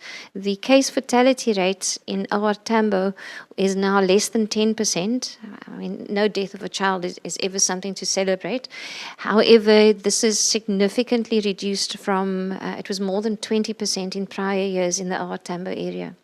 So interventions like the previous speaker's intervention of just registering the children so that they can access grant is having an impact. Our partnerships with other departments to try and make sure that they get registered, we pick up the households, is making some contribution to the case fatality rates in those areas. The other exciting project is the Agricultural Research Council. They've been working with us also in the OR Tambo area to help households plant orange flesh sweet potatoes and development of the products. And again, I think the prior speaker was talking about some of their programs in those areas. Now, to assist us with the early intervention, all of our Wobblecot's teams are being trained, and we do refresher training on how to identify children who are malnourished. The the mid-upper arm circumference is what is used as a measure to identify if a child is malnourished or not. But we're not only, because I was saying our coverage within health is only 51%, we do work with the Department of Social Development because they also have community development workers. So together with them and the community development workers in Kochte, we're training them as well on how to identify at-risk households and then to check children within those households to see if they are suffering from malnutrition. The early childhood development practitioners have also been trained. So the safety nets are there. It's just to make sure that they're able to be identified early and then access the social nets. Of course, the other issue raised prior is even if they were to access the grant, is it enough to save them and raise them above the poverty line, which is a policy issue. But within our ambit, we are educating as many of the development workers who come into contact with households so that we can pick up children and bring them into the safety network. We've also, at a facility level, we're capacitating mothers and caregivers to measure the children's arms and educate mums. Here we've piloted the programs in Alfred Nzo and OR Tambo. The other area that we're working on as a department is establishing growth monitoring sites in the communities. So if mothers are struggling to access primary healthcare services, doing the reverse is therefore useful. In other words, establishing outposts in the communities where moms can regularly go to a place, have the child's arm measured, and we can then monitor them on the programs. Once they're identified and picked up, we do provide them with nutritional supplements. The clinic then monitors them until they reach the appropriate upper arm circumference and weight for the age group, and then they are released from the program. The third area of intervention is around reducing teenage pregnancies. We've established youth zones at clinics to try and make it friendly for youth to come into our services. A lot of young people felt that if they come into a clinic, that there's a stigma associated with it, and they felt that healthcare providers were not necessarily understanding and they couldn't connect with them. So we work with the Department of Education, Social Development, and our department to establish these youth-friendly zones to not only provide access to reproductive healthcare, but also to give them a place where they can come together, discuss health issues, and they even do their homework at these places. So it's all about creating spaces that young people feel safe to come into. Our other two interventions are around preventing unwanted pregnancies in teenagers. So the Implanon it's an intradermal and long-lasting, because often the children don't necessarily want to take tablets every single day and remember to take it at the same time. So the intrauterine device, as well as the Implanon, which we insert under the skin, is a more palatable option for young people to at least protect them against unwanted pregnancies. We've also got very strong partnerships. Our MEC is particularly passionate about forming partnerships. So in Alfred Nzo and OR Tambo, we've partnered with the United Nations Population Fund. And together with education, we're now addressing behavioral change amongst teenagers. In MEC's opening remarks, she was talking about behaviors and how we influence behaviors through moral regeneration. The department also works besides the Population Fund. We work with TB HIV care, and we now have implementing a model to reduce teenage pregnancies in 6 schools in the OR Tambo district. We've just listed in each of the local municipalities which schools have been targeted in those areas. And then the fourth column is to encourage breastfeeding. We have a program called Mother-Baby Friendly Initiatives. It all starts in the antenatal care. So we try and encourage mothers to register and come for antenatal birth classes before 20 weeks. When they come into the program, it's to start the education around breastfeeding, the benefits that it has for their children, and to promote and support breastfeeding. What we are busy with at the moment, because I think there are programs, the important part is always to monitor implementation and see whether you're having the desired impact. So in other words, we can be driving programs, but are we driving the programs in the areas that has the impact and reduces case fatality rates? So all of our facilities are now doing a self-assessment to check our compliance with the Mother-Baby Friendly Initiative. In other words, are we checking that every mother who comes in is educated, that they are breastfeeding, and if they are not breastfeeding, that we're providing them with appropriate nutrition. Every district has mother-baby friendly trainers, what we call trainer of trainers or TOTS, so that they can then go to each facility and educate our own staff as well as educate mothers. So the last slide just looks at the primary healthcare approach. So the primary healthcare approach, because most public health issues are an outcome of the policy, the socio and economic determinants of health. And the primary healthcare approach is an approach that says, look, we don't want to wait till it gets to the curative stage where a child is coming in extremis. It's often too late. We need to start promoting health, preventing malnutrition, and then make sure that when they are coming into our system, that we actually manage them appropriately. So this slide talks to the different programs that we have in our department, which starts with, in the far right, it starts with promotion. So it often involves working with communities directly and making sure that all of the socioeconomic determinants such as water, sanitation, a safe environment, household food security, that they're not, I think the previous speaker also spoke about calories and intake. So it's not just about calories, but making sure they have all the correct nutrition that prevents them from being malnourished. I think one of the challenges we have found is that if a child is plump, which they could be because they have kwashiorkor, parents don't realize that they're actually malnourished. And so that is another reason why they miss malnutrition. Whereas if a child has got both calorie deprivation as well as nutritional deprivation, then the child is emaciated and it's a little bit easier to pick up. But a child with kwashiorkor is sometimes missed because they think it's a plump child. So the promotive is all around health education, working with society and NGOs to try and promote well-being. The second arm is obviously to prevent it, which is why breastfeeding is such an important part, but also it's important to regularly monitor children. Most children on the road health card should be following a certain growth pattern, and the moment they drop off, so part of our education of our staff is that they don't need to drop off to the lowest line. The moment they cross a line, you already should have alarm bells to be tracking that child's growth. Often, previously, professionals would be waiting until they're actually at the malnourished stage, whereas the moment you drop off your curve, it's an area, it's an alert for us to be more involved. We do issue nutritional supplements, and we obviously want to promote micronutrients that is as important in the nutritional intake, not just the calorie intake. And then on the curative side, all of our facilities, in particular for the nurses, it's how to identify malnutrition and when to escalate, because that's also important. You've got to know when to refer to the next level of care. At our facilities, it's to train our casualty doctors on identifying children who are in extremis and how to do rehabilitation, because even the district hospitals have to escalate to facilities where we've got ICU and critical care support. So there's a training program in place. The training program is coordinated by our DCSTs. So our DCSTs are district specialist teams. We don't have all of the positions filled in our DCS teams in all of our districts. So in Alfred and Nzulu, we really struggle to get pediatrician, obstetricians, and gynecologists into the teams. In fact, the obstetrician and gynecologist is probably our biggest challenge to attract into the primary care space. So what we've now done is we've pulled them. I think that was one of the good things about COVID. We learned to use technology. So we've pulled our DCSTs, and even though they're allocated to a district, they assist across the entire province to provide support across the whole province. So that's just to ensure that we're able to treat them appropriately. And then, of course, once the child is discharged, it doesn't end there. We've got to maintain the nutritional supplements, keep them on the growth path, and make sure that they're able to access school nutrition programs.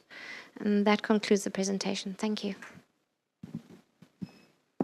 Thank you so much, HOD. Commissioner Sibanyoni, let's kick off with you.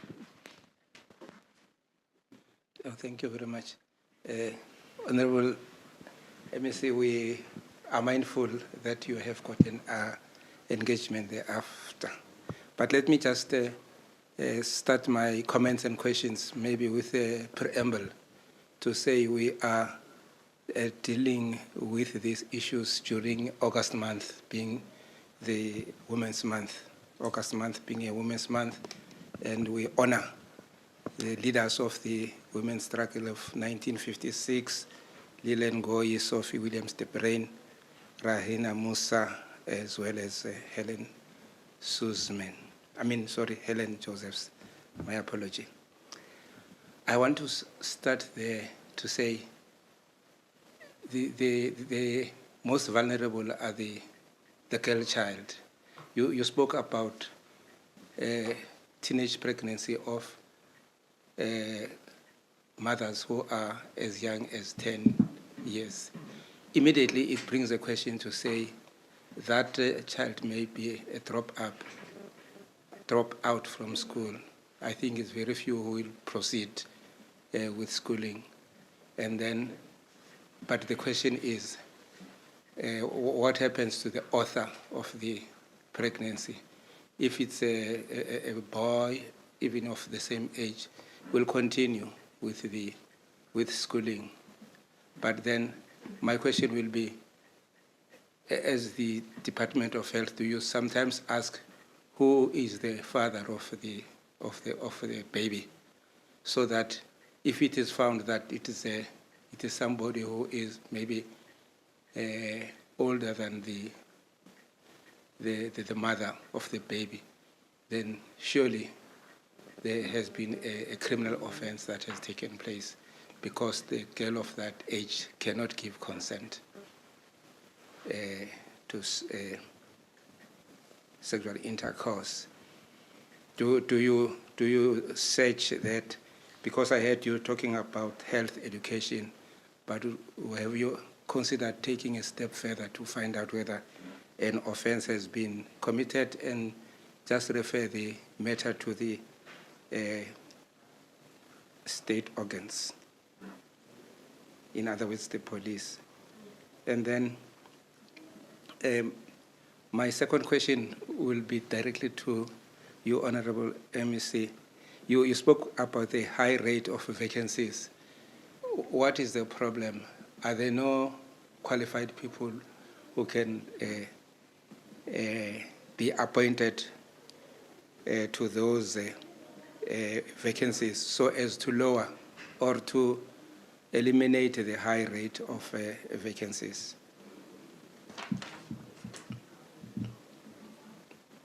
I think I will stop there. Thank you very much. Over to you, Judy. Please. Thank you very much for the questions, Commissioner. I'll start with the first one, and I think MEC, would you like to go first on the vacancy, and then I can... Okay. Thank you so much, Commissioner, for the question and the opportunity. As I said earlier on, we've been challenged for some times by medical legal claims, which are as a result of us being found to have been negligent during the time when the mothers deliver babies, which leads to babies having what is called cerebral palsy, the disability that the babies get if then there was a complication during delivery. I think people have migrated from getting monies from the Road Accident Fund. Now they are using all what they can to just litigate the Department of Health. And unfortunately, there is illegal collusion between communities and the legal firms, including, in most instances, our officials who steal the files and they give them to those who take us to court, and in majority of times, we are unable to defend ourselves because there are no records. But we've started now to say, how do we address this issue, because it's multi-pronged. It's issues of clinical services. Sometimes genuinely we are found wanting when the mothers present themselves late, because we're a rural province, sometimes don't have enough ambulances to bring mothers, but also the issue of human resource. If then they get to the facility, we don't have people who are suitably qualified to attend to the mothers, or the issue of the records that I've just referred to. So it's becoming a vicious cycle now, because the money gets taken away by medical legal. By the time we begin the year, we've got about 5 billion that we owe to service providers for services that were given to us the prior year. We are unable now to meet our day-to-day obligations, including employing staff. When I got to this department last year, it was almost 3 years consecutively, or since we could not, when vacancies occur due to natural attrition, be it resignation, retirement, or death, we could not replace those vacancies. They were actually even using a terminology that said, whenever a vacancy occurs, we just fold the chair, we put it one side. Because by the time the year ends, even the money that we thought we had, we could not have it because we were just paying. There was time, I think, in 2020, 2021, when even the account of the department, close to R1 billion, was attached after the judgment was against us, having to pay those monies. So it's a process that has made us to be faced with a chronic staff shortage. For over 3 years or for 3 years, we've been having an annual recruitment plan, which is what to say out of the organogram. This financial year, I'm supposed to have this budget to appoint or to employ or recruit these officials. So that annual recruitment plan for 3 years has been not funded. So you have a plan, but you can't recruit because there's no money. It is only this year where we managed to get about 700 million, 710 million to be exact, to appoint 2,941 employees. Hence, we released everybody in terms of the contract employees. Even the community health workers that we are talking about, they are on contractual basis, others being old, having served us for more than 25 years with no benefits and everything else, demoralized, and we are unable to even employ them permanently. But also it's a national issue because this cadre is not yet recognized by the public sector. Others have got grade 9, standard 7, others have got standard 10, and so on and so forth. So the main challenge with us not to be able to employ people who are full-time, who will help us to add to that 51% that is currently now having those WOPO codes which are comprised of these community health workers. But we can't cover the entire population in terms of what? Because there is no money to recruit. So it's a challenge that we are faced with because we must pay. We are in 2022, 2023. And we still owe services that were provided to us 2020, 2021 to a tune of more than 5 billion. So all the time, we rob Peter to pay Paul. When the other year comes, instead of us having enough money to deliver services now, employ people now, we must still deal with issues of the prior year. So that's the situation that we are finding ourselves in terms of having enough personnel or recruiting enough human resources. Thank you, Commissioner. Thank you. The second question, sir, you were asking around what do we do when we pick up children who are obviously underage and it is unlawful. So our clinical managers, besides working with social development and the Department of Education to ensure we support the mother, the young mother, we do also report it to the police. So we have close working relationships in each district. They work closely with the commissioner for that district to ensure that we report it and they then follow the criminal procedure, sir. Commissioner Makwetla? Nothing. Okay, just one or two comments from my side, MEC HOD. We're still sitting with 27% of stunting of the kids. And you would agree with me in terms of a projection that can be even a bigger policy or a budgetary constraint later on as a result of the effects of stunting. So it's almost as if this calls for an immediate intervention so as to address a potential long-term effect.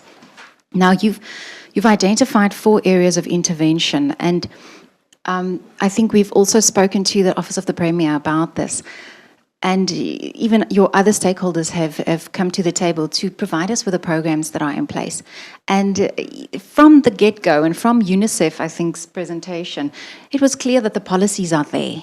The programs, it looks like it's there. We are beginning to see the research, thanks to partnerships, it's there. So what's not there, HOD, MEC? How can we take, and this is the billionth time I feel like I'm using the word scale. How can we scale up these efforts? Because it looks like you've identified a range of interventions already, but the statistics are not responding. So as much as we want to say, you know, the measures are in place, the implementation is yet to catch up. Now, what we've done is we've asked stakeholders and the private sector and the NGO sector, what type of intervention may be forthcoming and should be forthcoming at this stage. And we've put to the Office of the Premier whether we should not almost reignite almost a task team to, or the, what did they call the command, the COVID command? It's a provincial Yes. COVID command. You, Commissioner, yes. The Command Council, there you go. In an interim phase, almost in a 4-month or a 6-month period, to come to the table and see whether we can't address this now. Because the policies are there, the interventions are there, you've outlined what the risk factors are, but do we in fact have the manpower on the ground? MEC has indicated that it has been such a struggle up until now. So what are we not doing and how can we do it, is my question to you. MEC Meth, your HOD indicates that you're a proponent for partnerships. So are we leveraging an opportunity to partner with our NGO sector? Are we doing that enough? Because the Council of Churches were here and they indicated, you know, they're willing to come to the table. They want to come to the table. They have been at the table.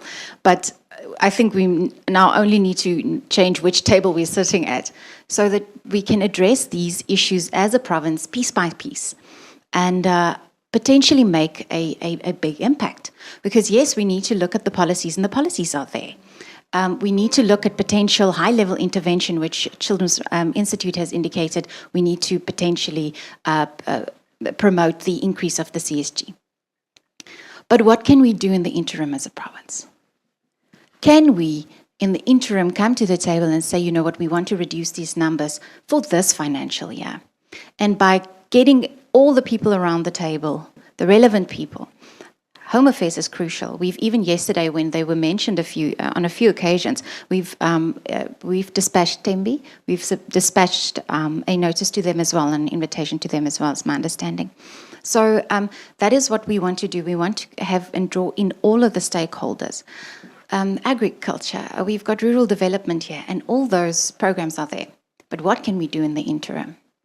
So and what we told the Treasury as well, from a human rights-based approach, and from a legal approach that Ms. Proudlock has also identified there is an immediate need for intervention, an immediate rights realization when we speak about the children.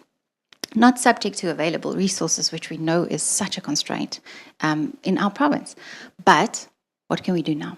So I'm putting that to you because we know as the Human Rights Commission also the prevalence of human rights concerns within the province when it relates to health. It will always be there. But for now, let's zone in on this. And what can we do and what can you as the department do? I'm very excited to hear, MEC, that of the 700 million that has now been ring-fenced for the appointment of staff, in my view, that would make an immediate impact. I want to see that type of impact then in the numbers come next year, which is such a relief. But also, we still need to act now. So that's a comment, and I would love your response on that. Whereafter, and of course, my position on breastfeeding, I really think we need to promote and normalize and destigmatize and address issues. The UNICEF has referred to the advertisements and the popular. What's the word that I'm using? The popularization of infant formula. We should have a look at that as well. But those things can happen parallel to an interim and an urgent response from our side. So comment, question, and I'd love to hear your views and takes on this. I leave administrative issues to fill the gap. Thank you, Doc. I think as government, we know what needs to be done. But how we approach development and service delivery generally, we are still challenged. We are still working in silos. and that leading to wastage of resources, having great programs, but no impact. Okay, but no impact because our interventions are not coordinated. Even though we've got special programs in all departments, starting from the Office of the Premier, all departments going to municipalities, even though we've introduced, the President has introduced the district development model, there is still a challenge in coordinating ourselves as government departments, in particular at this level. Because if you've got social development doing their thing, you've got education, you've got Dr. Da, the Department of Agriculture and Rural Development, Department of Economic Affairs, Social Development. Even if we meet, our working together is ad hoc. There is no proper planning. We were made and forced by the Premier as a social cluster to even strategize together so that even our APPs talk to work that we need to do jointly, how we partnership. Because I think this issue also of teenage pregnancy, maybe there's still a mentality, the issue of malnourishment is still a mentality that says, this is not my baby. In terms of us as government department, it is an orphan. So if we can realize the fact that each and every one of us as departments of government, as stakeholders on the ground, including civil society organizations, we are able to bring them to the table. Because I was just listening to my HOD when she was presenting she left the very important program that we are doing with Imbumba Yamakoskazi Komkhulu as an example. If you can realize the power that is there, if you can bring churches, business, NGOs, traditional leaders, and discuss this matter and say, here is the problem, present these statistics, this is what is shocking, because I was shocked when I joined this department, and I was the executive mayor before I was in Dr. Da, but the issue of the detail of the level of child or children pregnancy, because if they are 10 years, you can't even say it's teenage pregnancy, but I am sure it can't be left for social development, it can't be left for health. It's a societal issue which each and every one of us, including our partners who are outside government, we must have a role to play. Parents, because at the end of the day, we'll continue to be faced with kids who are malnourished if then they are born by mothers who are 10 years, who can't breastfeed, who must go to school, leave the kids with great, sometimes even great-grandparents, parents to look after. So it's an issue that I think, Doc, it's an area we need to make it to be top in our agenda and have maybe even a strategic planning session to say there are policies, we've got programs as individual departments. How can we come together then so that whatever we are doing, it saves resources first and also it makes an impact.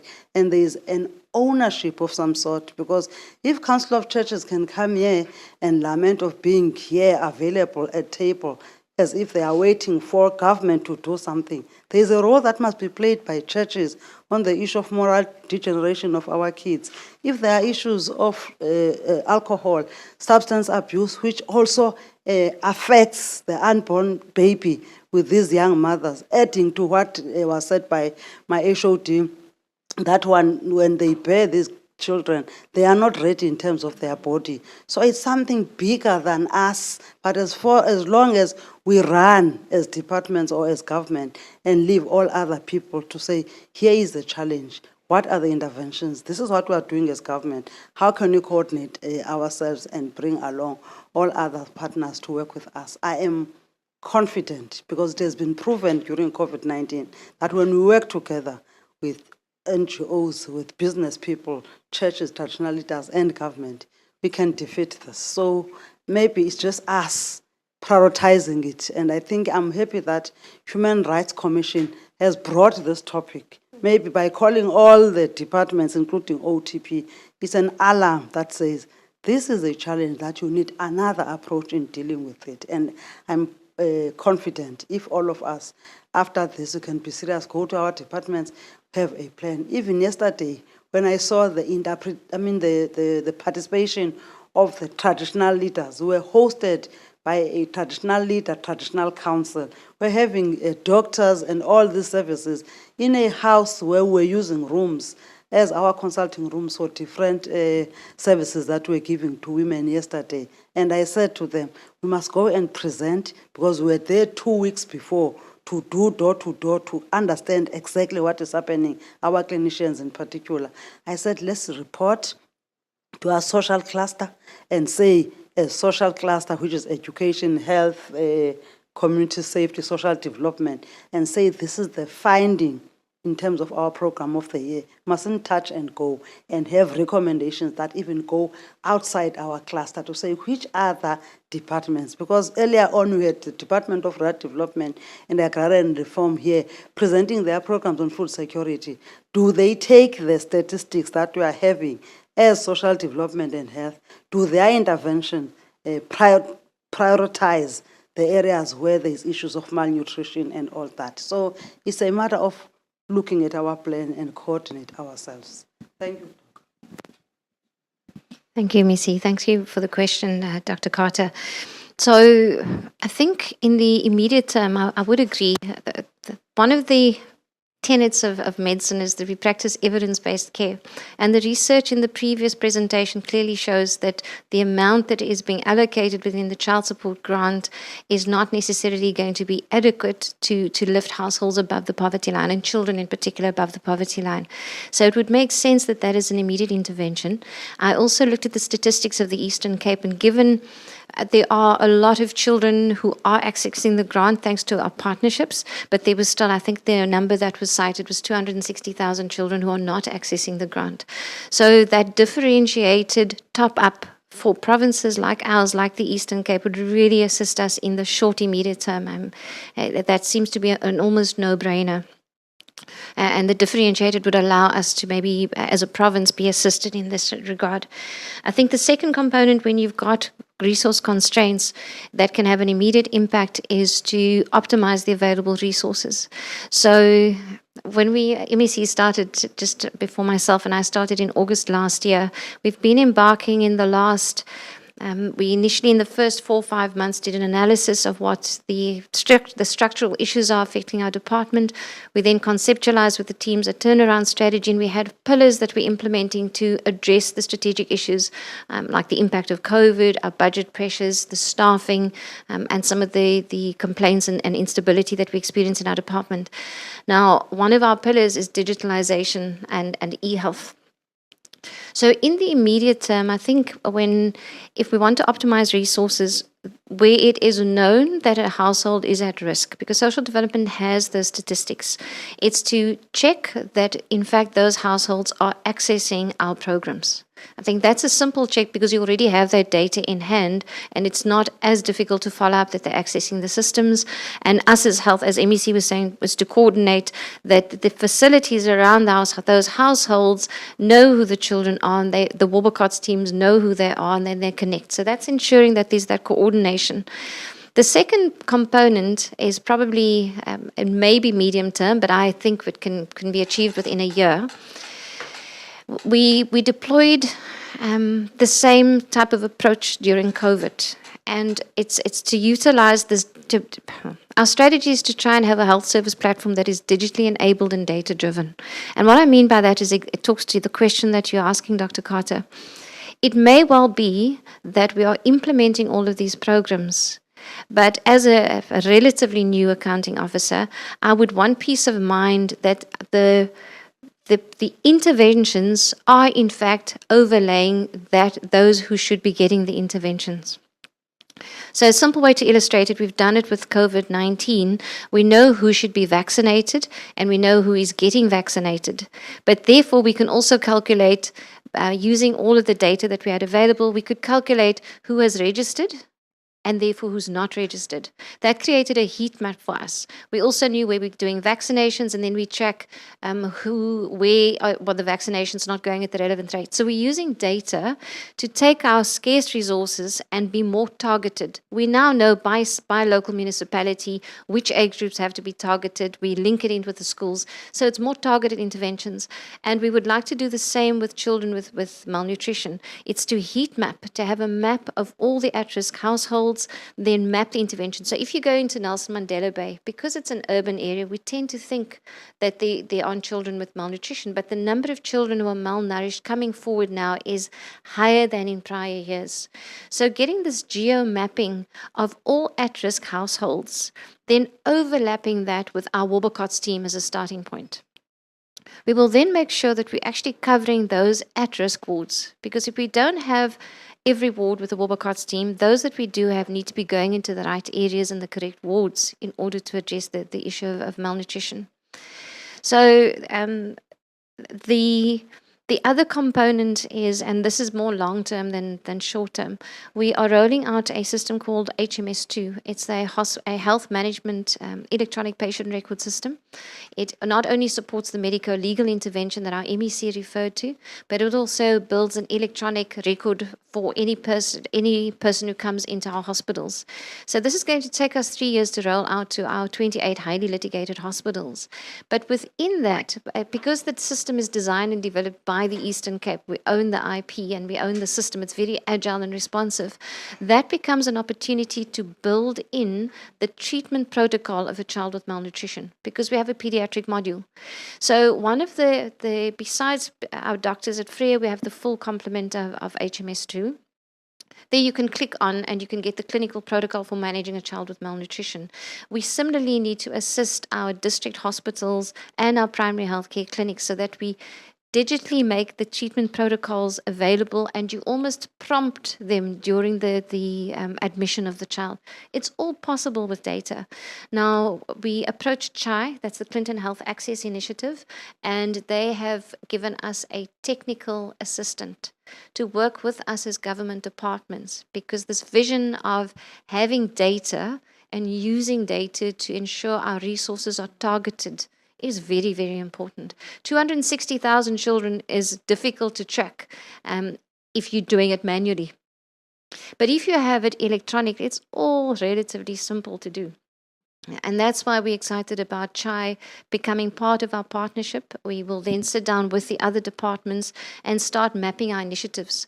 We have tablets that we've given to our community healthcare workers. Again, those become tools. They have cell phones. These are all tools where they can map information about households. We can pool it in for the whole province. So we can take social developments data, home affairs data, our data, and Cogta's data, and now start coordinating our resources electronically. It's too difficult and cumbersome to do manually. It has to be done electronically. So that's the vision and the way I think it should go. Thank you. Thank you, MEC. Thank you, HOD. I think that was very valuable. As we've put to the previous presenters as well, we're excited to see where this intervention can lead. And in the immediate future, but as well as you've indicated, this vision that we have, that this province can run towards the fourth industrial revolution rather than be scared of it, and very deliberately engage with it. So I think the recent data also shows that our province are online. Even in the rural communities, I think it's 61% of people in Eastern Cape make use of the internet, and they love Facebook. That's the most popular social media platform. Twitter, not so much, but Facebook and YouTube, they love it. So making use of those platforms as well, specifically looking at teenage moms. They are online, they have profiles, and sending the messages and doing your advertisements on social media to target that group. Because not only are you going to target the teenage pregnancy issue, you're going to target child malnourishment. And looking through the scope of digitization, and then not only addressing it now, but surely it's going to be a move towards the future. So, Commissioner Sibanyoni? Just a parting shot. You talk about moral regeneration. It reminds me of the words of my high school principal. And I'm encouraged by you saying social media is popular to the young ones. Our principal, we used to have assemblies before starting classes. And his message was, I'm going to quote, it doesn't come from me. He used to say, girls, beware of these boys. their pockets are full of babies.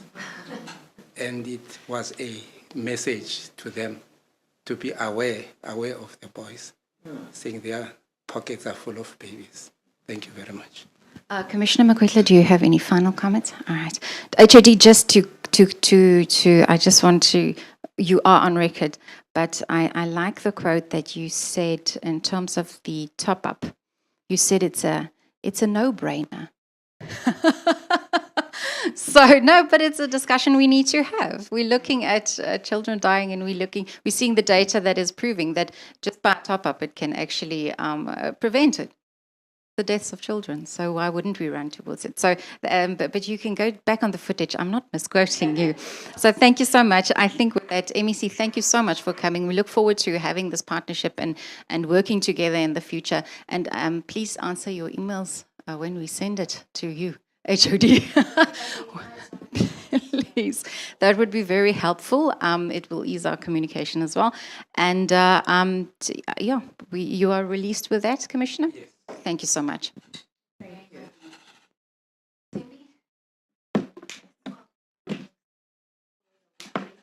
Can we break for a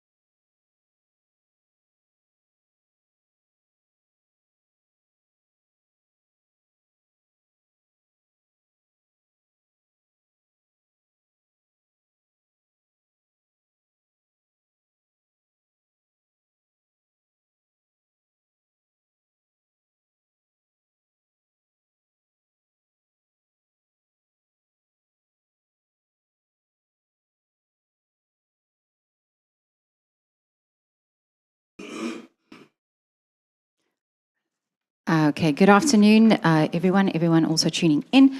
We are going to start with the last session of the day. And without any further ado, Commissioner, over to you. Thank you very much. Good afternoon, gentlemen. Thank you very much. Mine is to administer the prescribed oath. And before administering the prescribed oath, I will have to establish whether or not you've got any objection in taking the prescribed oath. Because if that is the case, then we revert to the affirmation. Who is going to be the first to speak? I want the first one. Okay. May I find out from you whether you have any objection in taking the prescribed oath? No objection. Right. For record purpose, will you put your names on record? Speak through the microphone, please. I do not have any objections, Commissioner. Your names? My name is Andy Lefani. Andy Lefani. Do you swear that the information that you will give shall be the truth, the whole truth, and nothing but the truth? If that is the case, please raise your right hand and say, "So help me God." So help me God. Thank you you. very much. May I then ask you, sir, whether you've got any objection in taking the prescribed oath? Certainly no, Commissioner. There's no case. Yes. Now, for record purpose also, can you state your full names, name and surname? My name is Kolisa Senemaki. Right. Do you swear that the information that you'll give shall be the truth, the whole truth and nothing but the truth? If that is the case, please raise your right hand and say, "So help me God." So help me God. Thank you very much. Then we can proceed with the presentation. Thank you very much, Commissioner. Good afternoon, Commissioners, and good afternoon, Doctor, and to the colleagues that are in the House. My name is Andy Lefani, the Head of Department of Cooperative Government and Traditional Affairs. We will quickly take the Commission to our responsibilities to try and support and assist municipalities, as we have got a responsibility to assist them in doing what the Constitution is directing them to do. That's our introduction and background and update on ComDWorks program. Then what's accessing job through public employment program, and update on what's accessing ComDWorks program. Then update on what's as well in the western side of the province and the municipal infrastructure services that were involved in, and the role of COGTA in dealing with under expenditure and over expenditure by municipalities, and then rural development facilitation program, then concluding remarks. We're trying to indicate to the Commission that we in the poorest wards, we have tried to create job opportunities on ComDWorks program. We increased from a baseline of 16 to 34 poorest wards. I think that we although we're doing that, the allocation of the money is done by national. It is not something that we are happy with as a province, and we argued all the time that we would want to be given the full authority and allocation of funds to be discussed with us. Then the initiative created and maintained 352 job opportunities across 34 CW2 implementing wards. The program beneficiaries are performing the following useful ComDWorks: the cleaning of grass bush cutting and stormwater clearing at areas, pothole repairs, painting and renovation of schools, clinics and creches, and planning of community gardens to support food security with poor communities. And these are the wards that we are accessing the CWP jobs in the Eastern Cape, and we have looked at the poorest provinces and tried to divide such the little we have in terms of the provinces, your OR Tambo, and those are the municipalities without running to detail to the Commission, and Alfred Nzo Krisani and Joe Gabi municipality. And those are the wards that are receiving that. The total number of jobs is 1,702 CWP jobs. Again, on the western side of the province, that's Buffalo City, Amatole, Nelson Mandela, Joe Kabi, and that's the total of 1,650 jobs that have been created. Just before I enter into infrastructure, just to indicate that our argument with the National COGTA is these jobs are not sustainable. And whilst they are not sustainable, the biggest problem we face is that the amount that the participants are getting is stipend that would not help us. It's not increasing, and it's a problem. And we can't be too much proud and say we are creating these jobs, whilst we know that today the price of fish oil is going up and all that, and the stipend that is given to them is not enough. And the worst part of it, there's always a middle person, a service provider that would be in the middle, where we're demanding that let's take the service provider aside to manage the CWP program, give it to provinces for province directly to manage that, because it takes some money for the middlemen. Now, in the infrastructure services, we believe that as COGTA first, before I get into that, infrastructure is very critical for social and economic, processes, and we realized that municipalities were more concentrating on the social side more than the economic side. Social side in the sense that whatever they are doing, there would be no economic element in it that will create more jobs. So our municipal infrastructure services is charged with the responsibility to implement infrastructure projects. With the implementation of the projects, communities ought to be capacitated and empowered to alleviate poverty. Our argument has been to municipalities, whilst we are helping you, let's make it a point that whatever we do infrastructure, people are trained so that they are left behind with skills and be able to do some kind of work other than us just coming in, you do your infrastructure program, nobody is left with skills. So we must emphasize that. So our infrastructure team has been observing that. Now, the Eastern Cape is one of the most impoverished provinces in South Africa, experiencing high poverty rates. There is high unemployment rate, especially in the rural areas. What we have observed, there's a inward mobility, outward mobility. People would move from Alfred Nzo to come to Buffalo City. Buffalo City would have stress because those people are moving to look for jobs.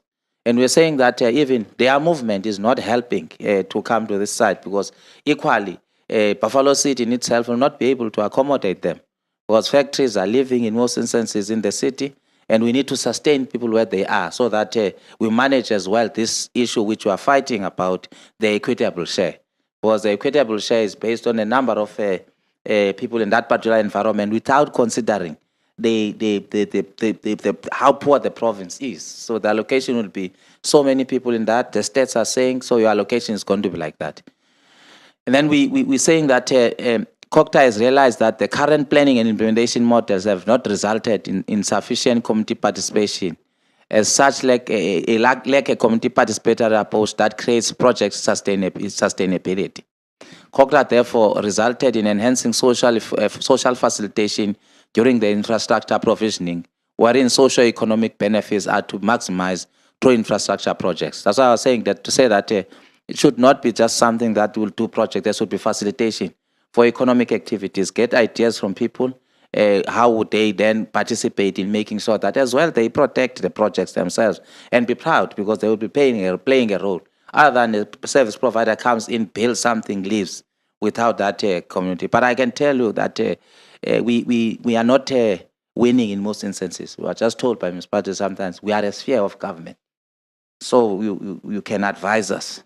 So would not be, you are not a tier, no more a tier, we're a sphere. You advise us, so would see our council resolution becomes key than what you are saying to us as municipalities. Therefore, all municipalities are required to have social facilitators so that we can process the social development issues, and then social practitioners, put social practitioners in place. We are always now with our team making a point that each project, there are social facilitators who are professionals, and if they are not accepted, because some municipalities will reject them and you feel that there are two things now we find ourselves in. It's either you delay the project because there's this tension, or allow the project to continue.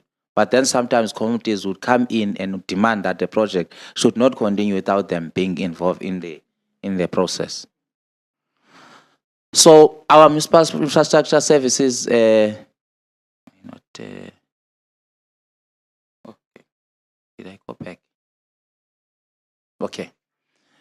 We have developed guidelines for municipalities to implement the below elements, namely number of people employed. We are forcing them to report on that. Number of people employed, expenditure of the reported employment, number of people trained, expenditure of the reported training, households served, number of SMMEs, expenditures on SMEs, project steering committees, stipend, and project outcomes. I think on stipends, we would want to look whether the stipend is reasonable. Sometimes there's a level of stipend. That's why I would want to see. So it's a template that we are forcing them or asking them, encouraging them to report on.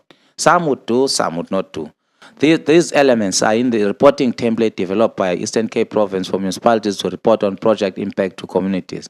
These items are key to ensure that poverty is alleviated by each project implemented. So each project implemented would want at least the rent to circulate in that particular environment, and people benefit out of it. So these are the municipal infrastructure services at Alfred Nzo. I think we do have the document for the commission, the narrative document besides the PowerPoint presentation that we have indicated. That's the population, the households, and the wards in each area. So where we're saying that the population looks like this, that blue, and then the wards are like this, and the household as well. The details are there also in the narrative. Still, it's Alfred Nzo, grant allocation of Alfred Nzo. These are the figures for the grant allocation.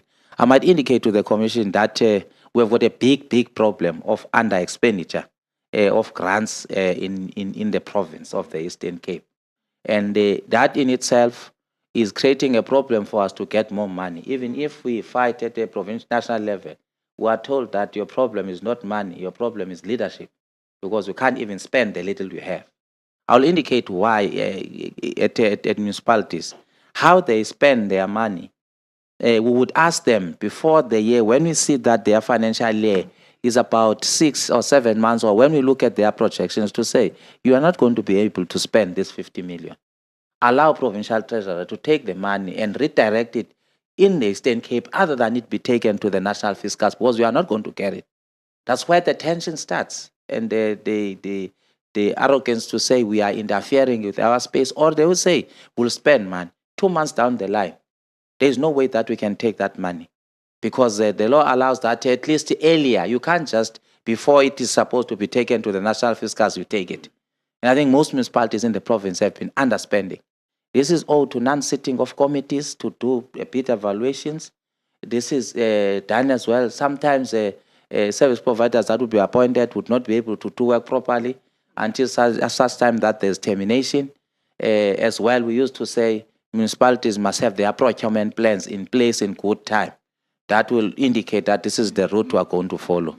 But in most instances, we are losing money. So it's general in most instances.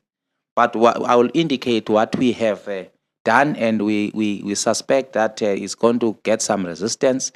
It's still Alfred Nzo beneficiation in April to June 2020. The areas where there's beneficiation at Ndabangulu, the municipalities that were reflecting under Alfred Nzo.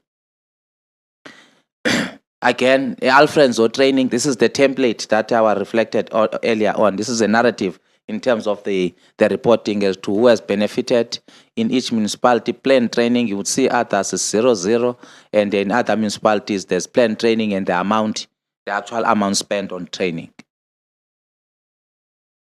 Alfred Nzo as well, project steering committee incentives, whether there was a committee, project committee that sits and look at the projects and the incentives they have received and the number of projects that were there. Again, the expenditure as well on services at Alfred Nzo, it continues. Alfred Nzo, SMME information allocated as indicated, that's the narrative of it, as to how many And you would see in some areas there's 0, 0, 0. And the reason why we're emphasizing on SMMEs, when there's a big company that gets work there, they go there to the gate and say, you are not going to start any work without us. And the biggest challenge is that we can't enforce. We have to persuade municipalities to accept and talk to the companies they appoint to make sure that they train SMMEs. So those companies must be willing to train SMMEs. And in most instances in the province, there were projects that were delayed because SMMEs were not employed, and they will disrupt the process until the project, sometimes even the funding of the project, is having its own challenges. That's OR Tambo demographics, as well, grant allocation of OR Tambo. Sorry for Alfred's on top. So OR Tambo beneficiation, as well in terms of the template, and planned and actual versus training, as we have indicated, there are 0 zeros. Then there's projects and stipend utilized, the amount that is there, as well as the stipends continuous allocation. SMMEs that have been utilized. I think that there's indication of a number of projects there, and SME allocation. There are municipalities there. If you look at there, just for interest sake, Muza Hill, you'll find 0, 0, 0. There are no SMMEs at KSD. You find some SMMEs that have been utilized and so on. But I think that in areas where there's 0, 0, 0, you would find out that there's an argument that says we don't get people that are having capacity, which is something that we have a problem with. That's Joe Kabi. As well, grant allocation of Joe Kabi. Those are grants allocated to Joe Kabi. And then as well, beneficiaries, the beneficiation at Joe Kabi, you look at the municipalities that are there, how much have they benefited in terms of the projects and the employment and the actual employment and the training that is there, as well as the actual training expenditure that is reflected at Joe Kabi. For instance, if you look at those training projects at Ulundin, it's 0, and actual 0, same 0. And then Walter Sisulu, you look at the actual training 0, which what we want to see as kids left behind for people to be independent is a problem to us. Then those are stipends in terms of the projects that are there. So it's as well as the SMME information, the municipalities reflected there, how many SMMEs have been appointed in that space. There are areas that are 0, 0 in the municipalities, but at least some areas are attended to. And Amatole district municipality as well, the grant allocation as well amongst the districts. This is a district that is having serious problems. As we speak, we've got serious problems of water.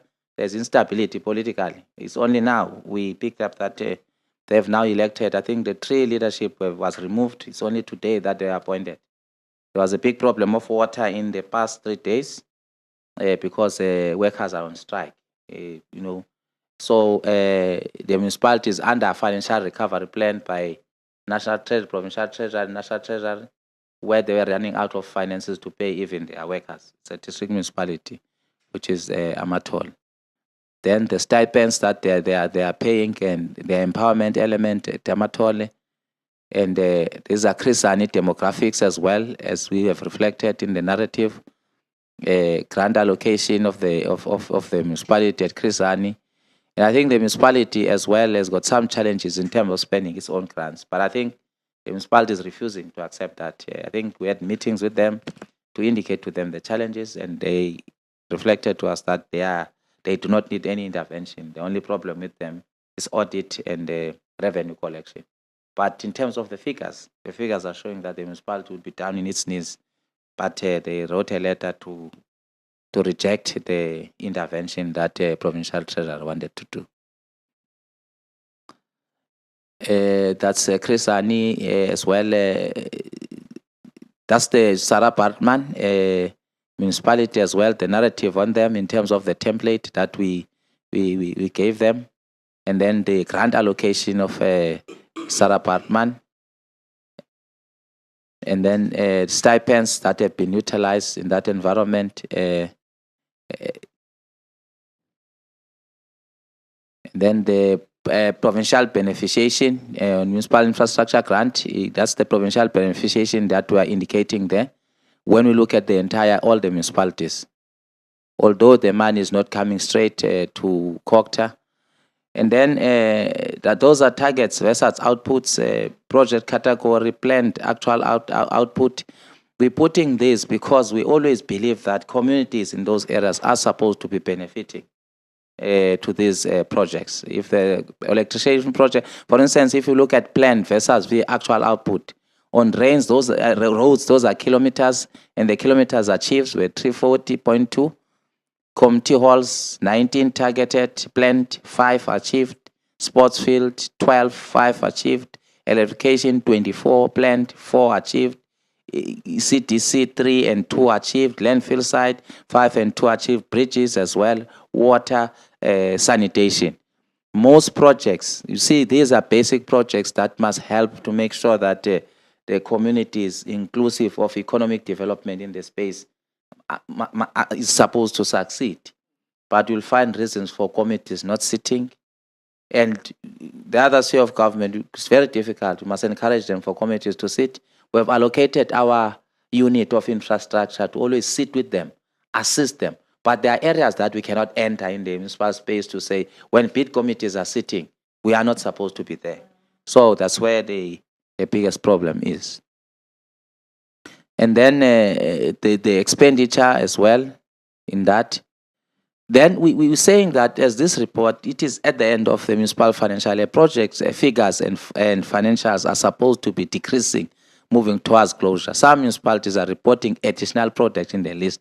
Some are reducing to show they are coming to an end. Planned employment figures in the municipal report keep changing. Municipalities need not to change the planned figures, but demonstrate progress through reported figures on actual employment. Today, when we're coming here, we left the meeting, we've got a meeting with all municipalities to account about certain things. Some of them in other things than expenditure, because we call all the municipal managers. Because we're worried, once the financial year is like this, projects have not started, then it becomes a problem. But the biggest challenge is that you sometimes do not get municipal managers attending. There are municipalities who continuously do not report on training provision. This means that training is not conducted as planned. There are municipalities who submit reports that have the same figures as the previous quarter, which when those reports are sent back, sometimes you're lucky to find them back.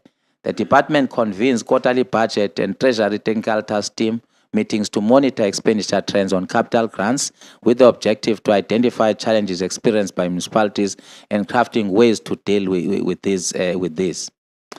What we have done now, we have developed a framework, a policy framework, which we know that there's going to be resistance.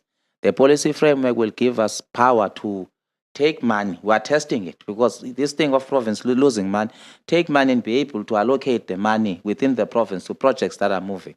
So that in the next year, you still go back to those projects. Because if it's taken to go to the national fiscal, projects are not finished. They stay there. Those projects will be there as white elephants.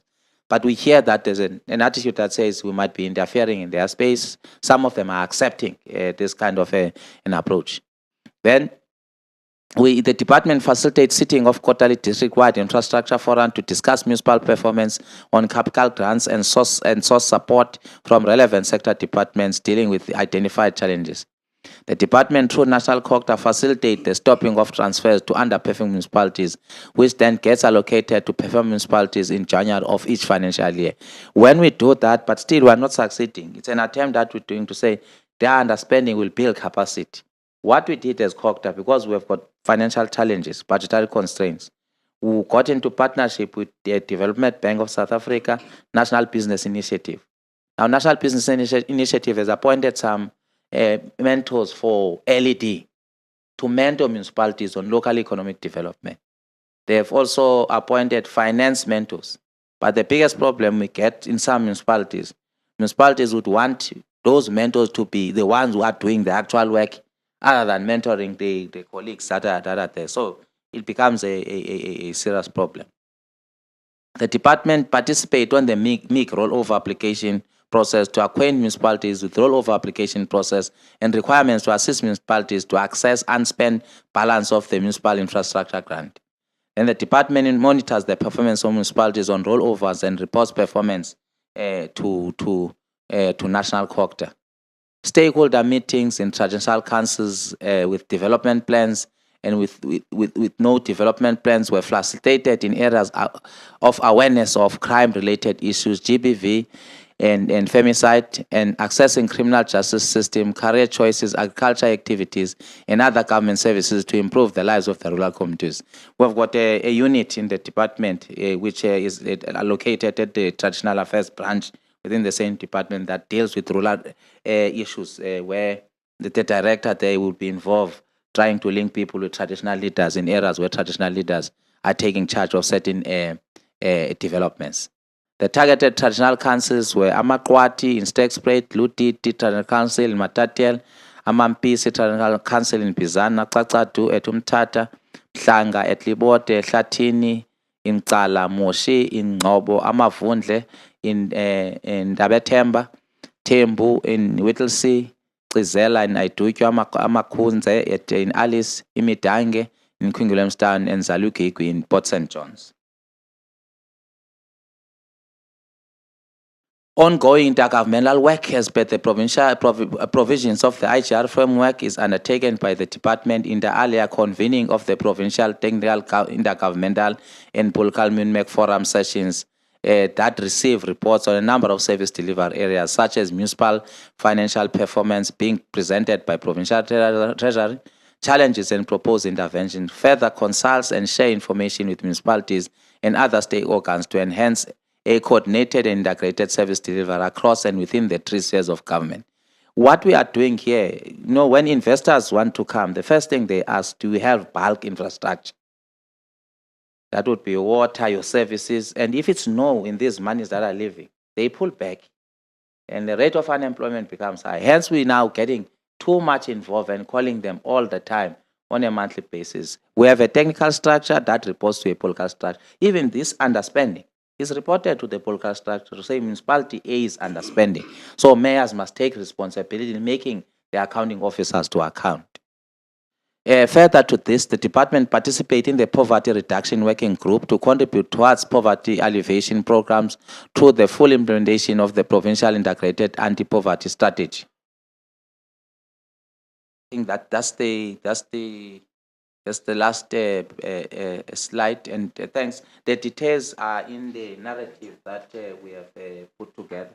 But safe to say that it's not an easy road. We know that we have to do our responsibility. But the biggest challenge is that now even government is running out of funding to allocate. Our allocations, you might want 10 rand, you get 2 rand. So you must work with what you have because the constitutional responsibility does not change. It stays like that you must go and do 1, 2, 3. Thank you very much, Chair. Commissioner Sibanyoni.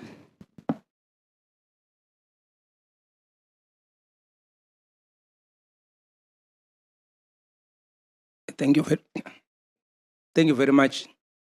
I've got a sense that when COGTA is advising the municipalities to say you rather agree that the grants should be utilized in other municipalities, and they feel that they are being micromanaged, and at the end of the day, National Treasury takes that. Has it not been a lesson if that happens, so that they should realize that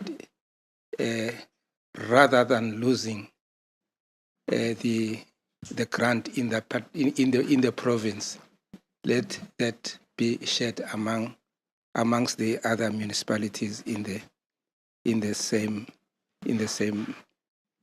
province.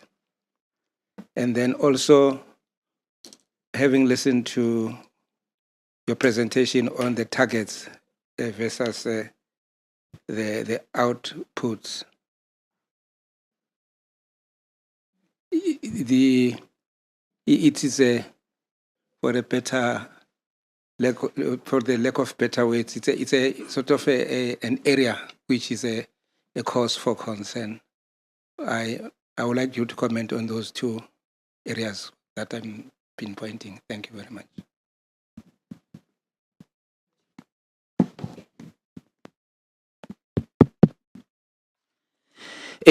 Thank you very much, Commissioner. The issue that relates to funds being taken away by National Treasury, we have been for some time persuading municipalities to understand that if one municipality loses money to the national fiscus, it affects the entire province. It's not a municipal thing. Now we're looking at all the avenues of the law for us to find space to get into that. Hence, we ended up, after we have been open to each other, and some have accepted, municipal managers, in a meeting we called them, said the approach of the framework, policy framework is right. Some would say, I'm a municipal manager. Sometimes when my contract is going to come to an end, some people will make sure that I am not coming back. They will not perform because they know I'm leaving. So if province would come with this policy, it will help some of us to make sure that money is not lost in the province. I think all of us were under pressure. I think in the last meeting we have for the executive, the Premier was saying all the HODs were not spending. DG must deal with an HOD that is not spending. Now, same applies to mayors. When the matter is taken to them, it's a responsibility to make sure that they do that. But we realize that we're not even succeeding in some areas. Hence, we come with a policy framework to try and redirect the money in the same province than losing it completely. The second thing that relates to planned versus outputs is linked to this. Because if you don't spend and you're doing sports fields, you're supposed to do 5 and the money is taken away.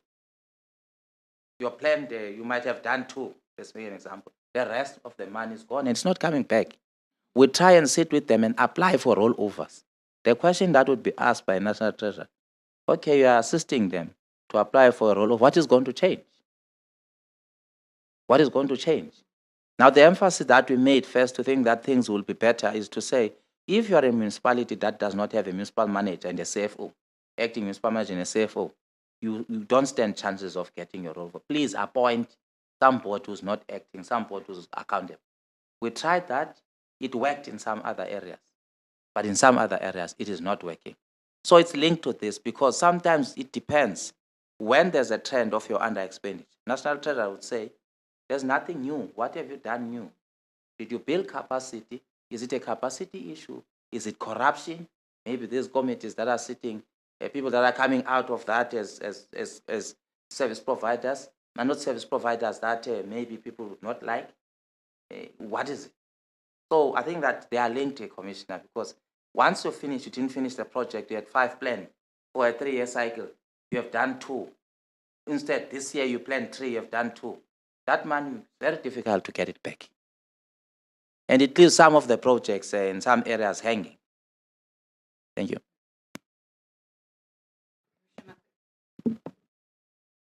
Mr. Makwetla? No questions.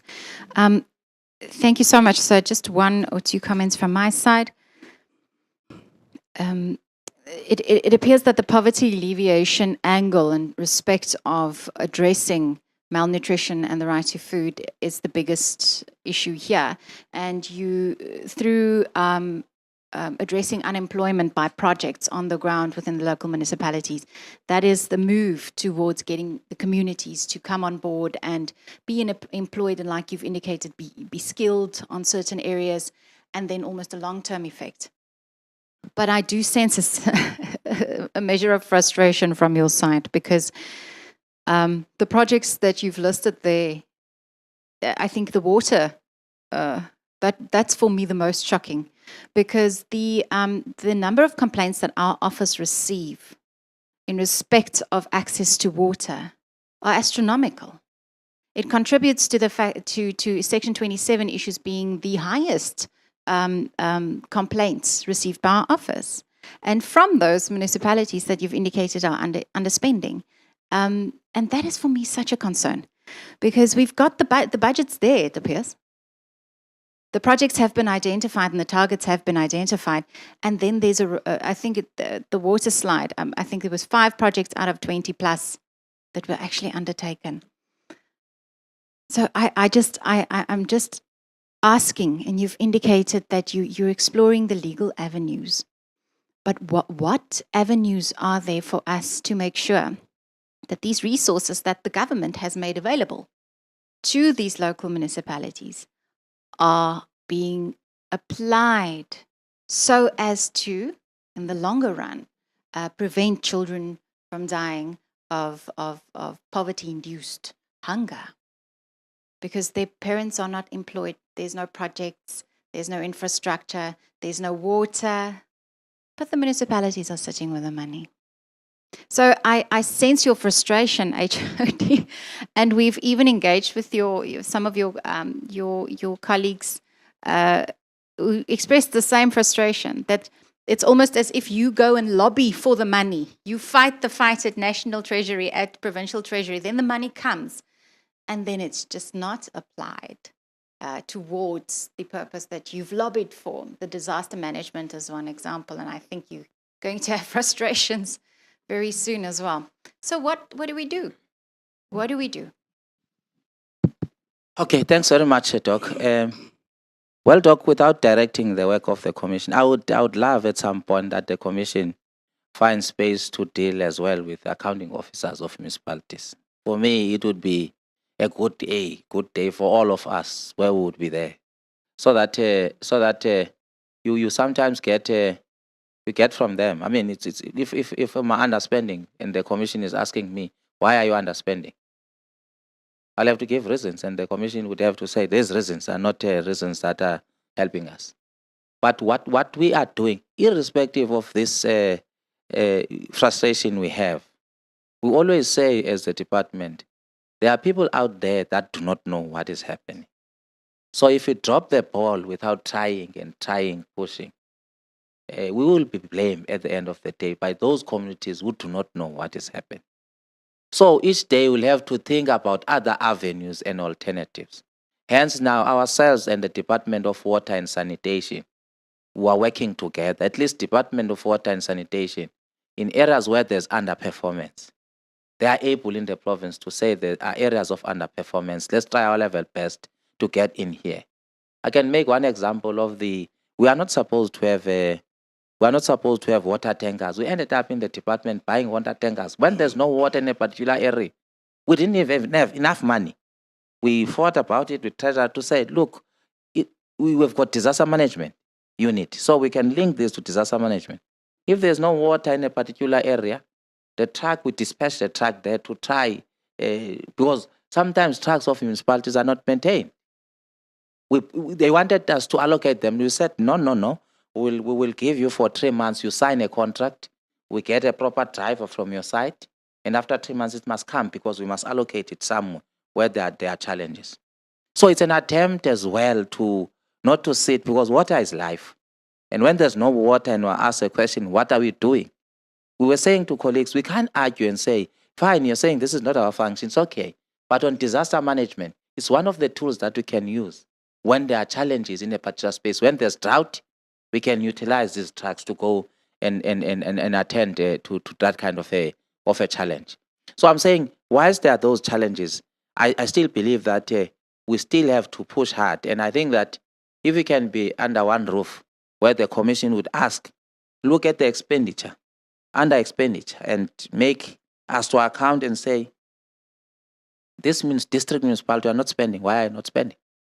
And you'll hear from your side to say some of the things. And consequent management does not now become a responsibility of cooperative government and treasury affairs. Now, consequent management becomes the responsibility of the leadership in that space, because you would be seen as interfering in that environment, because people will tell you that I am accountable to so-and-so. You can't come here and handle me. So in our policy framework, we think that the capacities we have with some partners, for instance, some partners, National Business Initiative, we asked them to help us with food controlled tanks from the taps for municipalities during the COVID. They did, but in some areas they were damaged. And the partners are saying, but you come with bare hands to us, and this is what is happening at the local space. What do we do? So I'm saying that we can't give up, although we are frustrated. We must try, but the more if we can get more hands, and hands that has got authority in making sure that we are being pinned down to account for what we are appointed for and to account for the salaries we earn and do our work properly, it can help all of us. It can set an example in the country. Thank you. Can I just say, Commissioner, I think what the HOD is also emphasizing on in terms of the capacity at the level of municipalities, the department is actually trying its bit.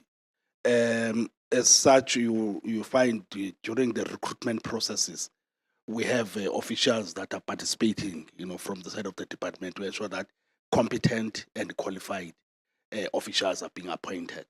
So that's our bit also we are playing as a department in that space. And not leaving, of course, out the question of them being autonomous.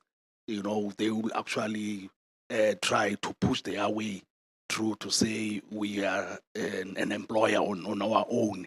We can, as council and so forth. There are those challenges, of course. But from our side, we determine the scope of what needs to be done. We do so from the side of the department.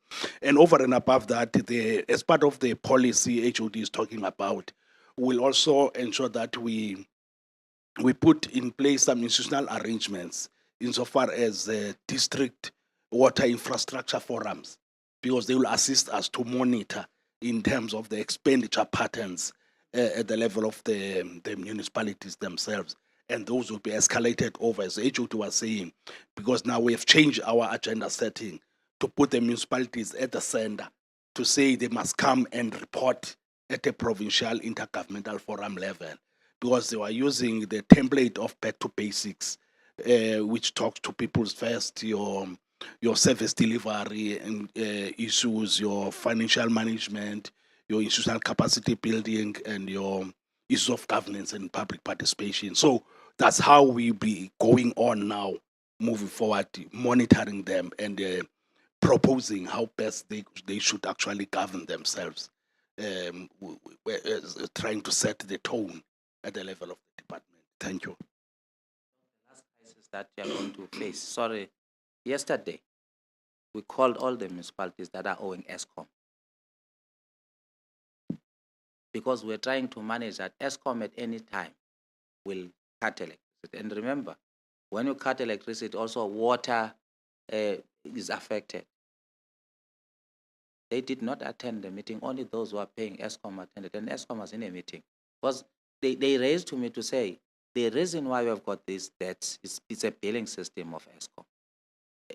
HOD don't allow ESCOM here to come and say municipality A is owing us this. Organize a day for us to start with their billing system and argue how they are billing us, because sometimes they bill us in areas where we do not generate revenue. The meeting was yesterday. The top municipality in the province that is owing ESCOM is Inokukijima. I think it's close to 78 million, somewhere there. They were not in the meeting. All those that are owing the municipality. And ESCOM said yesterday, we see you tried your best. We are going to apply our legal processes. And the unfortunate part, we can say that thing on those walls. Tomorrow, communities will be affected if electricity is cut off, and there will be protests. So these are the attempts that are being made in making sure that we avoid any crisis and the effect of the communities out there.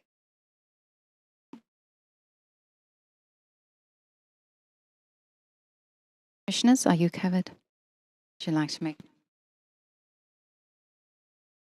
Yes, I just want to do a parting shot. I hear your call to say that perhaps the Human Rights Commission should sometimes attend when you call them together. Yes, but I want to direct it to the mayors, because when you are looking at the preamble of the Constitution, the preamble of the Constitution is saying through the freely elected representatives, we adopted this Constitution as a supreme law. And then it continues to say, to heal the divisions of the past, to create a society based on blah, blah, blah, and human rights. I should think they should, more especially those who are elected, whip those officials to realize that they are there to create that society that is based on human rights and the like. And as the Human Rights Commission, we are a watchdog. One of the presenters here was saying it does not augur well to take people to the court to litigate and the like. The Human Rights Commission has got those powers to litigate. He said, when you come back, you are no longer friends. And then better as a watchdog. You know, a analogy of a dog. A dog doesn't start by biting. Yeah, it starts by barking, and then it's a warning signs. It's only when a person is becoming arrogant than the dog will end up biting. So, as the Human Rights Commission, we are still at that phase of barking, pinpointing the gaps to say there are the gaps here and there. But the Constitution also empowers the Human Rights Commission by saying each year the Human Rights Commission must call upon the organs of state to provide information. Yeah, in other ways, to hold the organs of state accountable, being the local government, municipalities, being the provincial government, being the national government. But we are at a stage or at a phase where we say, let us engage and try to find a common denomination to say, how can the issues be resolved? More especially, as we are here, the question of nutrition and the food security. Thank you very much. Commissioner Makwetla? You're fine. Thank you so much, gentlemen. I do think that we have definitely taken note of your submissions. It is very valuable, but it also raises a lot of concern because we've spent days now speaking about the red flags about child malnutrition and that kids simply are living below the food poverty line. And that there's actually money for municipalities to develop their local communities. We need to bring the two together so that at the ground level, and I certainly, a lot of the stakeholders also indicated that local government is a key stakeholder in the alleviation of poverty. And if without them coming to the table with a purse, it might be very difficult to be successful in this grand master plan, but certainly worth an attempt. And I'm very positive that we can engage and we can put some pressures, as Commissioner has indicated, by barking very loudly at the gates of local government. But on that note as well, I just want to alert you that on the 31st of August and the 1st of September, the Human Rights Commission is hosting a national conference on local government accountability, service delivery, and human rights. It's an in-person conference.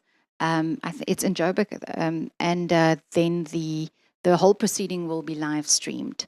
So it's also maybe it might be of interest to COGTA to have a look at the submissions to see whether there's any low-hanging fruit that we can, as a province, also quickly have a look at and see whether we can apply.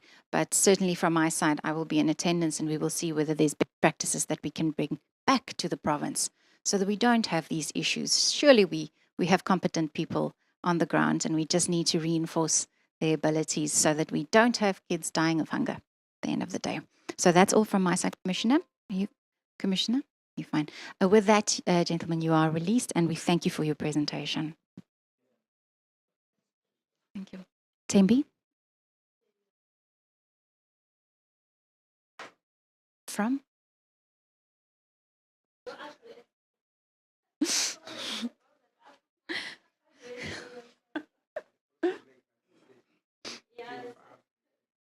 Oh, please don't. let's go online. Are we able to hear our next presentation online?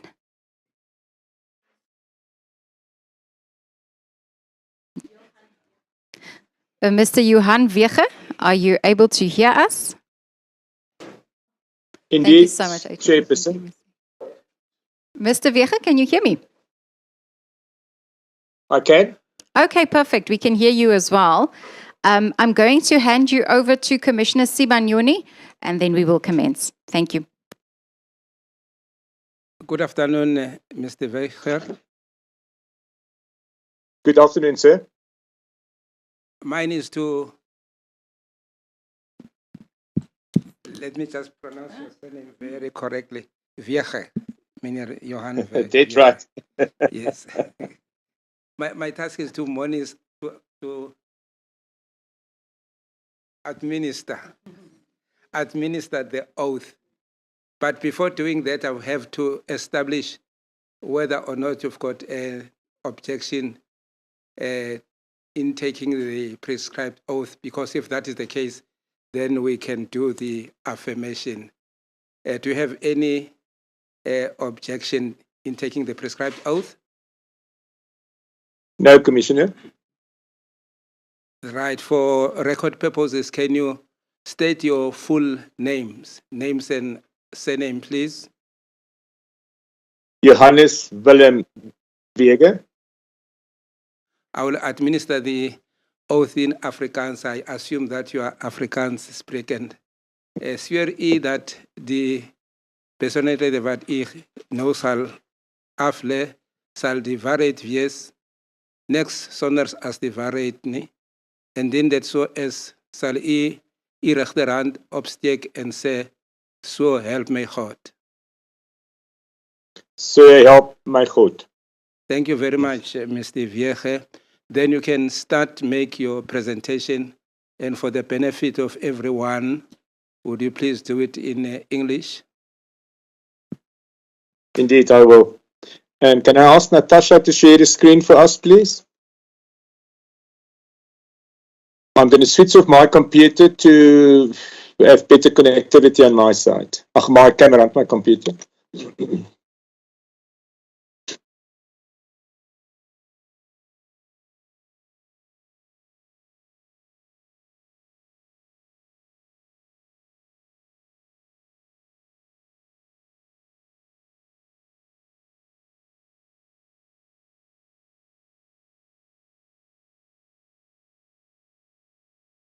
Is the screen available?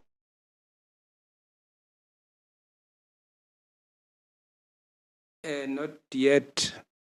We'll give you indulgence, but it seems your colleague is sharing it.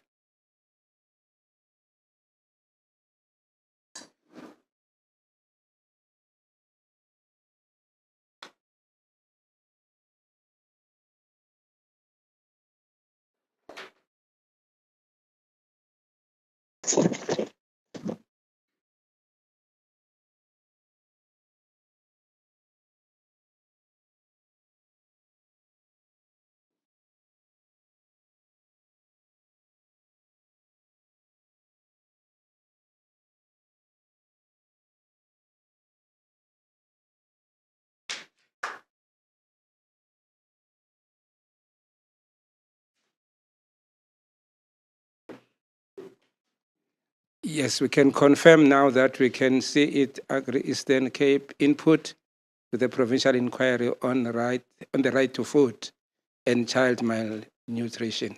You may proceed, Mr. Wege. Thank you, Chair. Good afternoon, Chairperson. Good afternoon, Commissioners and members.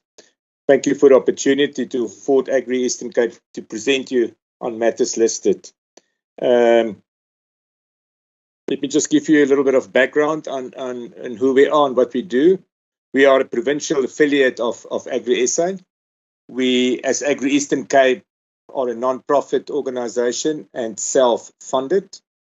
Our primary purpose is to lobby and engage with stakeholders to create an environment that is conducive to agriculture and agricultural development in all facets. Currently, our membership is around about 3,000 strong and primarily commercial farmers. Our 3,000 members are affiliated to AgriSA and part of a total membership in the country of around about more or less 15,000 commercial farmers. AgriSA and AgriSA do not represent all commercial farmers, and that's important to mention that. We represent approximately 70% of commercial farmers. Let me just clarify this. When we talk about commercial farmers, we are talking about farmers whose primary source of income is in agriculture. From a tax definition point of view, it is a farmer registered for VAT. It will give you an indication of who we are. If you look at a profile of the farming community, and I would like to use Stats SA report of 2016 as my reference, and that is the situation in the Eastern Cape. The report indicates that we have approximately 4,000 medium to large-scale farmers in the Eastern Cape. Around about 32,000 small-scale farmers and probably 500 subsistent farmers. Agri-Eastern Cape only represents about 70% of the medium to large-scale commercial farmers. In the Eastern Cape, agriculture is a sector that can contribute, we believe that, to economic growth and sustainable job creation, depending on which definition you're using, but I think we're sitting over 54% of unemployment. We have vast arable lands, and we account for the largest numbers of livestock in the country. So it's a province our contribution from a livestock point of view is immense. We believe we need to strengthen the economy and get the business confidence levels to levels pre-COVID. We are far from the 2020 confidence levels in general. The current social demands being put on the economy is simply not sustainable. The most important is an economy that's growing, and the private sector in general and agriculture in specific can play a big role in this. On the positive side, from a provincial point of view, agriculture sector has shown its resilience during the COVID 2020 with positive growth of around about 13%. We've got to see this also a little bit in perspective. This growth was largely due to the agricultural exports, mainly citrus, which is produced in the Sunday River Valley of our province. Due to the positive performance of the sector, employment in the sector increased from 98,000 in the third quarter of 2020 to 107 in quarter 3 of 2021. It was more or less 9% growth in the Eastern Cape. I haven't seen the latest figures, but on a national basis, we around 825,000 employees in agriculture. We need to work together to scale up production, improve our agro-processing capabilities, and increase the market share of our food products within and outside the country. We need to keep the momentum in developing opportunities for farming enterprises to develop and grow.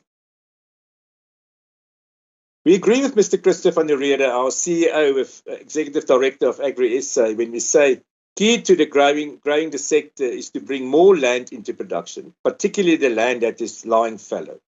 It is true that it's not enough to simply provide access to land. Land itself does not produce food. It is the farming expertise that produces food.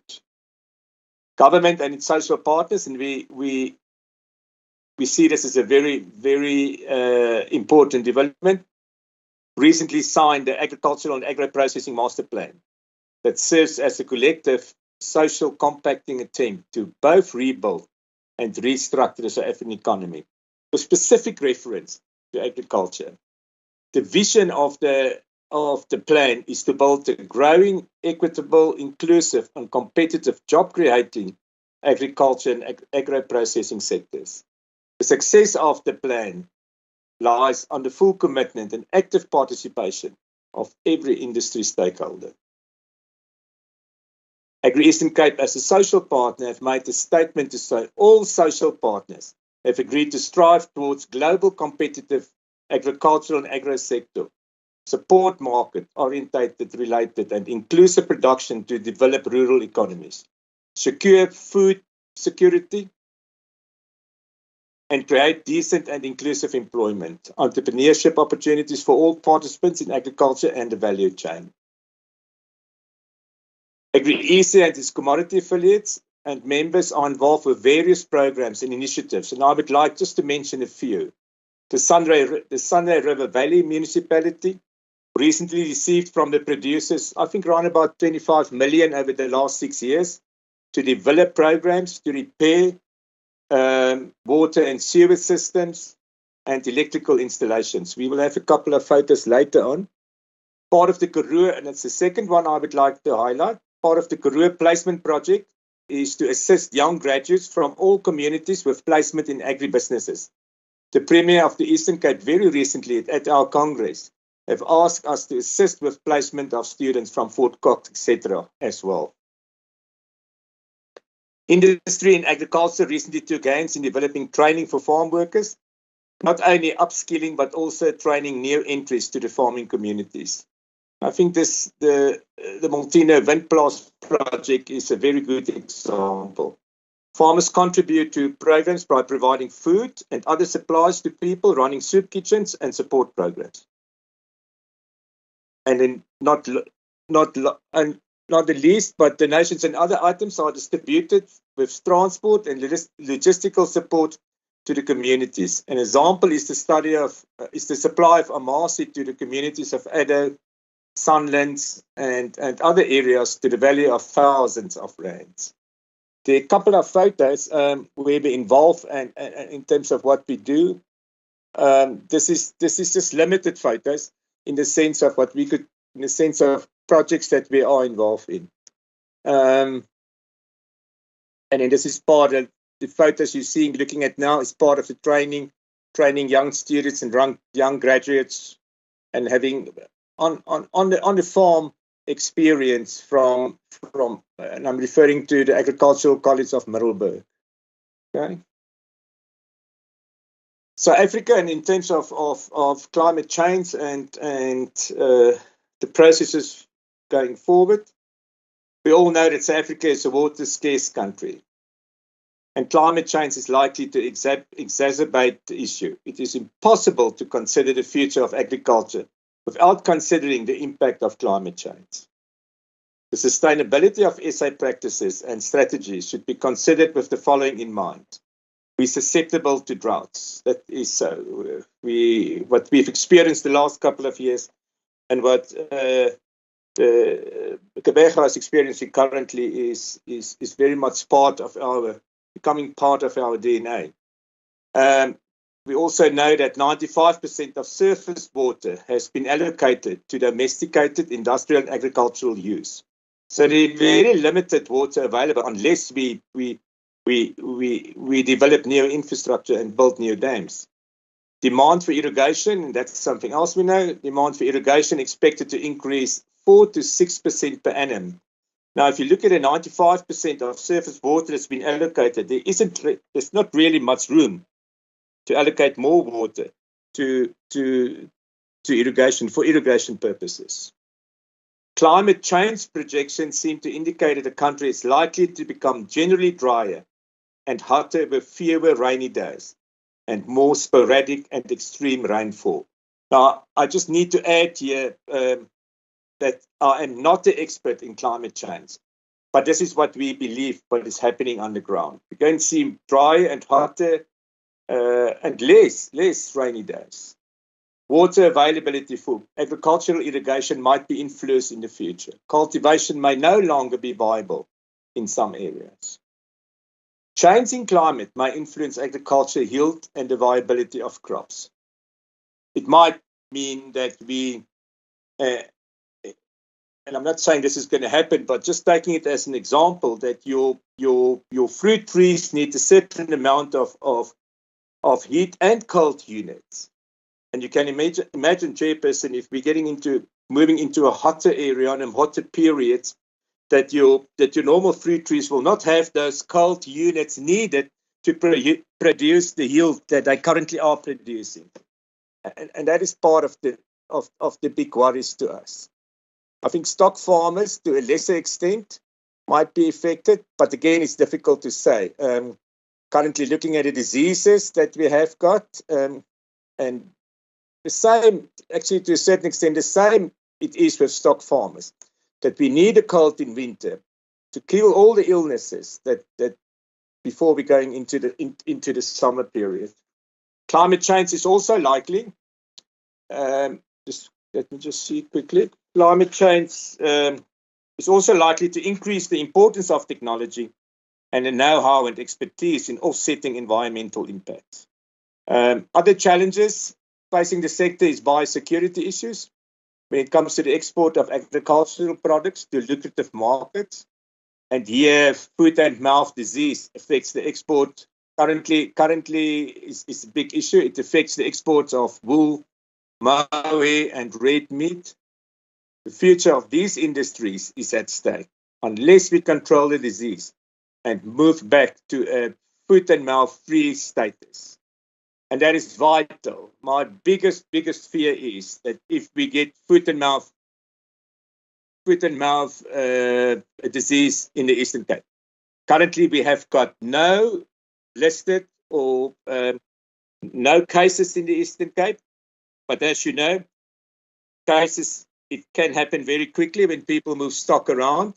And we might end up with some foot and mouth disease in the province, which will be a huge, massive problem.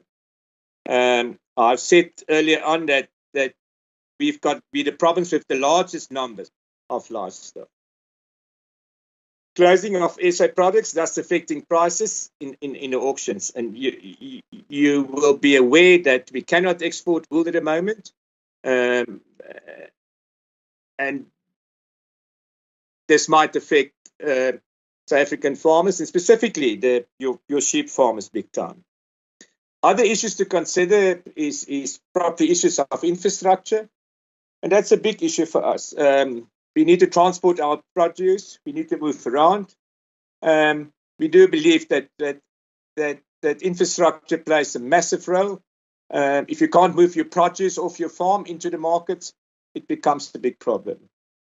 We are the province that is largely rural, and most of our roads are unsurfaced. Those that are surfaced are not in a good state because of various factors. Although we welcome rain, it is also so that water is probably one of the single biggest problem when it comes to developing potholes on our roads. Chairperson, that is what we have prepared for you.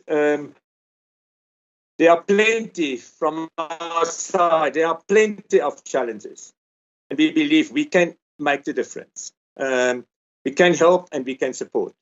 I would like to take the opportunity and thank you for this. Thank you.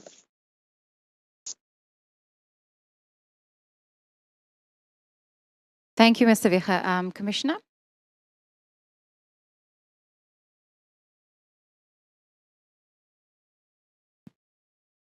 Thank you very much, Mr. Viecha. And you have answered some of the questions that I had in mind before I started listening to your presentation. It centers around the role that Agri-SA is playing. Agri-SA, you have just stated that it presents 70% of commercial farmers. And then I was immediately starting to make notes to say, is there any assistance, is there any help that Agri-SA is extending to owners of small holdings and then also small-scale farmers and people who are leasing farms, and then also maybe those who have succeeded as beneficiaries. And maybe if you can emphasize that, are you only focusing on commercial farmers or commercial farming? Are you not taking the hand of the other sector? That is my first question. And my second question will be in calling upon the private sector to assist in so far as infrastructure is concerned. You spoke about the roads that as a farmer you need to have accessible roads to take your produce to the markets. My question is, the private sector, if it is called upon to join hands in assisting the farming communities, will they not be amenable to assist because the produce is also for their benefit? So those are my two questions, Mr. Viecha. Thank you.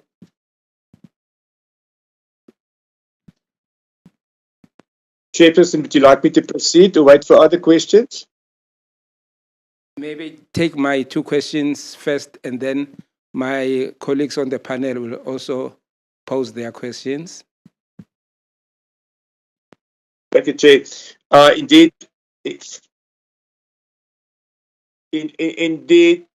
Commissioner, we are the custodians of our own future. So we do take hands with government. We do take hands with local municipalities. Farmers in some areas are repairing their own roads, making sure that vehicles, taxis, ambulances can pass, and that they can get to where the needy are. There's no way that we can leave infrastructure to go unrepaired. And as you indicated so correctly, we need to get our produce to the market. We need to get it to the people. And by not actually repairing infrastructure, we simply will not be able to do what we need to do. So yeah, being being custodians of our own future, that we have made a decision. Some of the decisions that we've made at our recent Congress was also to make sure that we do something about communications. We cannot only rely on what is available from the private sector that we do make advances on our roads, and make sure that we can do the little bit that we can to provide a road surface for us to drive on. Agri-SA and Agri-Eastern Cape, specifically, and Agri-SA in general, plays quite a big role in helping and supporting, taking the hands of small-scale farmers. I think one of the photos that haven't seen is the wind farm project, where we've taken the hands with the local communities in the small little towns, and helping developing those communities, providing training, providing assistance, making sure that there is a fodder bank for the cold and hardy winter months. That is how we see our role, and that is how we would like to take our role further, by supporting these communities, specifically around little towns. Now, it doesn't happen in all towns, but that is how we envisage our role further. And assistance going forward will be high on our cards. Yes, we've got a couple of commodity organizations being part of us. You might know and you might be aware of the role and the work that Grain SA is playing. You might be aware of the work that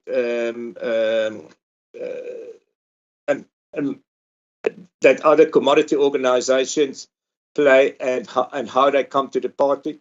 Some of the commodities being affiliated to us have got their own training setups, where they do train young students.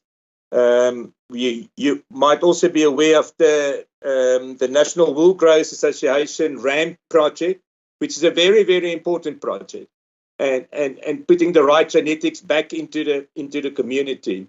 Some of the positive outcomes have been the increase in wool yield and also the quality of wool being produced from our communal areas.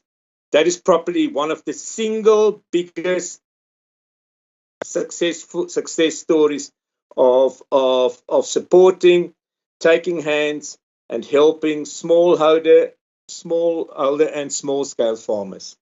Would you like me to to try and carry on in this particular one, Commissioner? No, you have answered. I am answered. Thank you, Mr. Vieche. Maybe before my colleagues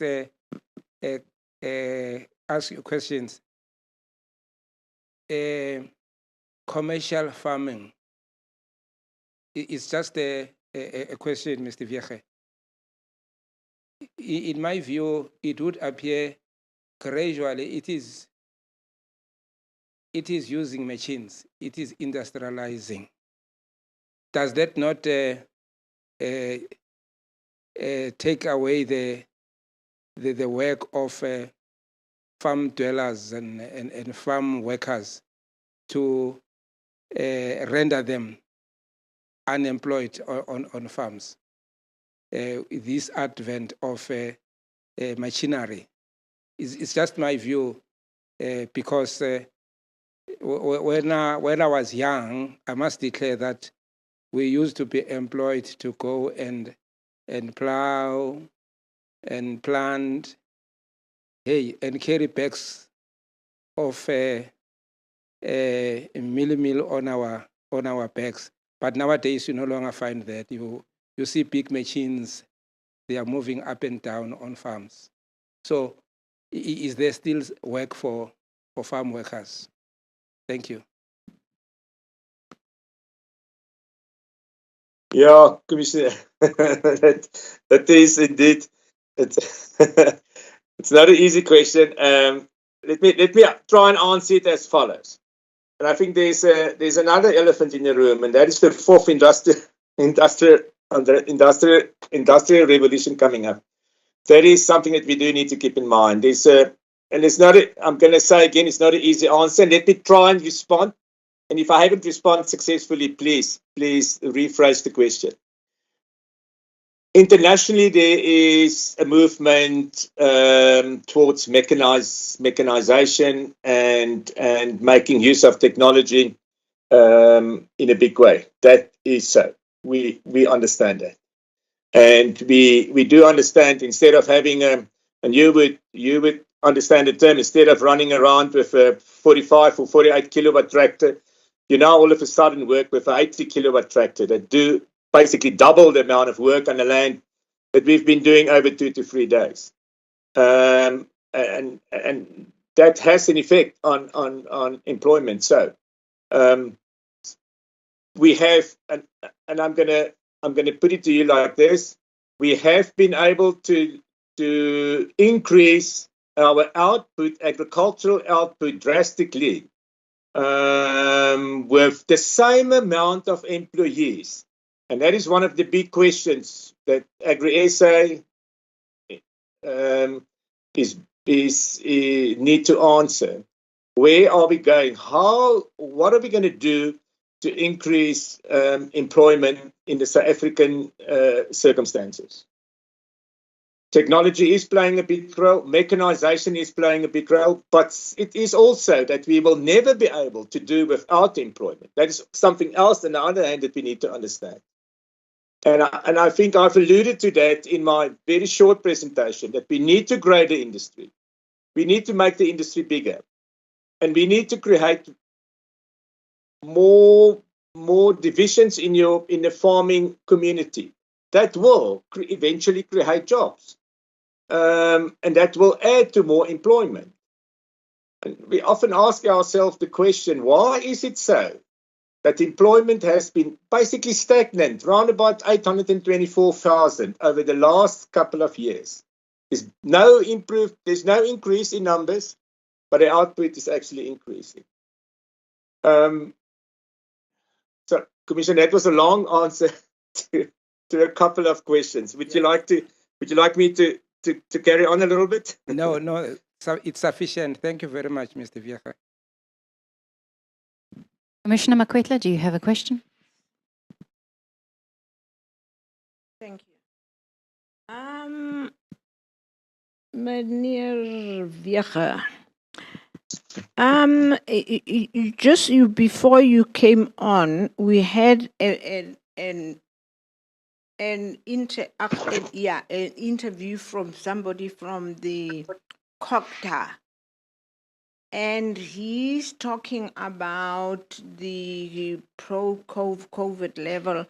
And I guess I heard you talk about the pro-COVID level growth to 13%.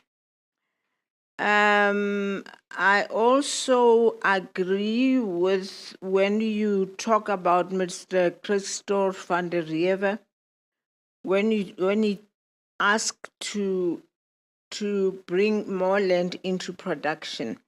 And also the Molteno Vern Plus is example of the land production. And also the demand for water, which is increasing, and there is a shout for an increase of 4 to 6% per annum. Can you elaborate on that, please?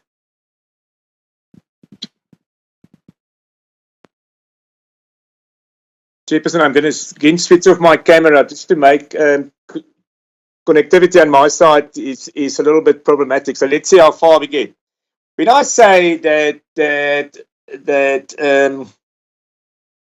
the general economy, the economy in general, is not back to pre-COVID levels. In other words, to the pre-2020 levels. I'm not referring to agriculture. Agriculture, to a certain extent, has actually been spared. COVID was actually, to a certain extent, nice to us. We realized that we need to keep on producing food, and we need to support South Africa with food. So that comment was more with reference to the general economy, and the general economy needs to start growing. And the more the general economy will start growing and picking up, the more we can export. Well, now we're sitting with a war. The more we can export, the better for us. And we believe the sooner the economy start growing again, the better for agriculture, agriculture in general. When I say more land bringing into production, we in the Eastern Cape are mainly, our member base is mainly around Sarah Baartman district, Joe Garby, Chris Hani, and Amatole area. Those basically are the 4 districts where our base is. And you would realize that north of us, or north towards KwaZulu-Natal, we are sitting with districts that are currently not areas that are high in rainfall. And it actually can be called the bread basket of the Eastern Province, that are currently not been optimized and used to the extent that it can be used. And I think my reference is probably more in the sense of making available and going into, and as the previous commissioner indicated, going into partnership with small scale farmers, transfer skills, and developing areas that can contribute hugely to the economy of this province, firstly, and secondly, to the upliftment of everybody in this province. We have government, and the premier very recently talked to us, and he alluded to that is a process that will be followed, and that we need to make sure that we that we do what we can do to make land productive, not only for the economy of the Eastern Cape, but also for the people residing around and on that particular land. The demand for water is an ever increasing issue. That is so. That water has not only been used by industry, by domestic household, but also by agriculture.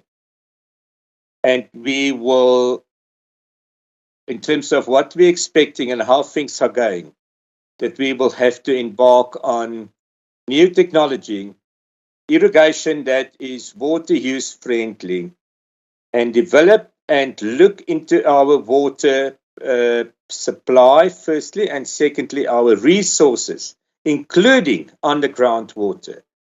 Be very careful how we're going forward in using that. It is a massive challenge, and the challenge that we need to look into.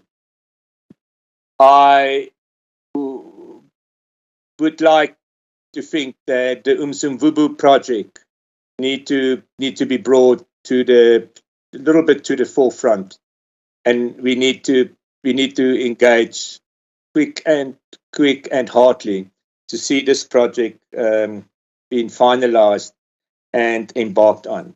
That would contribute immensely to the northeastern part of the Eastern Cape province. That is something that I would like to see that's high up on the agenda of everybody. I think I've answered all of them. Would you like to assist me in this, please? I think, Mr. Vega, you've answered them. Thank you. Just a quick follow-up and a last question from my side. We are focusing on child malnutrition here and the right to food. So I am interested to hear, if we are thinking outside of the box, what type of contribution can your organization make if one was to roll out an emergency plan to address child malnutrition in the province for the next 6 months, and we solely focus on that? What type of contribution do you think your organization can make? And then number two, we've been informed this morning by Rural Development that 80% of all of the property, of farming property, are in the hands of men. What is your organization doing to move towards a more equitable ownership scale, where women are also included in this very important sector? So those are just mine, and if you can keep it very short, then we will be very thankful. Thank you so much. Probably two very difficult questions, Chairperson. I think let me just start with the very last one. On one of those photos, part of my presentation, there are not only male students but also female students. And our contribution is to bring them through the ranks, to support them and to help them, and hopefully that we will be able to place them within in agriculture in general, and agro-processing in properly agriculture and agro-processing. So the future for us in agriculture lies with the younger generation, and the younger generation understand this is so much better, I do think. Changing the land issue in terms of 80% men. I assume you're referring to the whole of the Eastern Cape. That's not only commercial farmers and also small scale farmers. That's going to be a massive challenge. How would Agri-SA be able to support the malnutrition program if your organization enroll in a 6 months process? Well, I think we need to sit around the table and work something out in terms of what can be done. I'm pretty sure that if we embark on a positive communication with our members, get our organizations involved, that will include everybody that is somehow linked to a farming community, our agricultural associations, and run a program. I'm pretty sure that one can sit down and say, okay, this is what we would like to do. what would the association that you belong to, and that would include your spouses, your wives, how do you see yourself fit to assist the commission going forward in terms of rolling out the malnutrition program? I think that is one of the options we can look at. That is thinking out of the box, Commissioner Chairperson. Thank you very much, Mr. Viecha. That's very positive to hear that if there was such an opportunity that your organization will be coming to the table. We thank you for that. I do think we have to thank you also for assisting us with your presentation, albeit our program having run a bit late. But with that and with no further comments from the commissioners on my side, we will be releasing you, and thank you for your participation. Thank you so much. Thank you so much. Tembi, are we continuing?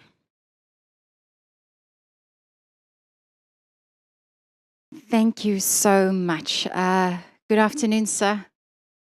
50 minutes later than we wanted.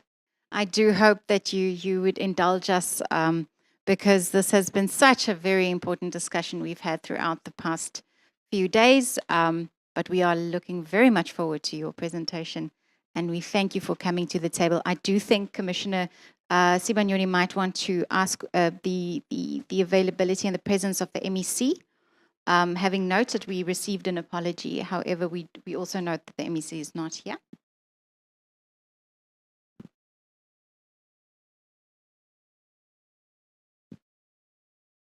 Maybe just a short comment. Is it Mr. Matenjwa? The Machemba. Machemba. Yeah, Mr. Machemba.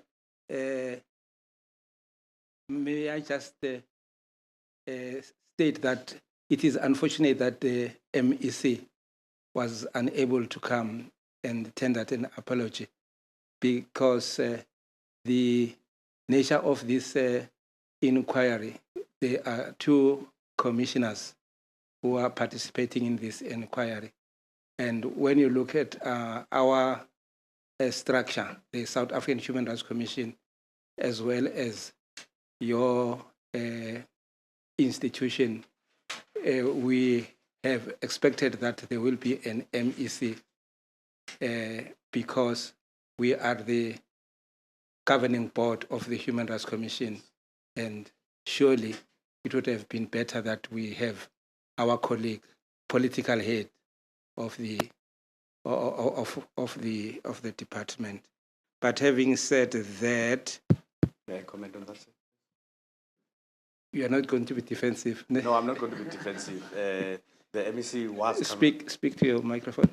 Yes, the MEC wanted to come. Unfortunately, the MEC has not been well over the past few months, so she got unwell again the day before Women's Day. Couldn't even participate in the activities at Matatiela. Had to go home. Thought that she would be ready for today, but unfortunately, again yesterday, she became unwell. On her behalf, we submit an apology. I understand exactly the point of member of the Executive Council Administration, Board Administration. Yes. Yes, sir. Thank you. Thank you very much. I'm going to administer the prescribed oath. Before doing that, I have to establish whether do you have any objection in taking the prescribed oath. If that is the case, then we resort to the affirmation. I have no objection, sir. For record purpose, can you just state your full names and as well as surname? My name is Mzimkulu Anthony Machemba. Do you swear that the information that you are going to present shall be the truth, the whole truth, and nothing but the truth? If that is the case, please raise your right hand and say, "So help me God." So help me God. Thank you. Did you say the surname is Machembe? Machemba. Machemba. Okay. Thank you, Mr. Machemba. You may proceed and give your presentation. Thank you very much, Commissioner. Good afternoon, Commissioners. Thank you very much. The presentation is in line with the questions that the Commission submitted to the Department of Social Development, and without necessarily spending a lot of time on each slide, but these are the areas that are covered in the list of questions at which we are responding to.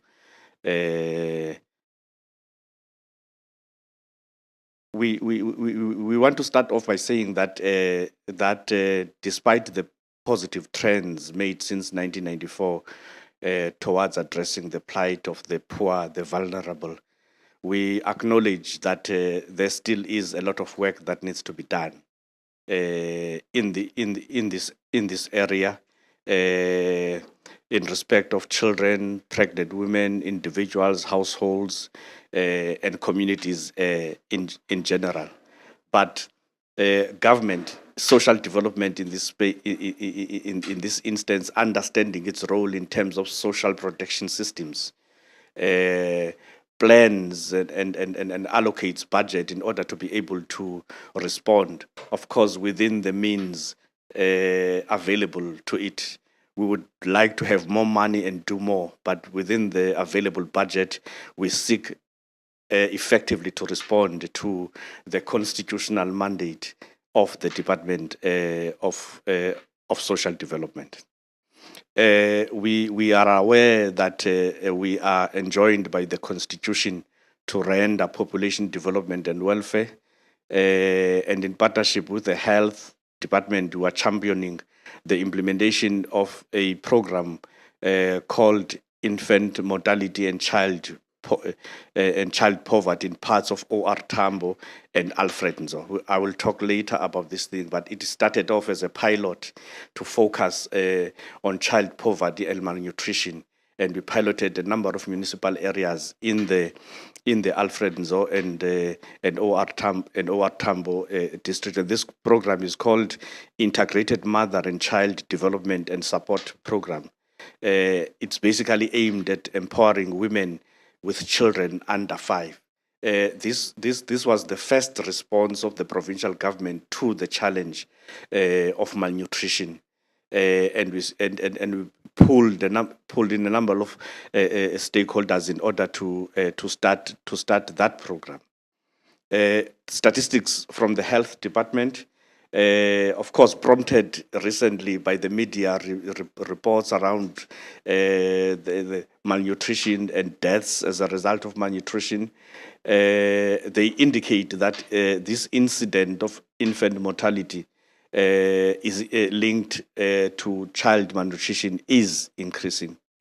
And this has warranted that as the Department of Social Development, we stand up, we reflect on what we are doing as social development with respect to poverty eradication.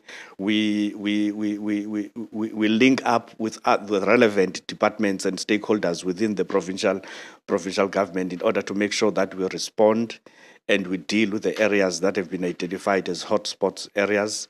The MEC of Social Development has even put this in her policy speech.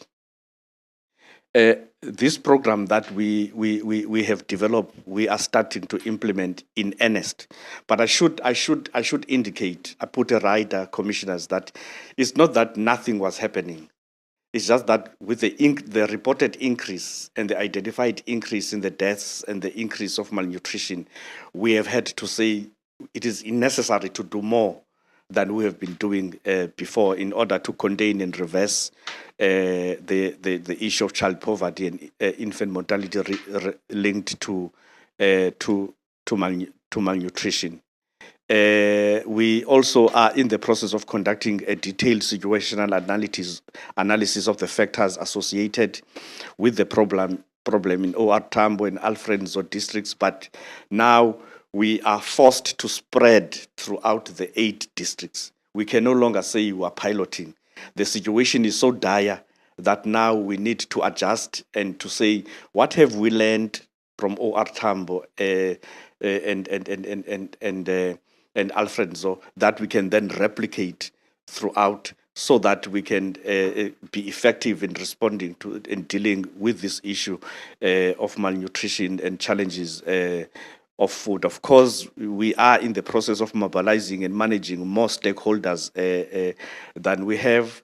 The capacity of local communities and specific target groups for effective participation, because whilst government must play its role, alone government is unlikely to succeed.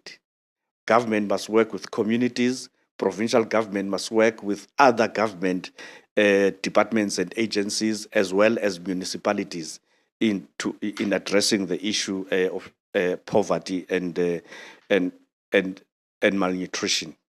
This slide of impact is just an inverse of the objectives slide. The key pillars of this program that we are starting to respond to this issue of malnutrition is an understanding of the households in the hotspots areas. There are two, because the work is too much and the resources are limited. We've decided to continue with the 39 poorest wards that were identified in the poverty, and there's an integrated poverty anti-poverty strategy. It identified 39 poorest wards, and all relevant stakeholders are zooming into those. So with respect to this issue of child malnutrition, we said we focus on those 39 wards. We continue doing that in terms of the provincial and integrated anti-poverty strategy, but also health has provided us with the hotspots of malnutrition and the deaths and malnutrition. So we're adding those if they are not already on the 39 poorest wards. So our immediate, call it an emergency response. The immediate response is to say the hotspots, health has given us those areas. We've got the 39 poorest wards. We want to focus on those. So the profiling of the households becomes critical. The Research and Population Development Unit of Social Development works on that. Food security and nutrition, including food supplements, adolescents' sexual reproductive health, income generation and entrepreneurship, skills training and capacity building, as well as monitoring. So these are the key pillars of the program.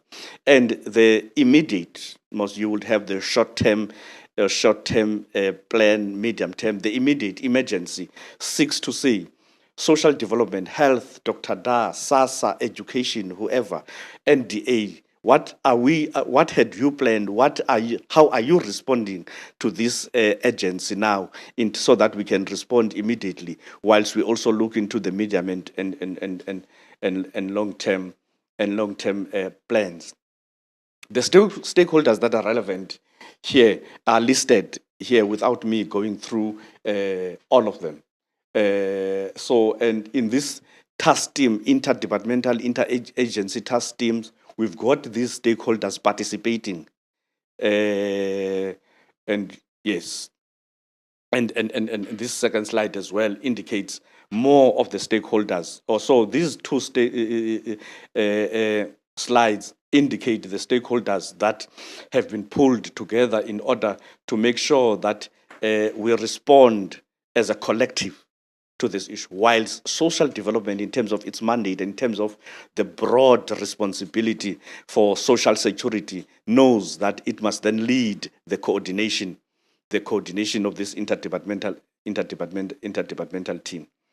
In terms of SAM, I'm not going to talk to this because if OTP and health have already presented, I assume that the commissioners have already interacted with these statistics. NATI statistics that we take from the Department of Health. As indicated, we have established a provincial interdepartmental team to make sure that the response of government is structured. We then mobilize the stakeholders, and we even briefed them on the pilot of OR Tambo and Alfredo, because it was important to say there's some work in this space that we had started. This is how it is happening, and this is how far we have gone with respect to the pilots at OR Tambo and Alfredo. The Department of Health then identified and had confirmed the hotspots of deaths, malnutritions, and child deaths. Hence, I said earlier on, we then combine the 39 poorest wards with these hotspots in order for us to develop an emergency and immediate response plan. This emergency response plan focuses on access to grants, especially the child support grant, and close monitoring of its use, because it is one of the most powerful weapons against poverty that government implements. But it is important to, as the various stakeholders, government and communities and councillors, to ensure that, to facilitate that those that are supposed to receive child support grant do receive child support grant, especially commissioners in the deep rural areas. You will find that areas are far away, and there's a child who qualifies for the child support grant does not get it. So it's an important aspect. Food parcels for infants or babies. Social development is considering that the pest that it has, as we deal with social relief, can we then not utilize that in order to deal with areas, extreme situations, access to regular meals by babies and their mothers from the CNDCs. CNDCs are community nutrition development centers. Community nutrition call them soup kitchens. These are found in the poorest ward. There's about 37 of them across the province. We would love to have more than this number, but they have been strategically placed in order to align to the provincially anti-poverty strategy. Access to support, guidance, and parenting and feeding skills by mothers or caregivers as part of Indlezane program. Indlezane program is a safe care program by social development to deal with vulnerable children on a temporary basis, so that if there's an extreme case, we are able to deal with that immediately. We have trained mothers in the various districts to be these Indlezana, so that there is no vulnerable child who cannot, even on a temporary basis, be taken care of.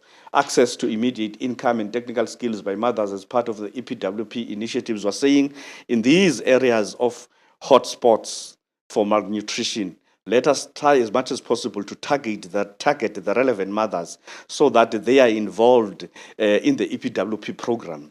So that it's not they do not only wait for this mother to child program or others, but also are equipped with skills for them to be able later on to provide income for themselves. Access to proper identification and registration documents from Home Affairs. Home Affairs is on a drive to make available birth certificates, ID documents, because just like social development and other stakeholders or departments, they have identified this issue of a challenge in the far-flung areas. And then it requires a drive, but they've got a program that works with traditional leaders, works with councillors to identify people who have applied, people that are in need, so that on a particular day, they zoom into that particular area. Department of Social Development or the social development sector has an interest.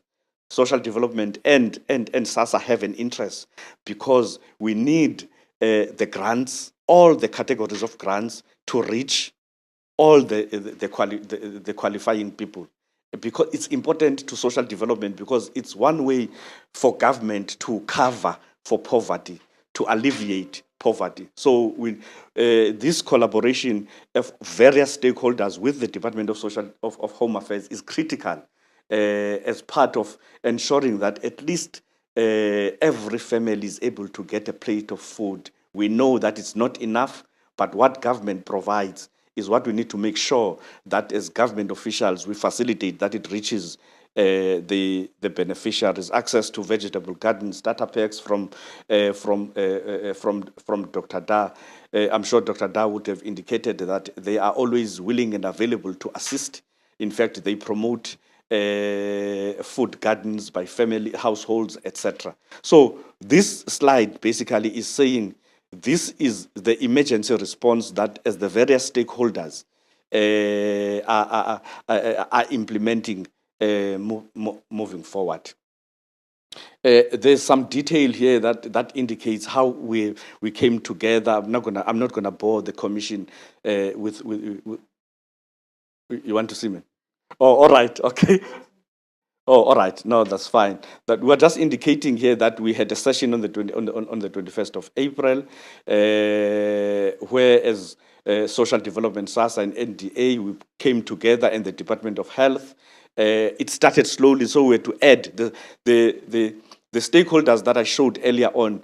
We had to add them on as we were moving forward. We then developed a plan.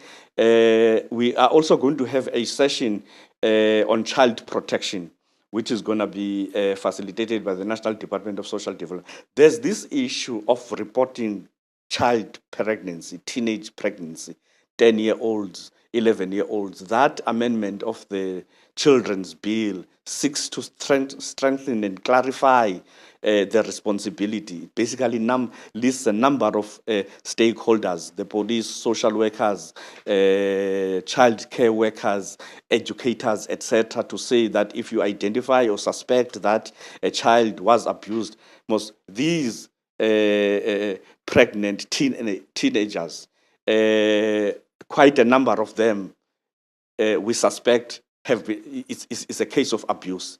And now we want to promote the reporting on it.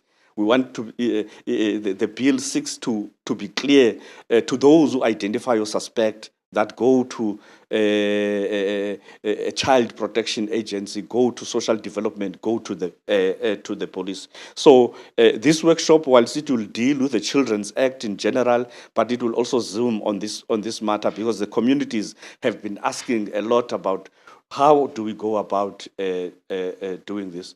We go, of course, targeting NPA, SAPS, health, education, social development. But if I might just add that we will also have to conscientize and do the awareness to the general community, the traditional leaders, and other stakeholders.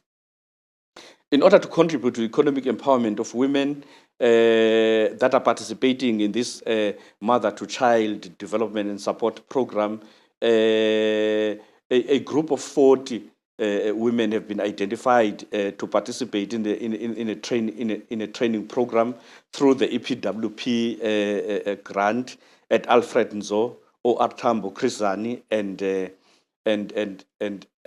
BCM. Further, social development with the NDA have started stakeholder consultations and household profilings of families with children affected with municipalities in these areas of Alfred Nzo and Sarah Batman, and community awareness sessions about the program were made at Joe Gabi.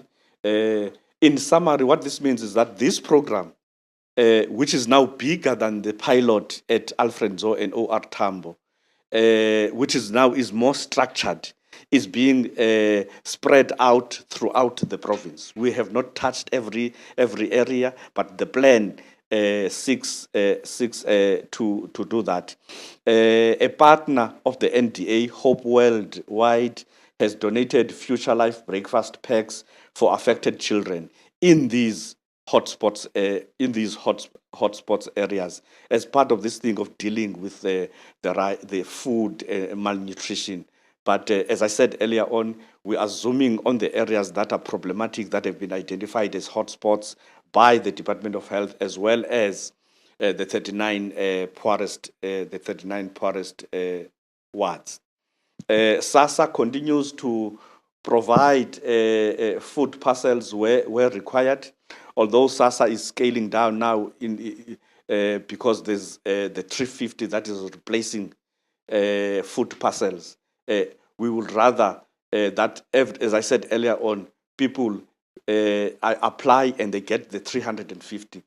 as many of them as possible, because what that does is say, if in South Africa there is these few people that are employed, but government is covering the vulnerable through the grants, and you have always had this category of the unemployed that was not covered.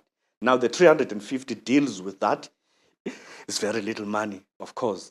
But if it is received on a monthly basis, it means that at least government has covered the various categories of the vulnerable people. The question of big, the question of how much the money is another question. But this is to the extent that government is able to go this far. Hence, I was saying earlier on, the collaboration with Home Affairs on the birth certificates and the identity document is important, because we need to make sure that all those that qualify for 350 are able to receive it. Because for us, this addresses the issue of the food parcels. Government does not have a program anymore of food parcels. That is replaced by the 350. That is why our efforts should be towards ensuring that those who qualify do receive. It doesn't mean, commissioners, that if you have a grant and a 350, then you are sorted. Of course, definitely, you are not sorted, and that's not the message that we are conveying. The only thing that we're saying is that this bare minimum to as many people as possible is what we are facilitating for the vulnerable. The health and welfare sector is assisting with the technical training skills for sewing for those 200 affected women. And of course, in that area of OR Tambo and Alfredo, and we're listing here the municipalities, Sikisiki, Port St. John's, and Tabangulu are the pilot areas. There's a project of orange fleshed sweet potato. This sweet potato is said to be more nutritious than the ordinary one that we know. It is so that these women don't only come to meetings, they don't only get grants, but they are involved in projects that will then enable them to have sustainable livelihoods. There was a question on the food parcels received over the past few years. If you look at the bottom there, it's averaging about 5,000 for 2019 and 2020. In 2021, it then went up to 30,000. This is linked to the COVID-related allocation that was given in 2020-2021, which we could not spend. It was rolled over to 21-22. There are questions related to that of money returned, how much we in the next few slides. But the slides indicate the food parcels distributed per district over the past 3 years, and the budget.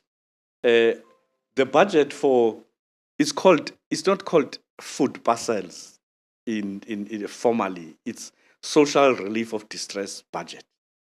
It's not for food parcels, although it came to be popularly known as such, especially with that allocation of 2020-2021.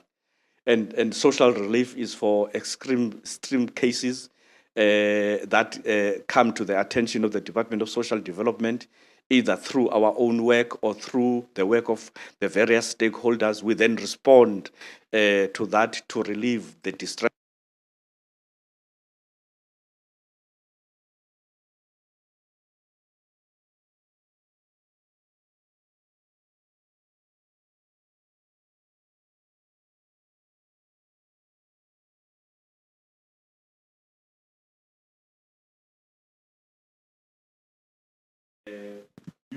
If you look at the amounts here, we are not.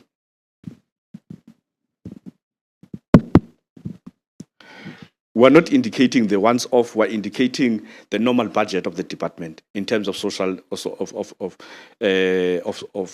social relief. There was a question on programs for child-headed homes and children living in the streets. The department deals with vulnerable children in terms of the Children's Act. And the programs that the Department of Social Development provides are those that are listed here. Temporary Safe Care in Lezana program, which I spoke of earlier on, foster care placement, child and youth care centers, the Resiha program, which is basically ones that deals with orphans, child-headed homes, children working and living on the streets, and our community health workers. They are all around making sure that we assist. In some cases, you've got this child-headed home. There's a 13-year-old with siblings. And those that need assistance. So this program is that program that tries to, through this network of our practitioners, deal with these categories and drop-in centers. The department continually tries to take children off the streets, reunite them with families, and encourage mothers not to use their children to beg on the streets. There is no center or shelter for street children, because in order to protect children, we deal with them in terms of these categories, these programs that we deal with there. We list there our social workers. They tried as much as possible to take children off the street. Some of the NPOs that we work with, NGOs in general, they are on this space. It's a very tricky space, but our primary concern is when a child is on the streets. We try to persuade the mother to go back home. We try to reunite the child with the family, but we use our programs in order to make sure that the children are not on the streets. This is more elaboration to say that the Resiha is a community-based prevention and early intervention program in order to enhance efforts of protecting orphaned and vulnerable children. It's aimed at protecting orphans, vulnerable children, some of whom are living in child and youth-headed households with chronic health conditions, etc. And as I said, that this is elaboration on what I had said earlier on. I don't want to be fast, Doc, so that you can see what we have written there. Unspent funds. There were no unspent funds in 1920. Ne? And then in 2020-21, other than the standard budget of 8 million, which we spent, we then received the 144 million as a COVID-19 pandemic response. The department, even though we ultimately did get a service provider, the service provider said in the fourth quarter that it was too late. It needed more time. More time meant going beyond the financial year. So the project then collapsed at that stage. We requested a rollover.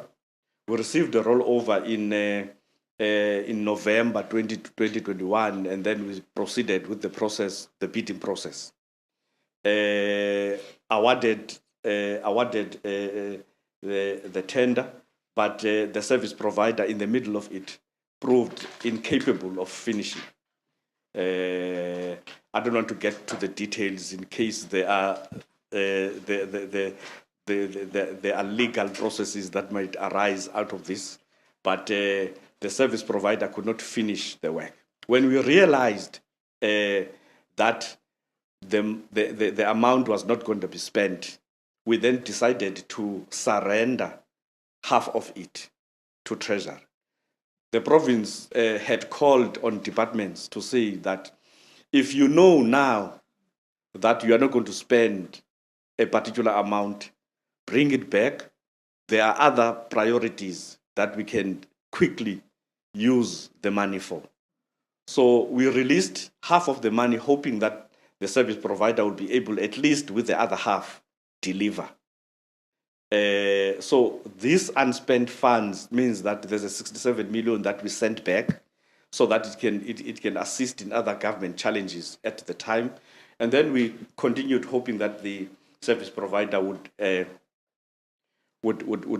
at least deliver with respect to the remaining amount. It did not happen, unfortunately. Hence, the 38 million that we underspent, and that meant that some areas received food parcels, other areas did not receive food parcels. But the department, there was nothing it could do, because you can't have a rollover of a rollover. And therefore we had then to indicate to those areas that there will be no more food parcels in respect of this particular project. I hope that this English that I'm talking is clear, explaining what had happened. The 14 million, the 67 million out of it sent back, spending about where's the amount here? I think it's 26% of beneficiaries that benefited, and because the service provider could not finish the project, we have that under expenditure of 38 million. This slide basically talks to the detail, the detail of the progress. I decided that was supposed to be the last questions, but I decided, Chairperson, to just add 1 or 2 slides on the poverty, provincial integrated anti-poverty strategy, to say that it's got 5 pillars, which are social inclusion, social capital, safe communities, investment in human capital, improving healthcare, creation of economic opportunities, and basic services of assets. This slide is this strategy is not a social development strategy. It's a provincial strategy delegated. It's an office of the Premier responsibility, but the office of the Premier delegated it to the Department of Social Development, because when you look at the work that is being, it's closest to the mandate of social development. But social development is doing it on behalf of the province. I've just put this slide here just to indicate the detail, especially on the third column, on what these pillars of and objectives of the anti-poverty strategy talk to. We are saying that whilst earlier on the coordination was weak, but later on, there was improvement, and in 2021, implementation was at 76%. In 21-22, 70%. And with all of this, I'm going to this last slide. The provincial anti-poverty strategy is a multi-stakeholder program that involves everybody. Provincial government, the national departments in the province, municipalities, NGOs, private sector organizations, including universities, the traditional leaders.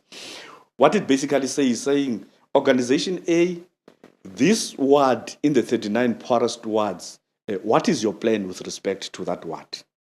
What are you going to do? Because we need these wards are at the bottom in terms of development and poverty. We would like to move them up to relieve their poverty. So this is what the provincial anti-poverty strategy does. I'm flighting it because it is the umbrella strategy for poverty alleviation, and even the programs that of malnutrition that I was talking about earlier on. They are part of their indicators in this provincial anti-poverty strategy. But the communities are raising these issues that we can see that there's implementation, but we continue being faced with the challenges of access to roads, water and sanitation, electricity, safety and security, health services, sports and recreation, agriculture and farming support, access to quality transportation, ECD centers that do not meet the standard, access to or master of mathematics, science, and technology. So I'm landing on this particular slide, Commissioners and Doc, because it is a critical slide, because we can do all of these things of providing food and nutrition and everything, but there's more work outside of that, an environment. We need to create an environment so that child malnutrition and scarcity of food is reduced as much as possible moving forward in the Eastern Cape, in South Africa in general. Thank you very much, Doc, Commissioners. Thank you. Actually, I think, Commissioner, let's start.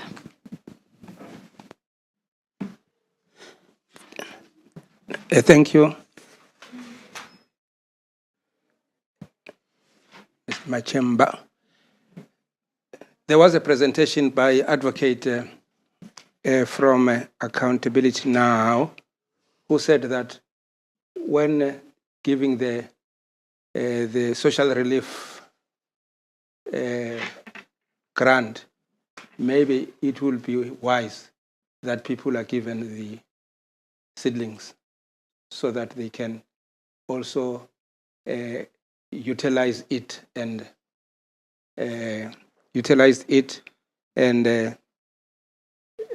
try to fight in other ways, to access the right to food and the nutrition and the like. Is it feasible in your view? And then, before maybe answering that, I omitted to say we accept the apology from the MEC.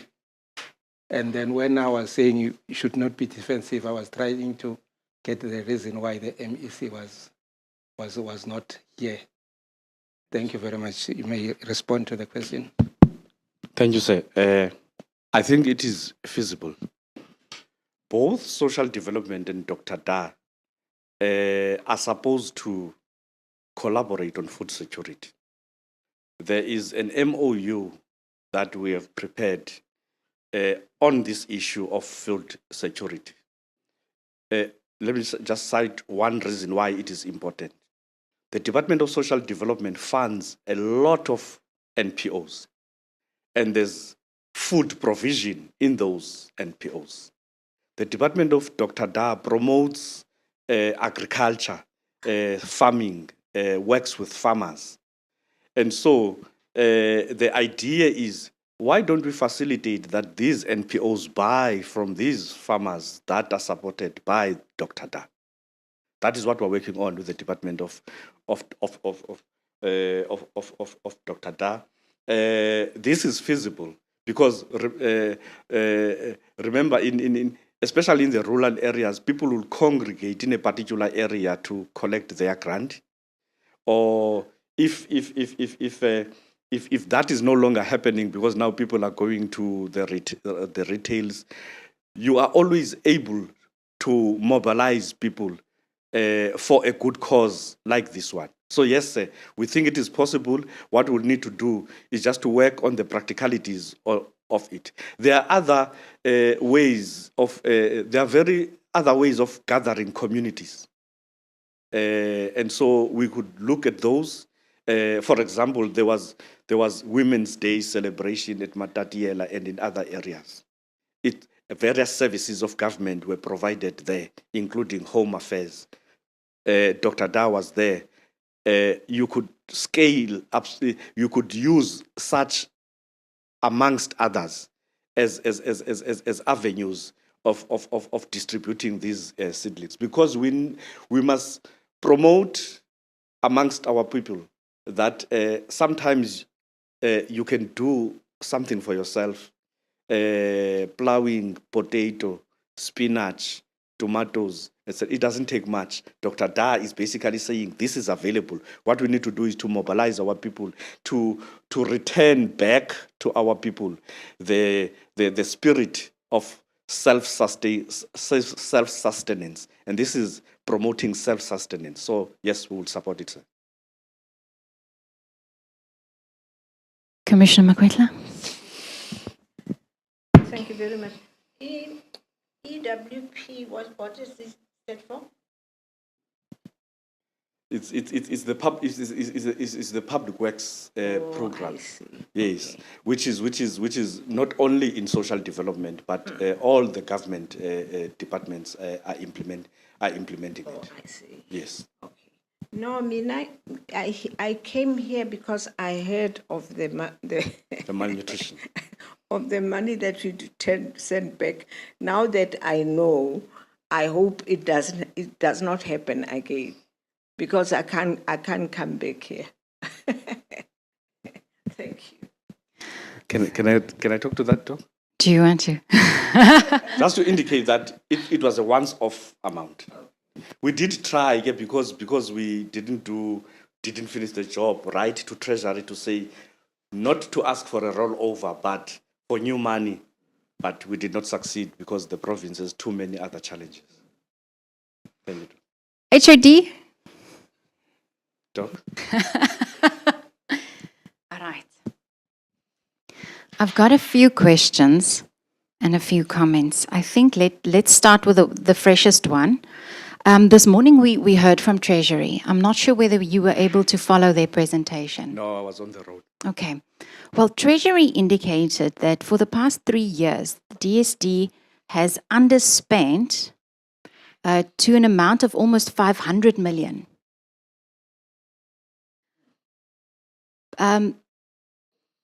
Then when they did the calculations, because we explained to them we are mostly lawyers and social workers with those type of approaches, so I need some guidance on the numbers.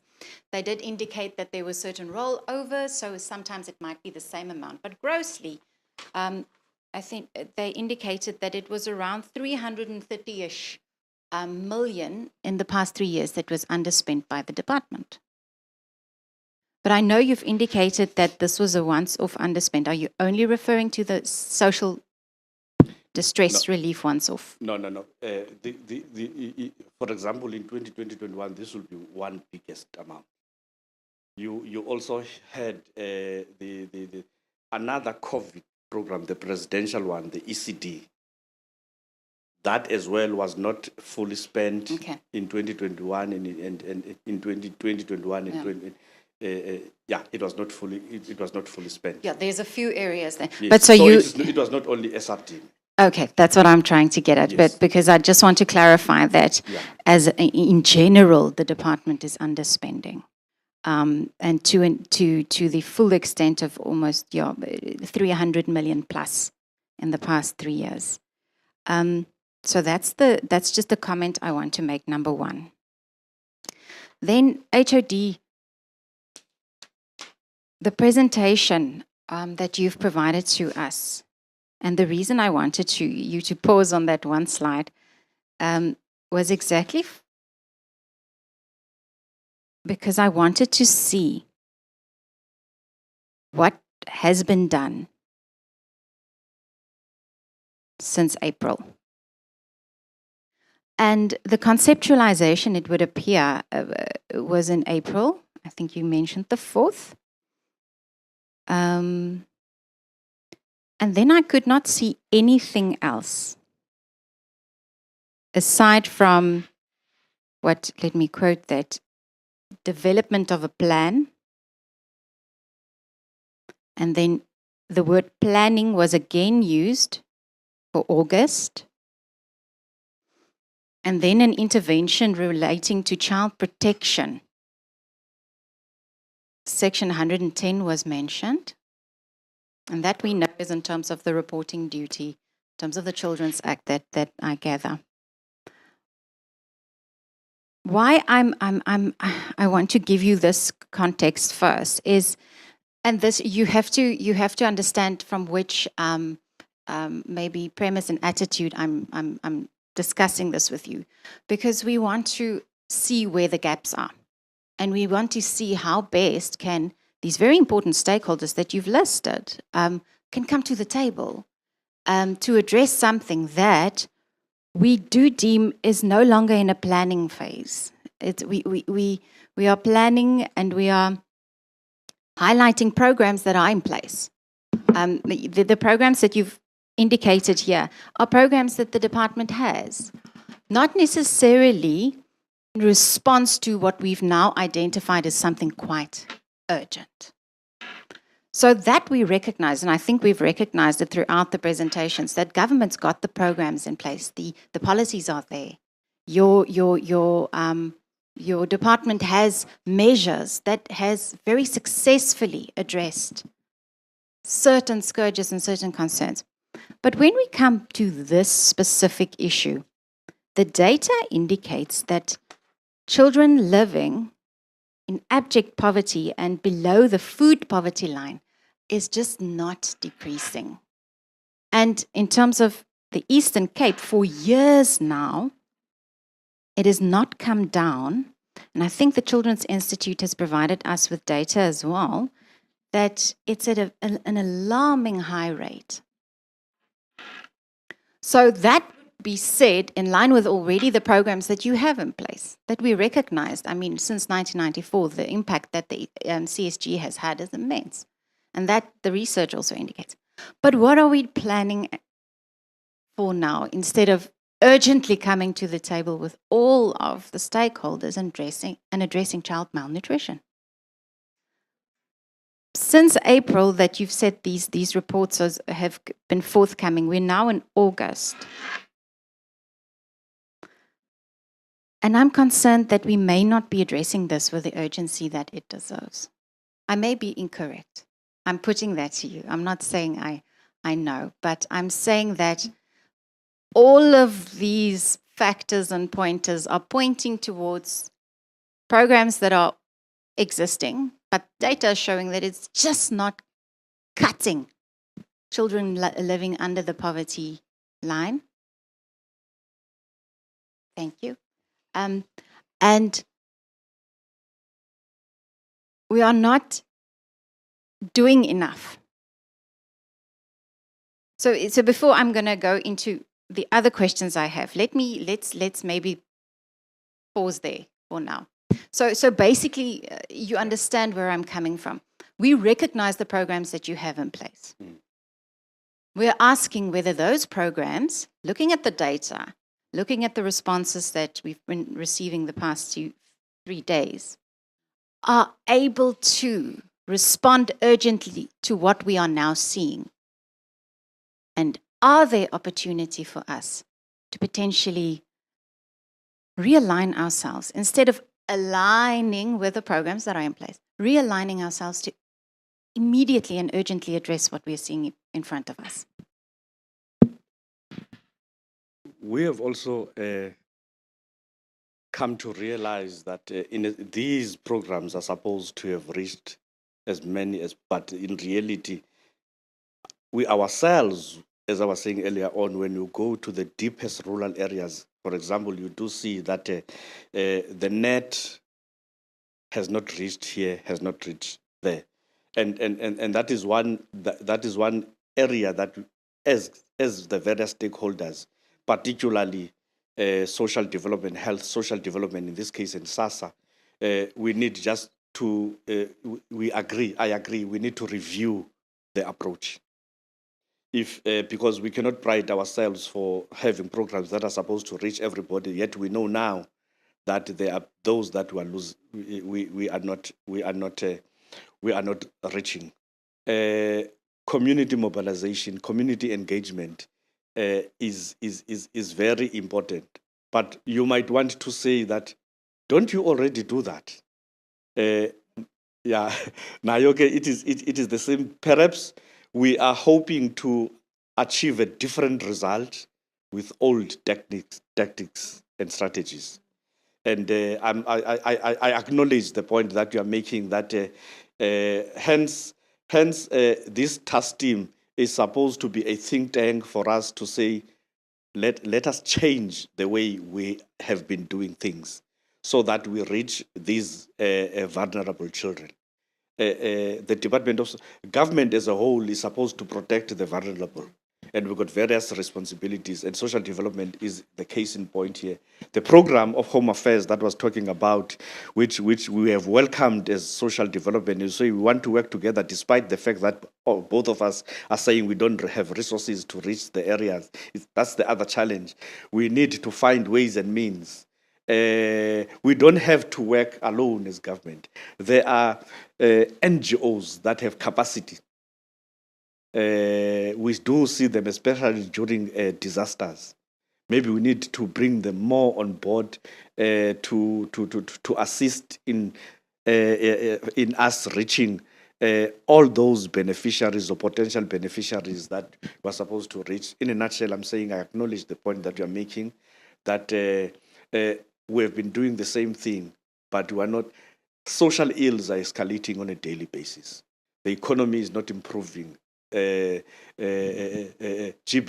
is escalating. The education system is not taking us where we need to go as quickly as possible. So yes, I agree, ma'am, that government we can't continue coming to a commission like this and say these things without changing approach. Thank you, HOD. I appreciate that. That's very valuable for us in moving forward as well.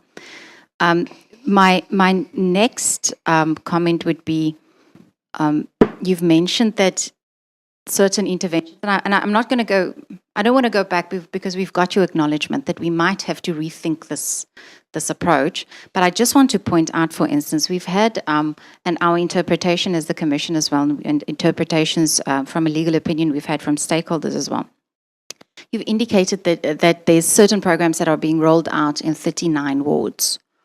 And once we have a look at the Constitution, specifically Section 28, all children have a right to basic nutrition. So one would argue that, yes, the 39 of the poorest identified areas, so that we can quickly zone into those areas. But in terms of what we would argue from the Bill of Rights perspective is that all children must have access to basic nutrition. So it's almost as if, again, we're going to speak about the rethink. Yes, we need to go to those areas, but we've heard from Department of Health this morning or this afternoon that by the time they get to the hotspot delivers, I can almost use the word, to the hospital, within 24 to 48 hours, that child is almost critical and may then succumb to malnutrition. So the hotspot identification is almost too late. We need to address it from a preventative point of view. So again, I'm going to then go back to Section 28 of the Constitution, which says basic nutrition to all children, as opposed to 39 wards. Now, yes, we're going to argue resources, but then I'm going to again tell you that basic nutrition, Section 28, is not subject to an internal limitation clause as we would put to Section 27. But that's a discussion we can have. So in terms of the rethink, I just want to bring that to your attention, that yes, hotspots, absolutely important, but all children here need urgent intervention when it comes to food. So how do we achieve that? You've acknowledged that there's a potential rethink in terms of how all of these stakeholders can come to the table. And we have the buy-in, in fact, from the Office of the Premier to say, yes, let's come to the table again and rethink.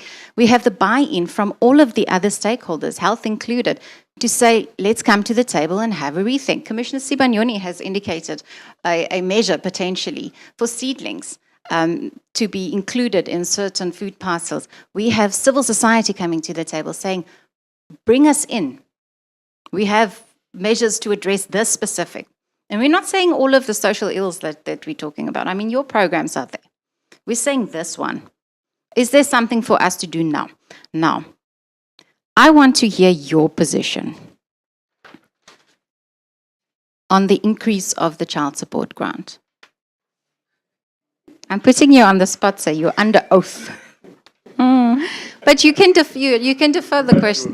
No. But I don't want to be unfair. If you would rather pass on that, I'm happy to accept that. But I also know there are internal discussions that is taking place within your department. So if you are if you're privy to those discussions and you are comfortable sharing them with us in respect of the increase of the child support grant, which we have seen from data, has immense effect on poverty alleviation. Please share that position or your views on that with the panel. Let me not talk about the discussions in the department. As an official of government, I should be careful not to. There's a potential to misrepresent something. I don't want to do that. But as a person, we know the various poverty level amounts, and the child support grant still falls short of that.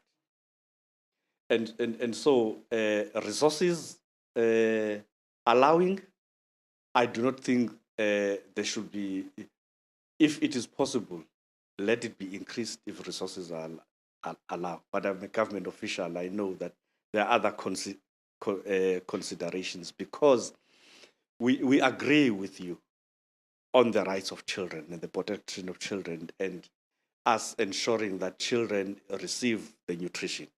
So if this child then gets this child support grant, goes to an ECD, gets a meal, 1 or 2 meals, or go to school, gets 1 or 2 meals, at least you are beginning to address the issue. So I would support an increase, but like any body, part of running an organization, I would then have the right that says, as long as if resources of government allow, let's do it.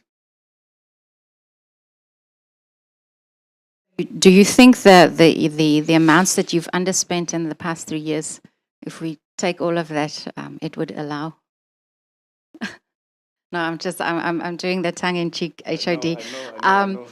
So I'm just throwing the underspending again to your side, HOD, so that we can just keep that in the back of our minds. Now, my next question to you is: are we doing enough to get the unregistered children without birth registration documents, birth certificates? Are we doing enough to get them to access the CSG as it is? Because we're seeing there's a large portion of missing children that are simply not accessing this poverty alleviation mechanism, and potentially then impacting on their food security as well. So I'm asking, are we doing enough, or do you see that there's space for us to improve? And how would we then improve on getting those kids? Because we are aware, I think it's Regulation 13, that says that the kids can access the CSG by means of other pieces of documentation. And are we popularizing it not only amongst communities, but amongst staff members, your key stakeholders on the ground? The issue of communication, popularization, perhaps it can never be enough. Yes, it can never be enough. And because we know that there are those that are not covered, one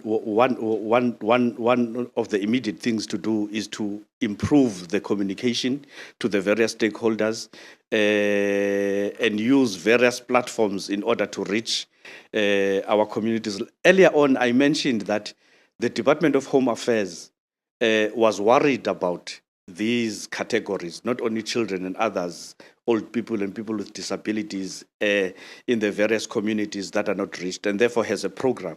And this program, in addition to each department or agency communicating in various ways, it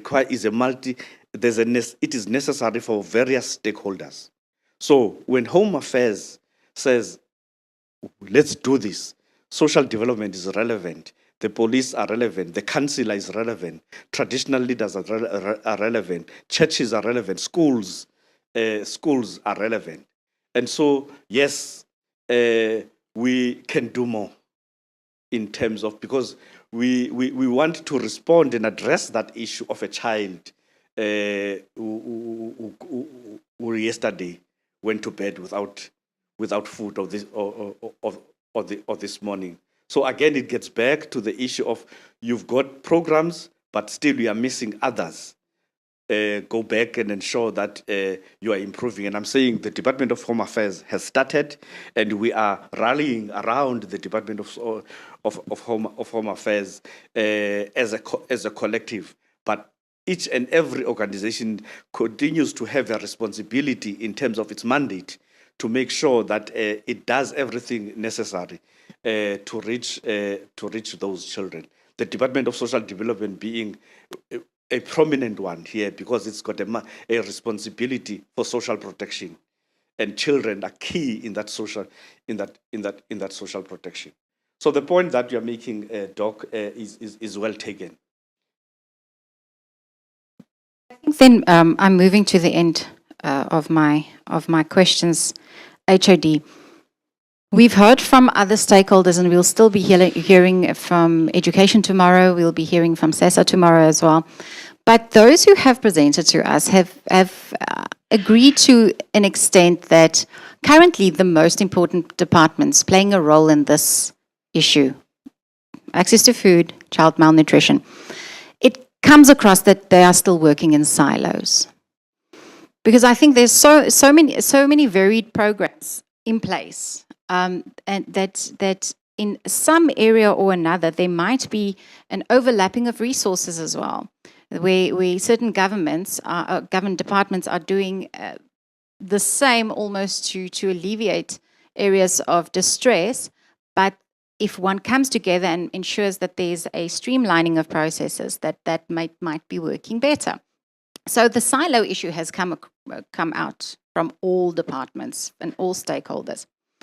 Now, bearing in mind that there's a stunting prevalence of 27% of kids, and we've talked about it this morning as well, that if that's an issue now in a long-term projection, that can become an economic concern to the province, because our kids might not be able to perform in line with their other counterparts where they are stunted because of hunger and malnutrition. So one would argue that an investment now is going to pay off in 15 years when they're going to become active tax-paying citizens of our province. Now, do you think if one takes away what is already being done by all the departments, and we acknowledge that, but do you think if we use an approach such as what was used during COVID, and we get the stakeholders, but not just the government stakeholders, the NGOs, the everyone around the table, and we start with a process of, I keep on saying 6 months, I'm just throwing that out as an example, and we see what measures we can immediately put in place. We streamline those processes, and we call it, Commissioner, you keep on telling me the name, is it Central Command? It's the Central Command Council, yes. But it's that type of approach. Thank you, HOD, yes. There we go. And we come and we sit around the table, and I'm saying we're with the oversight, but the interested stakeholders come to the table, and we see whether we can make an immediate impact. Because a child goes hungry for a few days, that child is no longer. It is not a planning process anymore. It is no longer, aligning programs and best practices. Now is the time. Because objective data will be able to tell us in a year whether whatever we've done in this province has yielded fruits. And it'll be fruits that we will benefit from for 15 years. So I'm asking you, what is your view on such an approach? If one calls for the Office of the Premier, for COGTA, to assist with convening an effort in this province to address child malnutrition immediately, surely we will have medium to long-term processes as well. But is there an opportunity for us now to account to the children of this province? We could do that, use the PDOC for that, but we would then have to answer the question. If this, I'm happy that the departments that were here are talking about silos.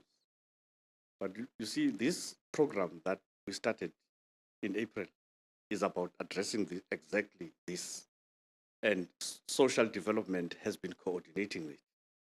Without mentioning any departments here, some departments, we've had to drag them. And now I think it's rich for some people to come and say silo mentality when a mechanism is already in place. Let's just put that aside because it's a recent one. I flighted the provincial anti-poverty strategy here. It's exactly for that. Now, why would we then, when we already have a mechanism as provincial stakeholders, want another mechanism? It's a reflection on us. So I'm saying we could do it, but we'll then have to answer the question that there's a provincial anti-poverty strategy. There are working groups, technical work streams, working groups. There's a cluster system through which it goes to the premier, the work that is done. Now, if you are not participating in that, why are you saying to us, let's then have another structure? So I am not saying let's not have it, no? But I'm saying there is a mechanism, and officials are working day in, day out to coordinate stakeholders so that together we come towards this table to make sure that we address, amongst others, this issue of child malnutrition. You might argue that you want to lift it out of the anti-poverty strategy. I don't have an anti-position to that. So what you're basically saying, the structure is there. It's there. My concern, though, is since April, there has not been something tangible. You are still planning. No, perhaps our presentation has not provided detail in terms of this thing that we call the emergency response plan, to say this is what we have done to date. Perhaps we should provide you with that so that you can test it if it meets the standard of have you not started doing something. Well, we can test it against data. We can test it against the prevalence of children in the hospitals. Yeah. And what I'm inviting you to say, HOD, is there a need for us to more urgently look at this issue? We can't argue against that. We can't argue. So even with the structures in place? Even with everything, we can't argue against that. Okay, that's what I want. It's a very serious matter. Okay, thank you. I think that is what I have. Thank you for being forthcoming with your answers and also understanding the urgency of this issue. I think there's potentially a follow-up questions, Commissioner, or are you fine? Just one.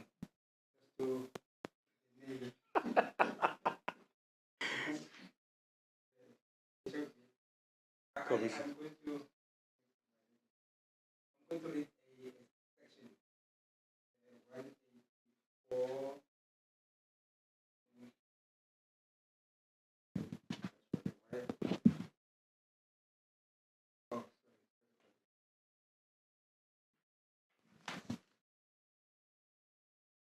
Section 184, it talks about the functions of the South African Human Rights Commission. And I quote, it reads as follows. Each year, the South African Human Rights Commission must require relevant organs of state to provide the Commission with information on the measures that they have taken towards the realization of the rights of the Bill of Rights concerning housing, healthcare, I emphasize food, water, social security, education, and environment. The Human Rights Commission not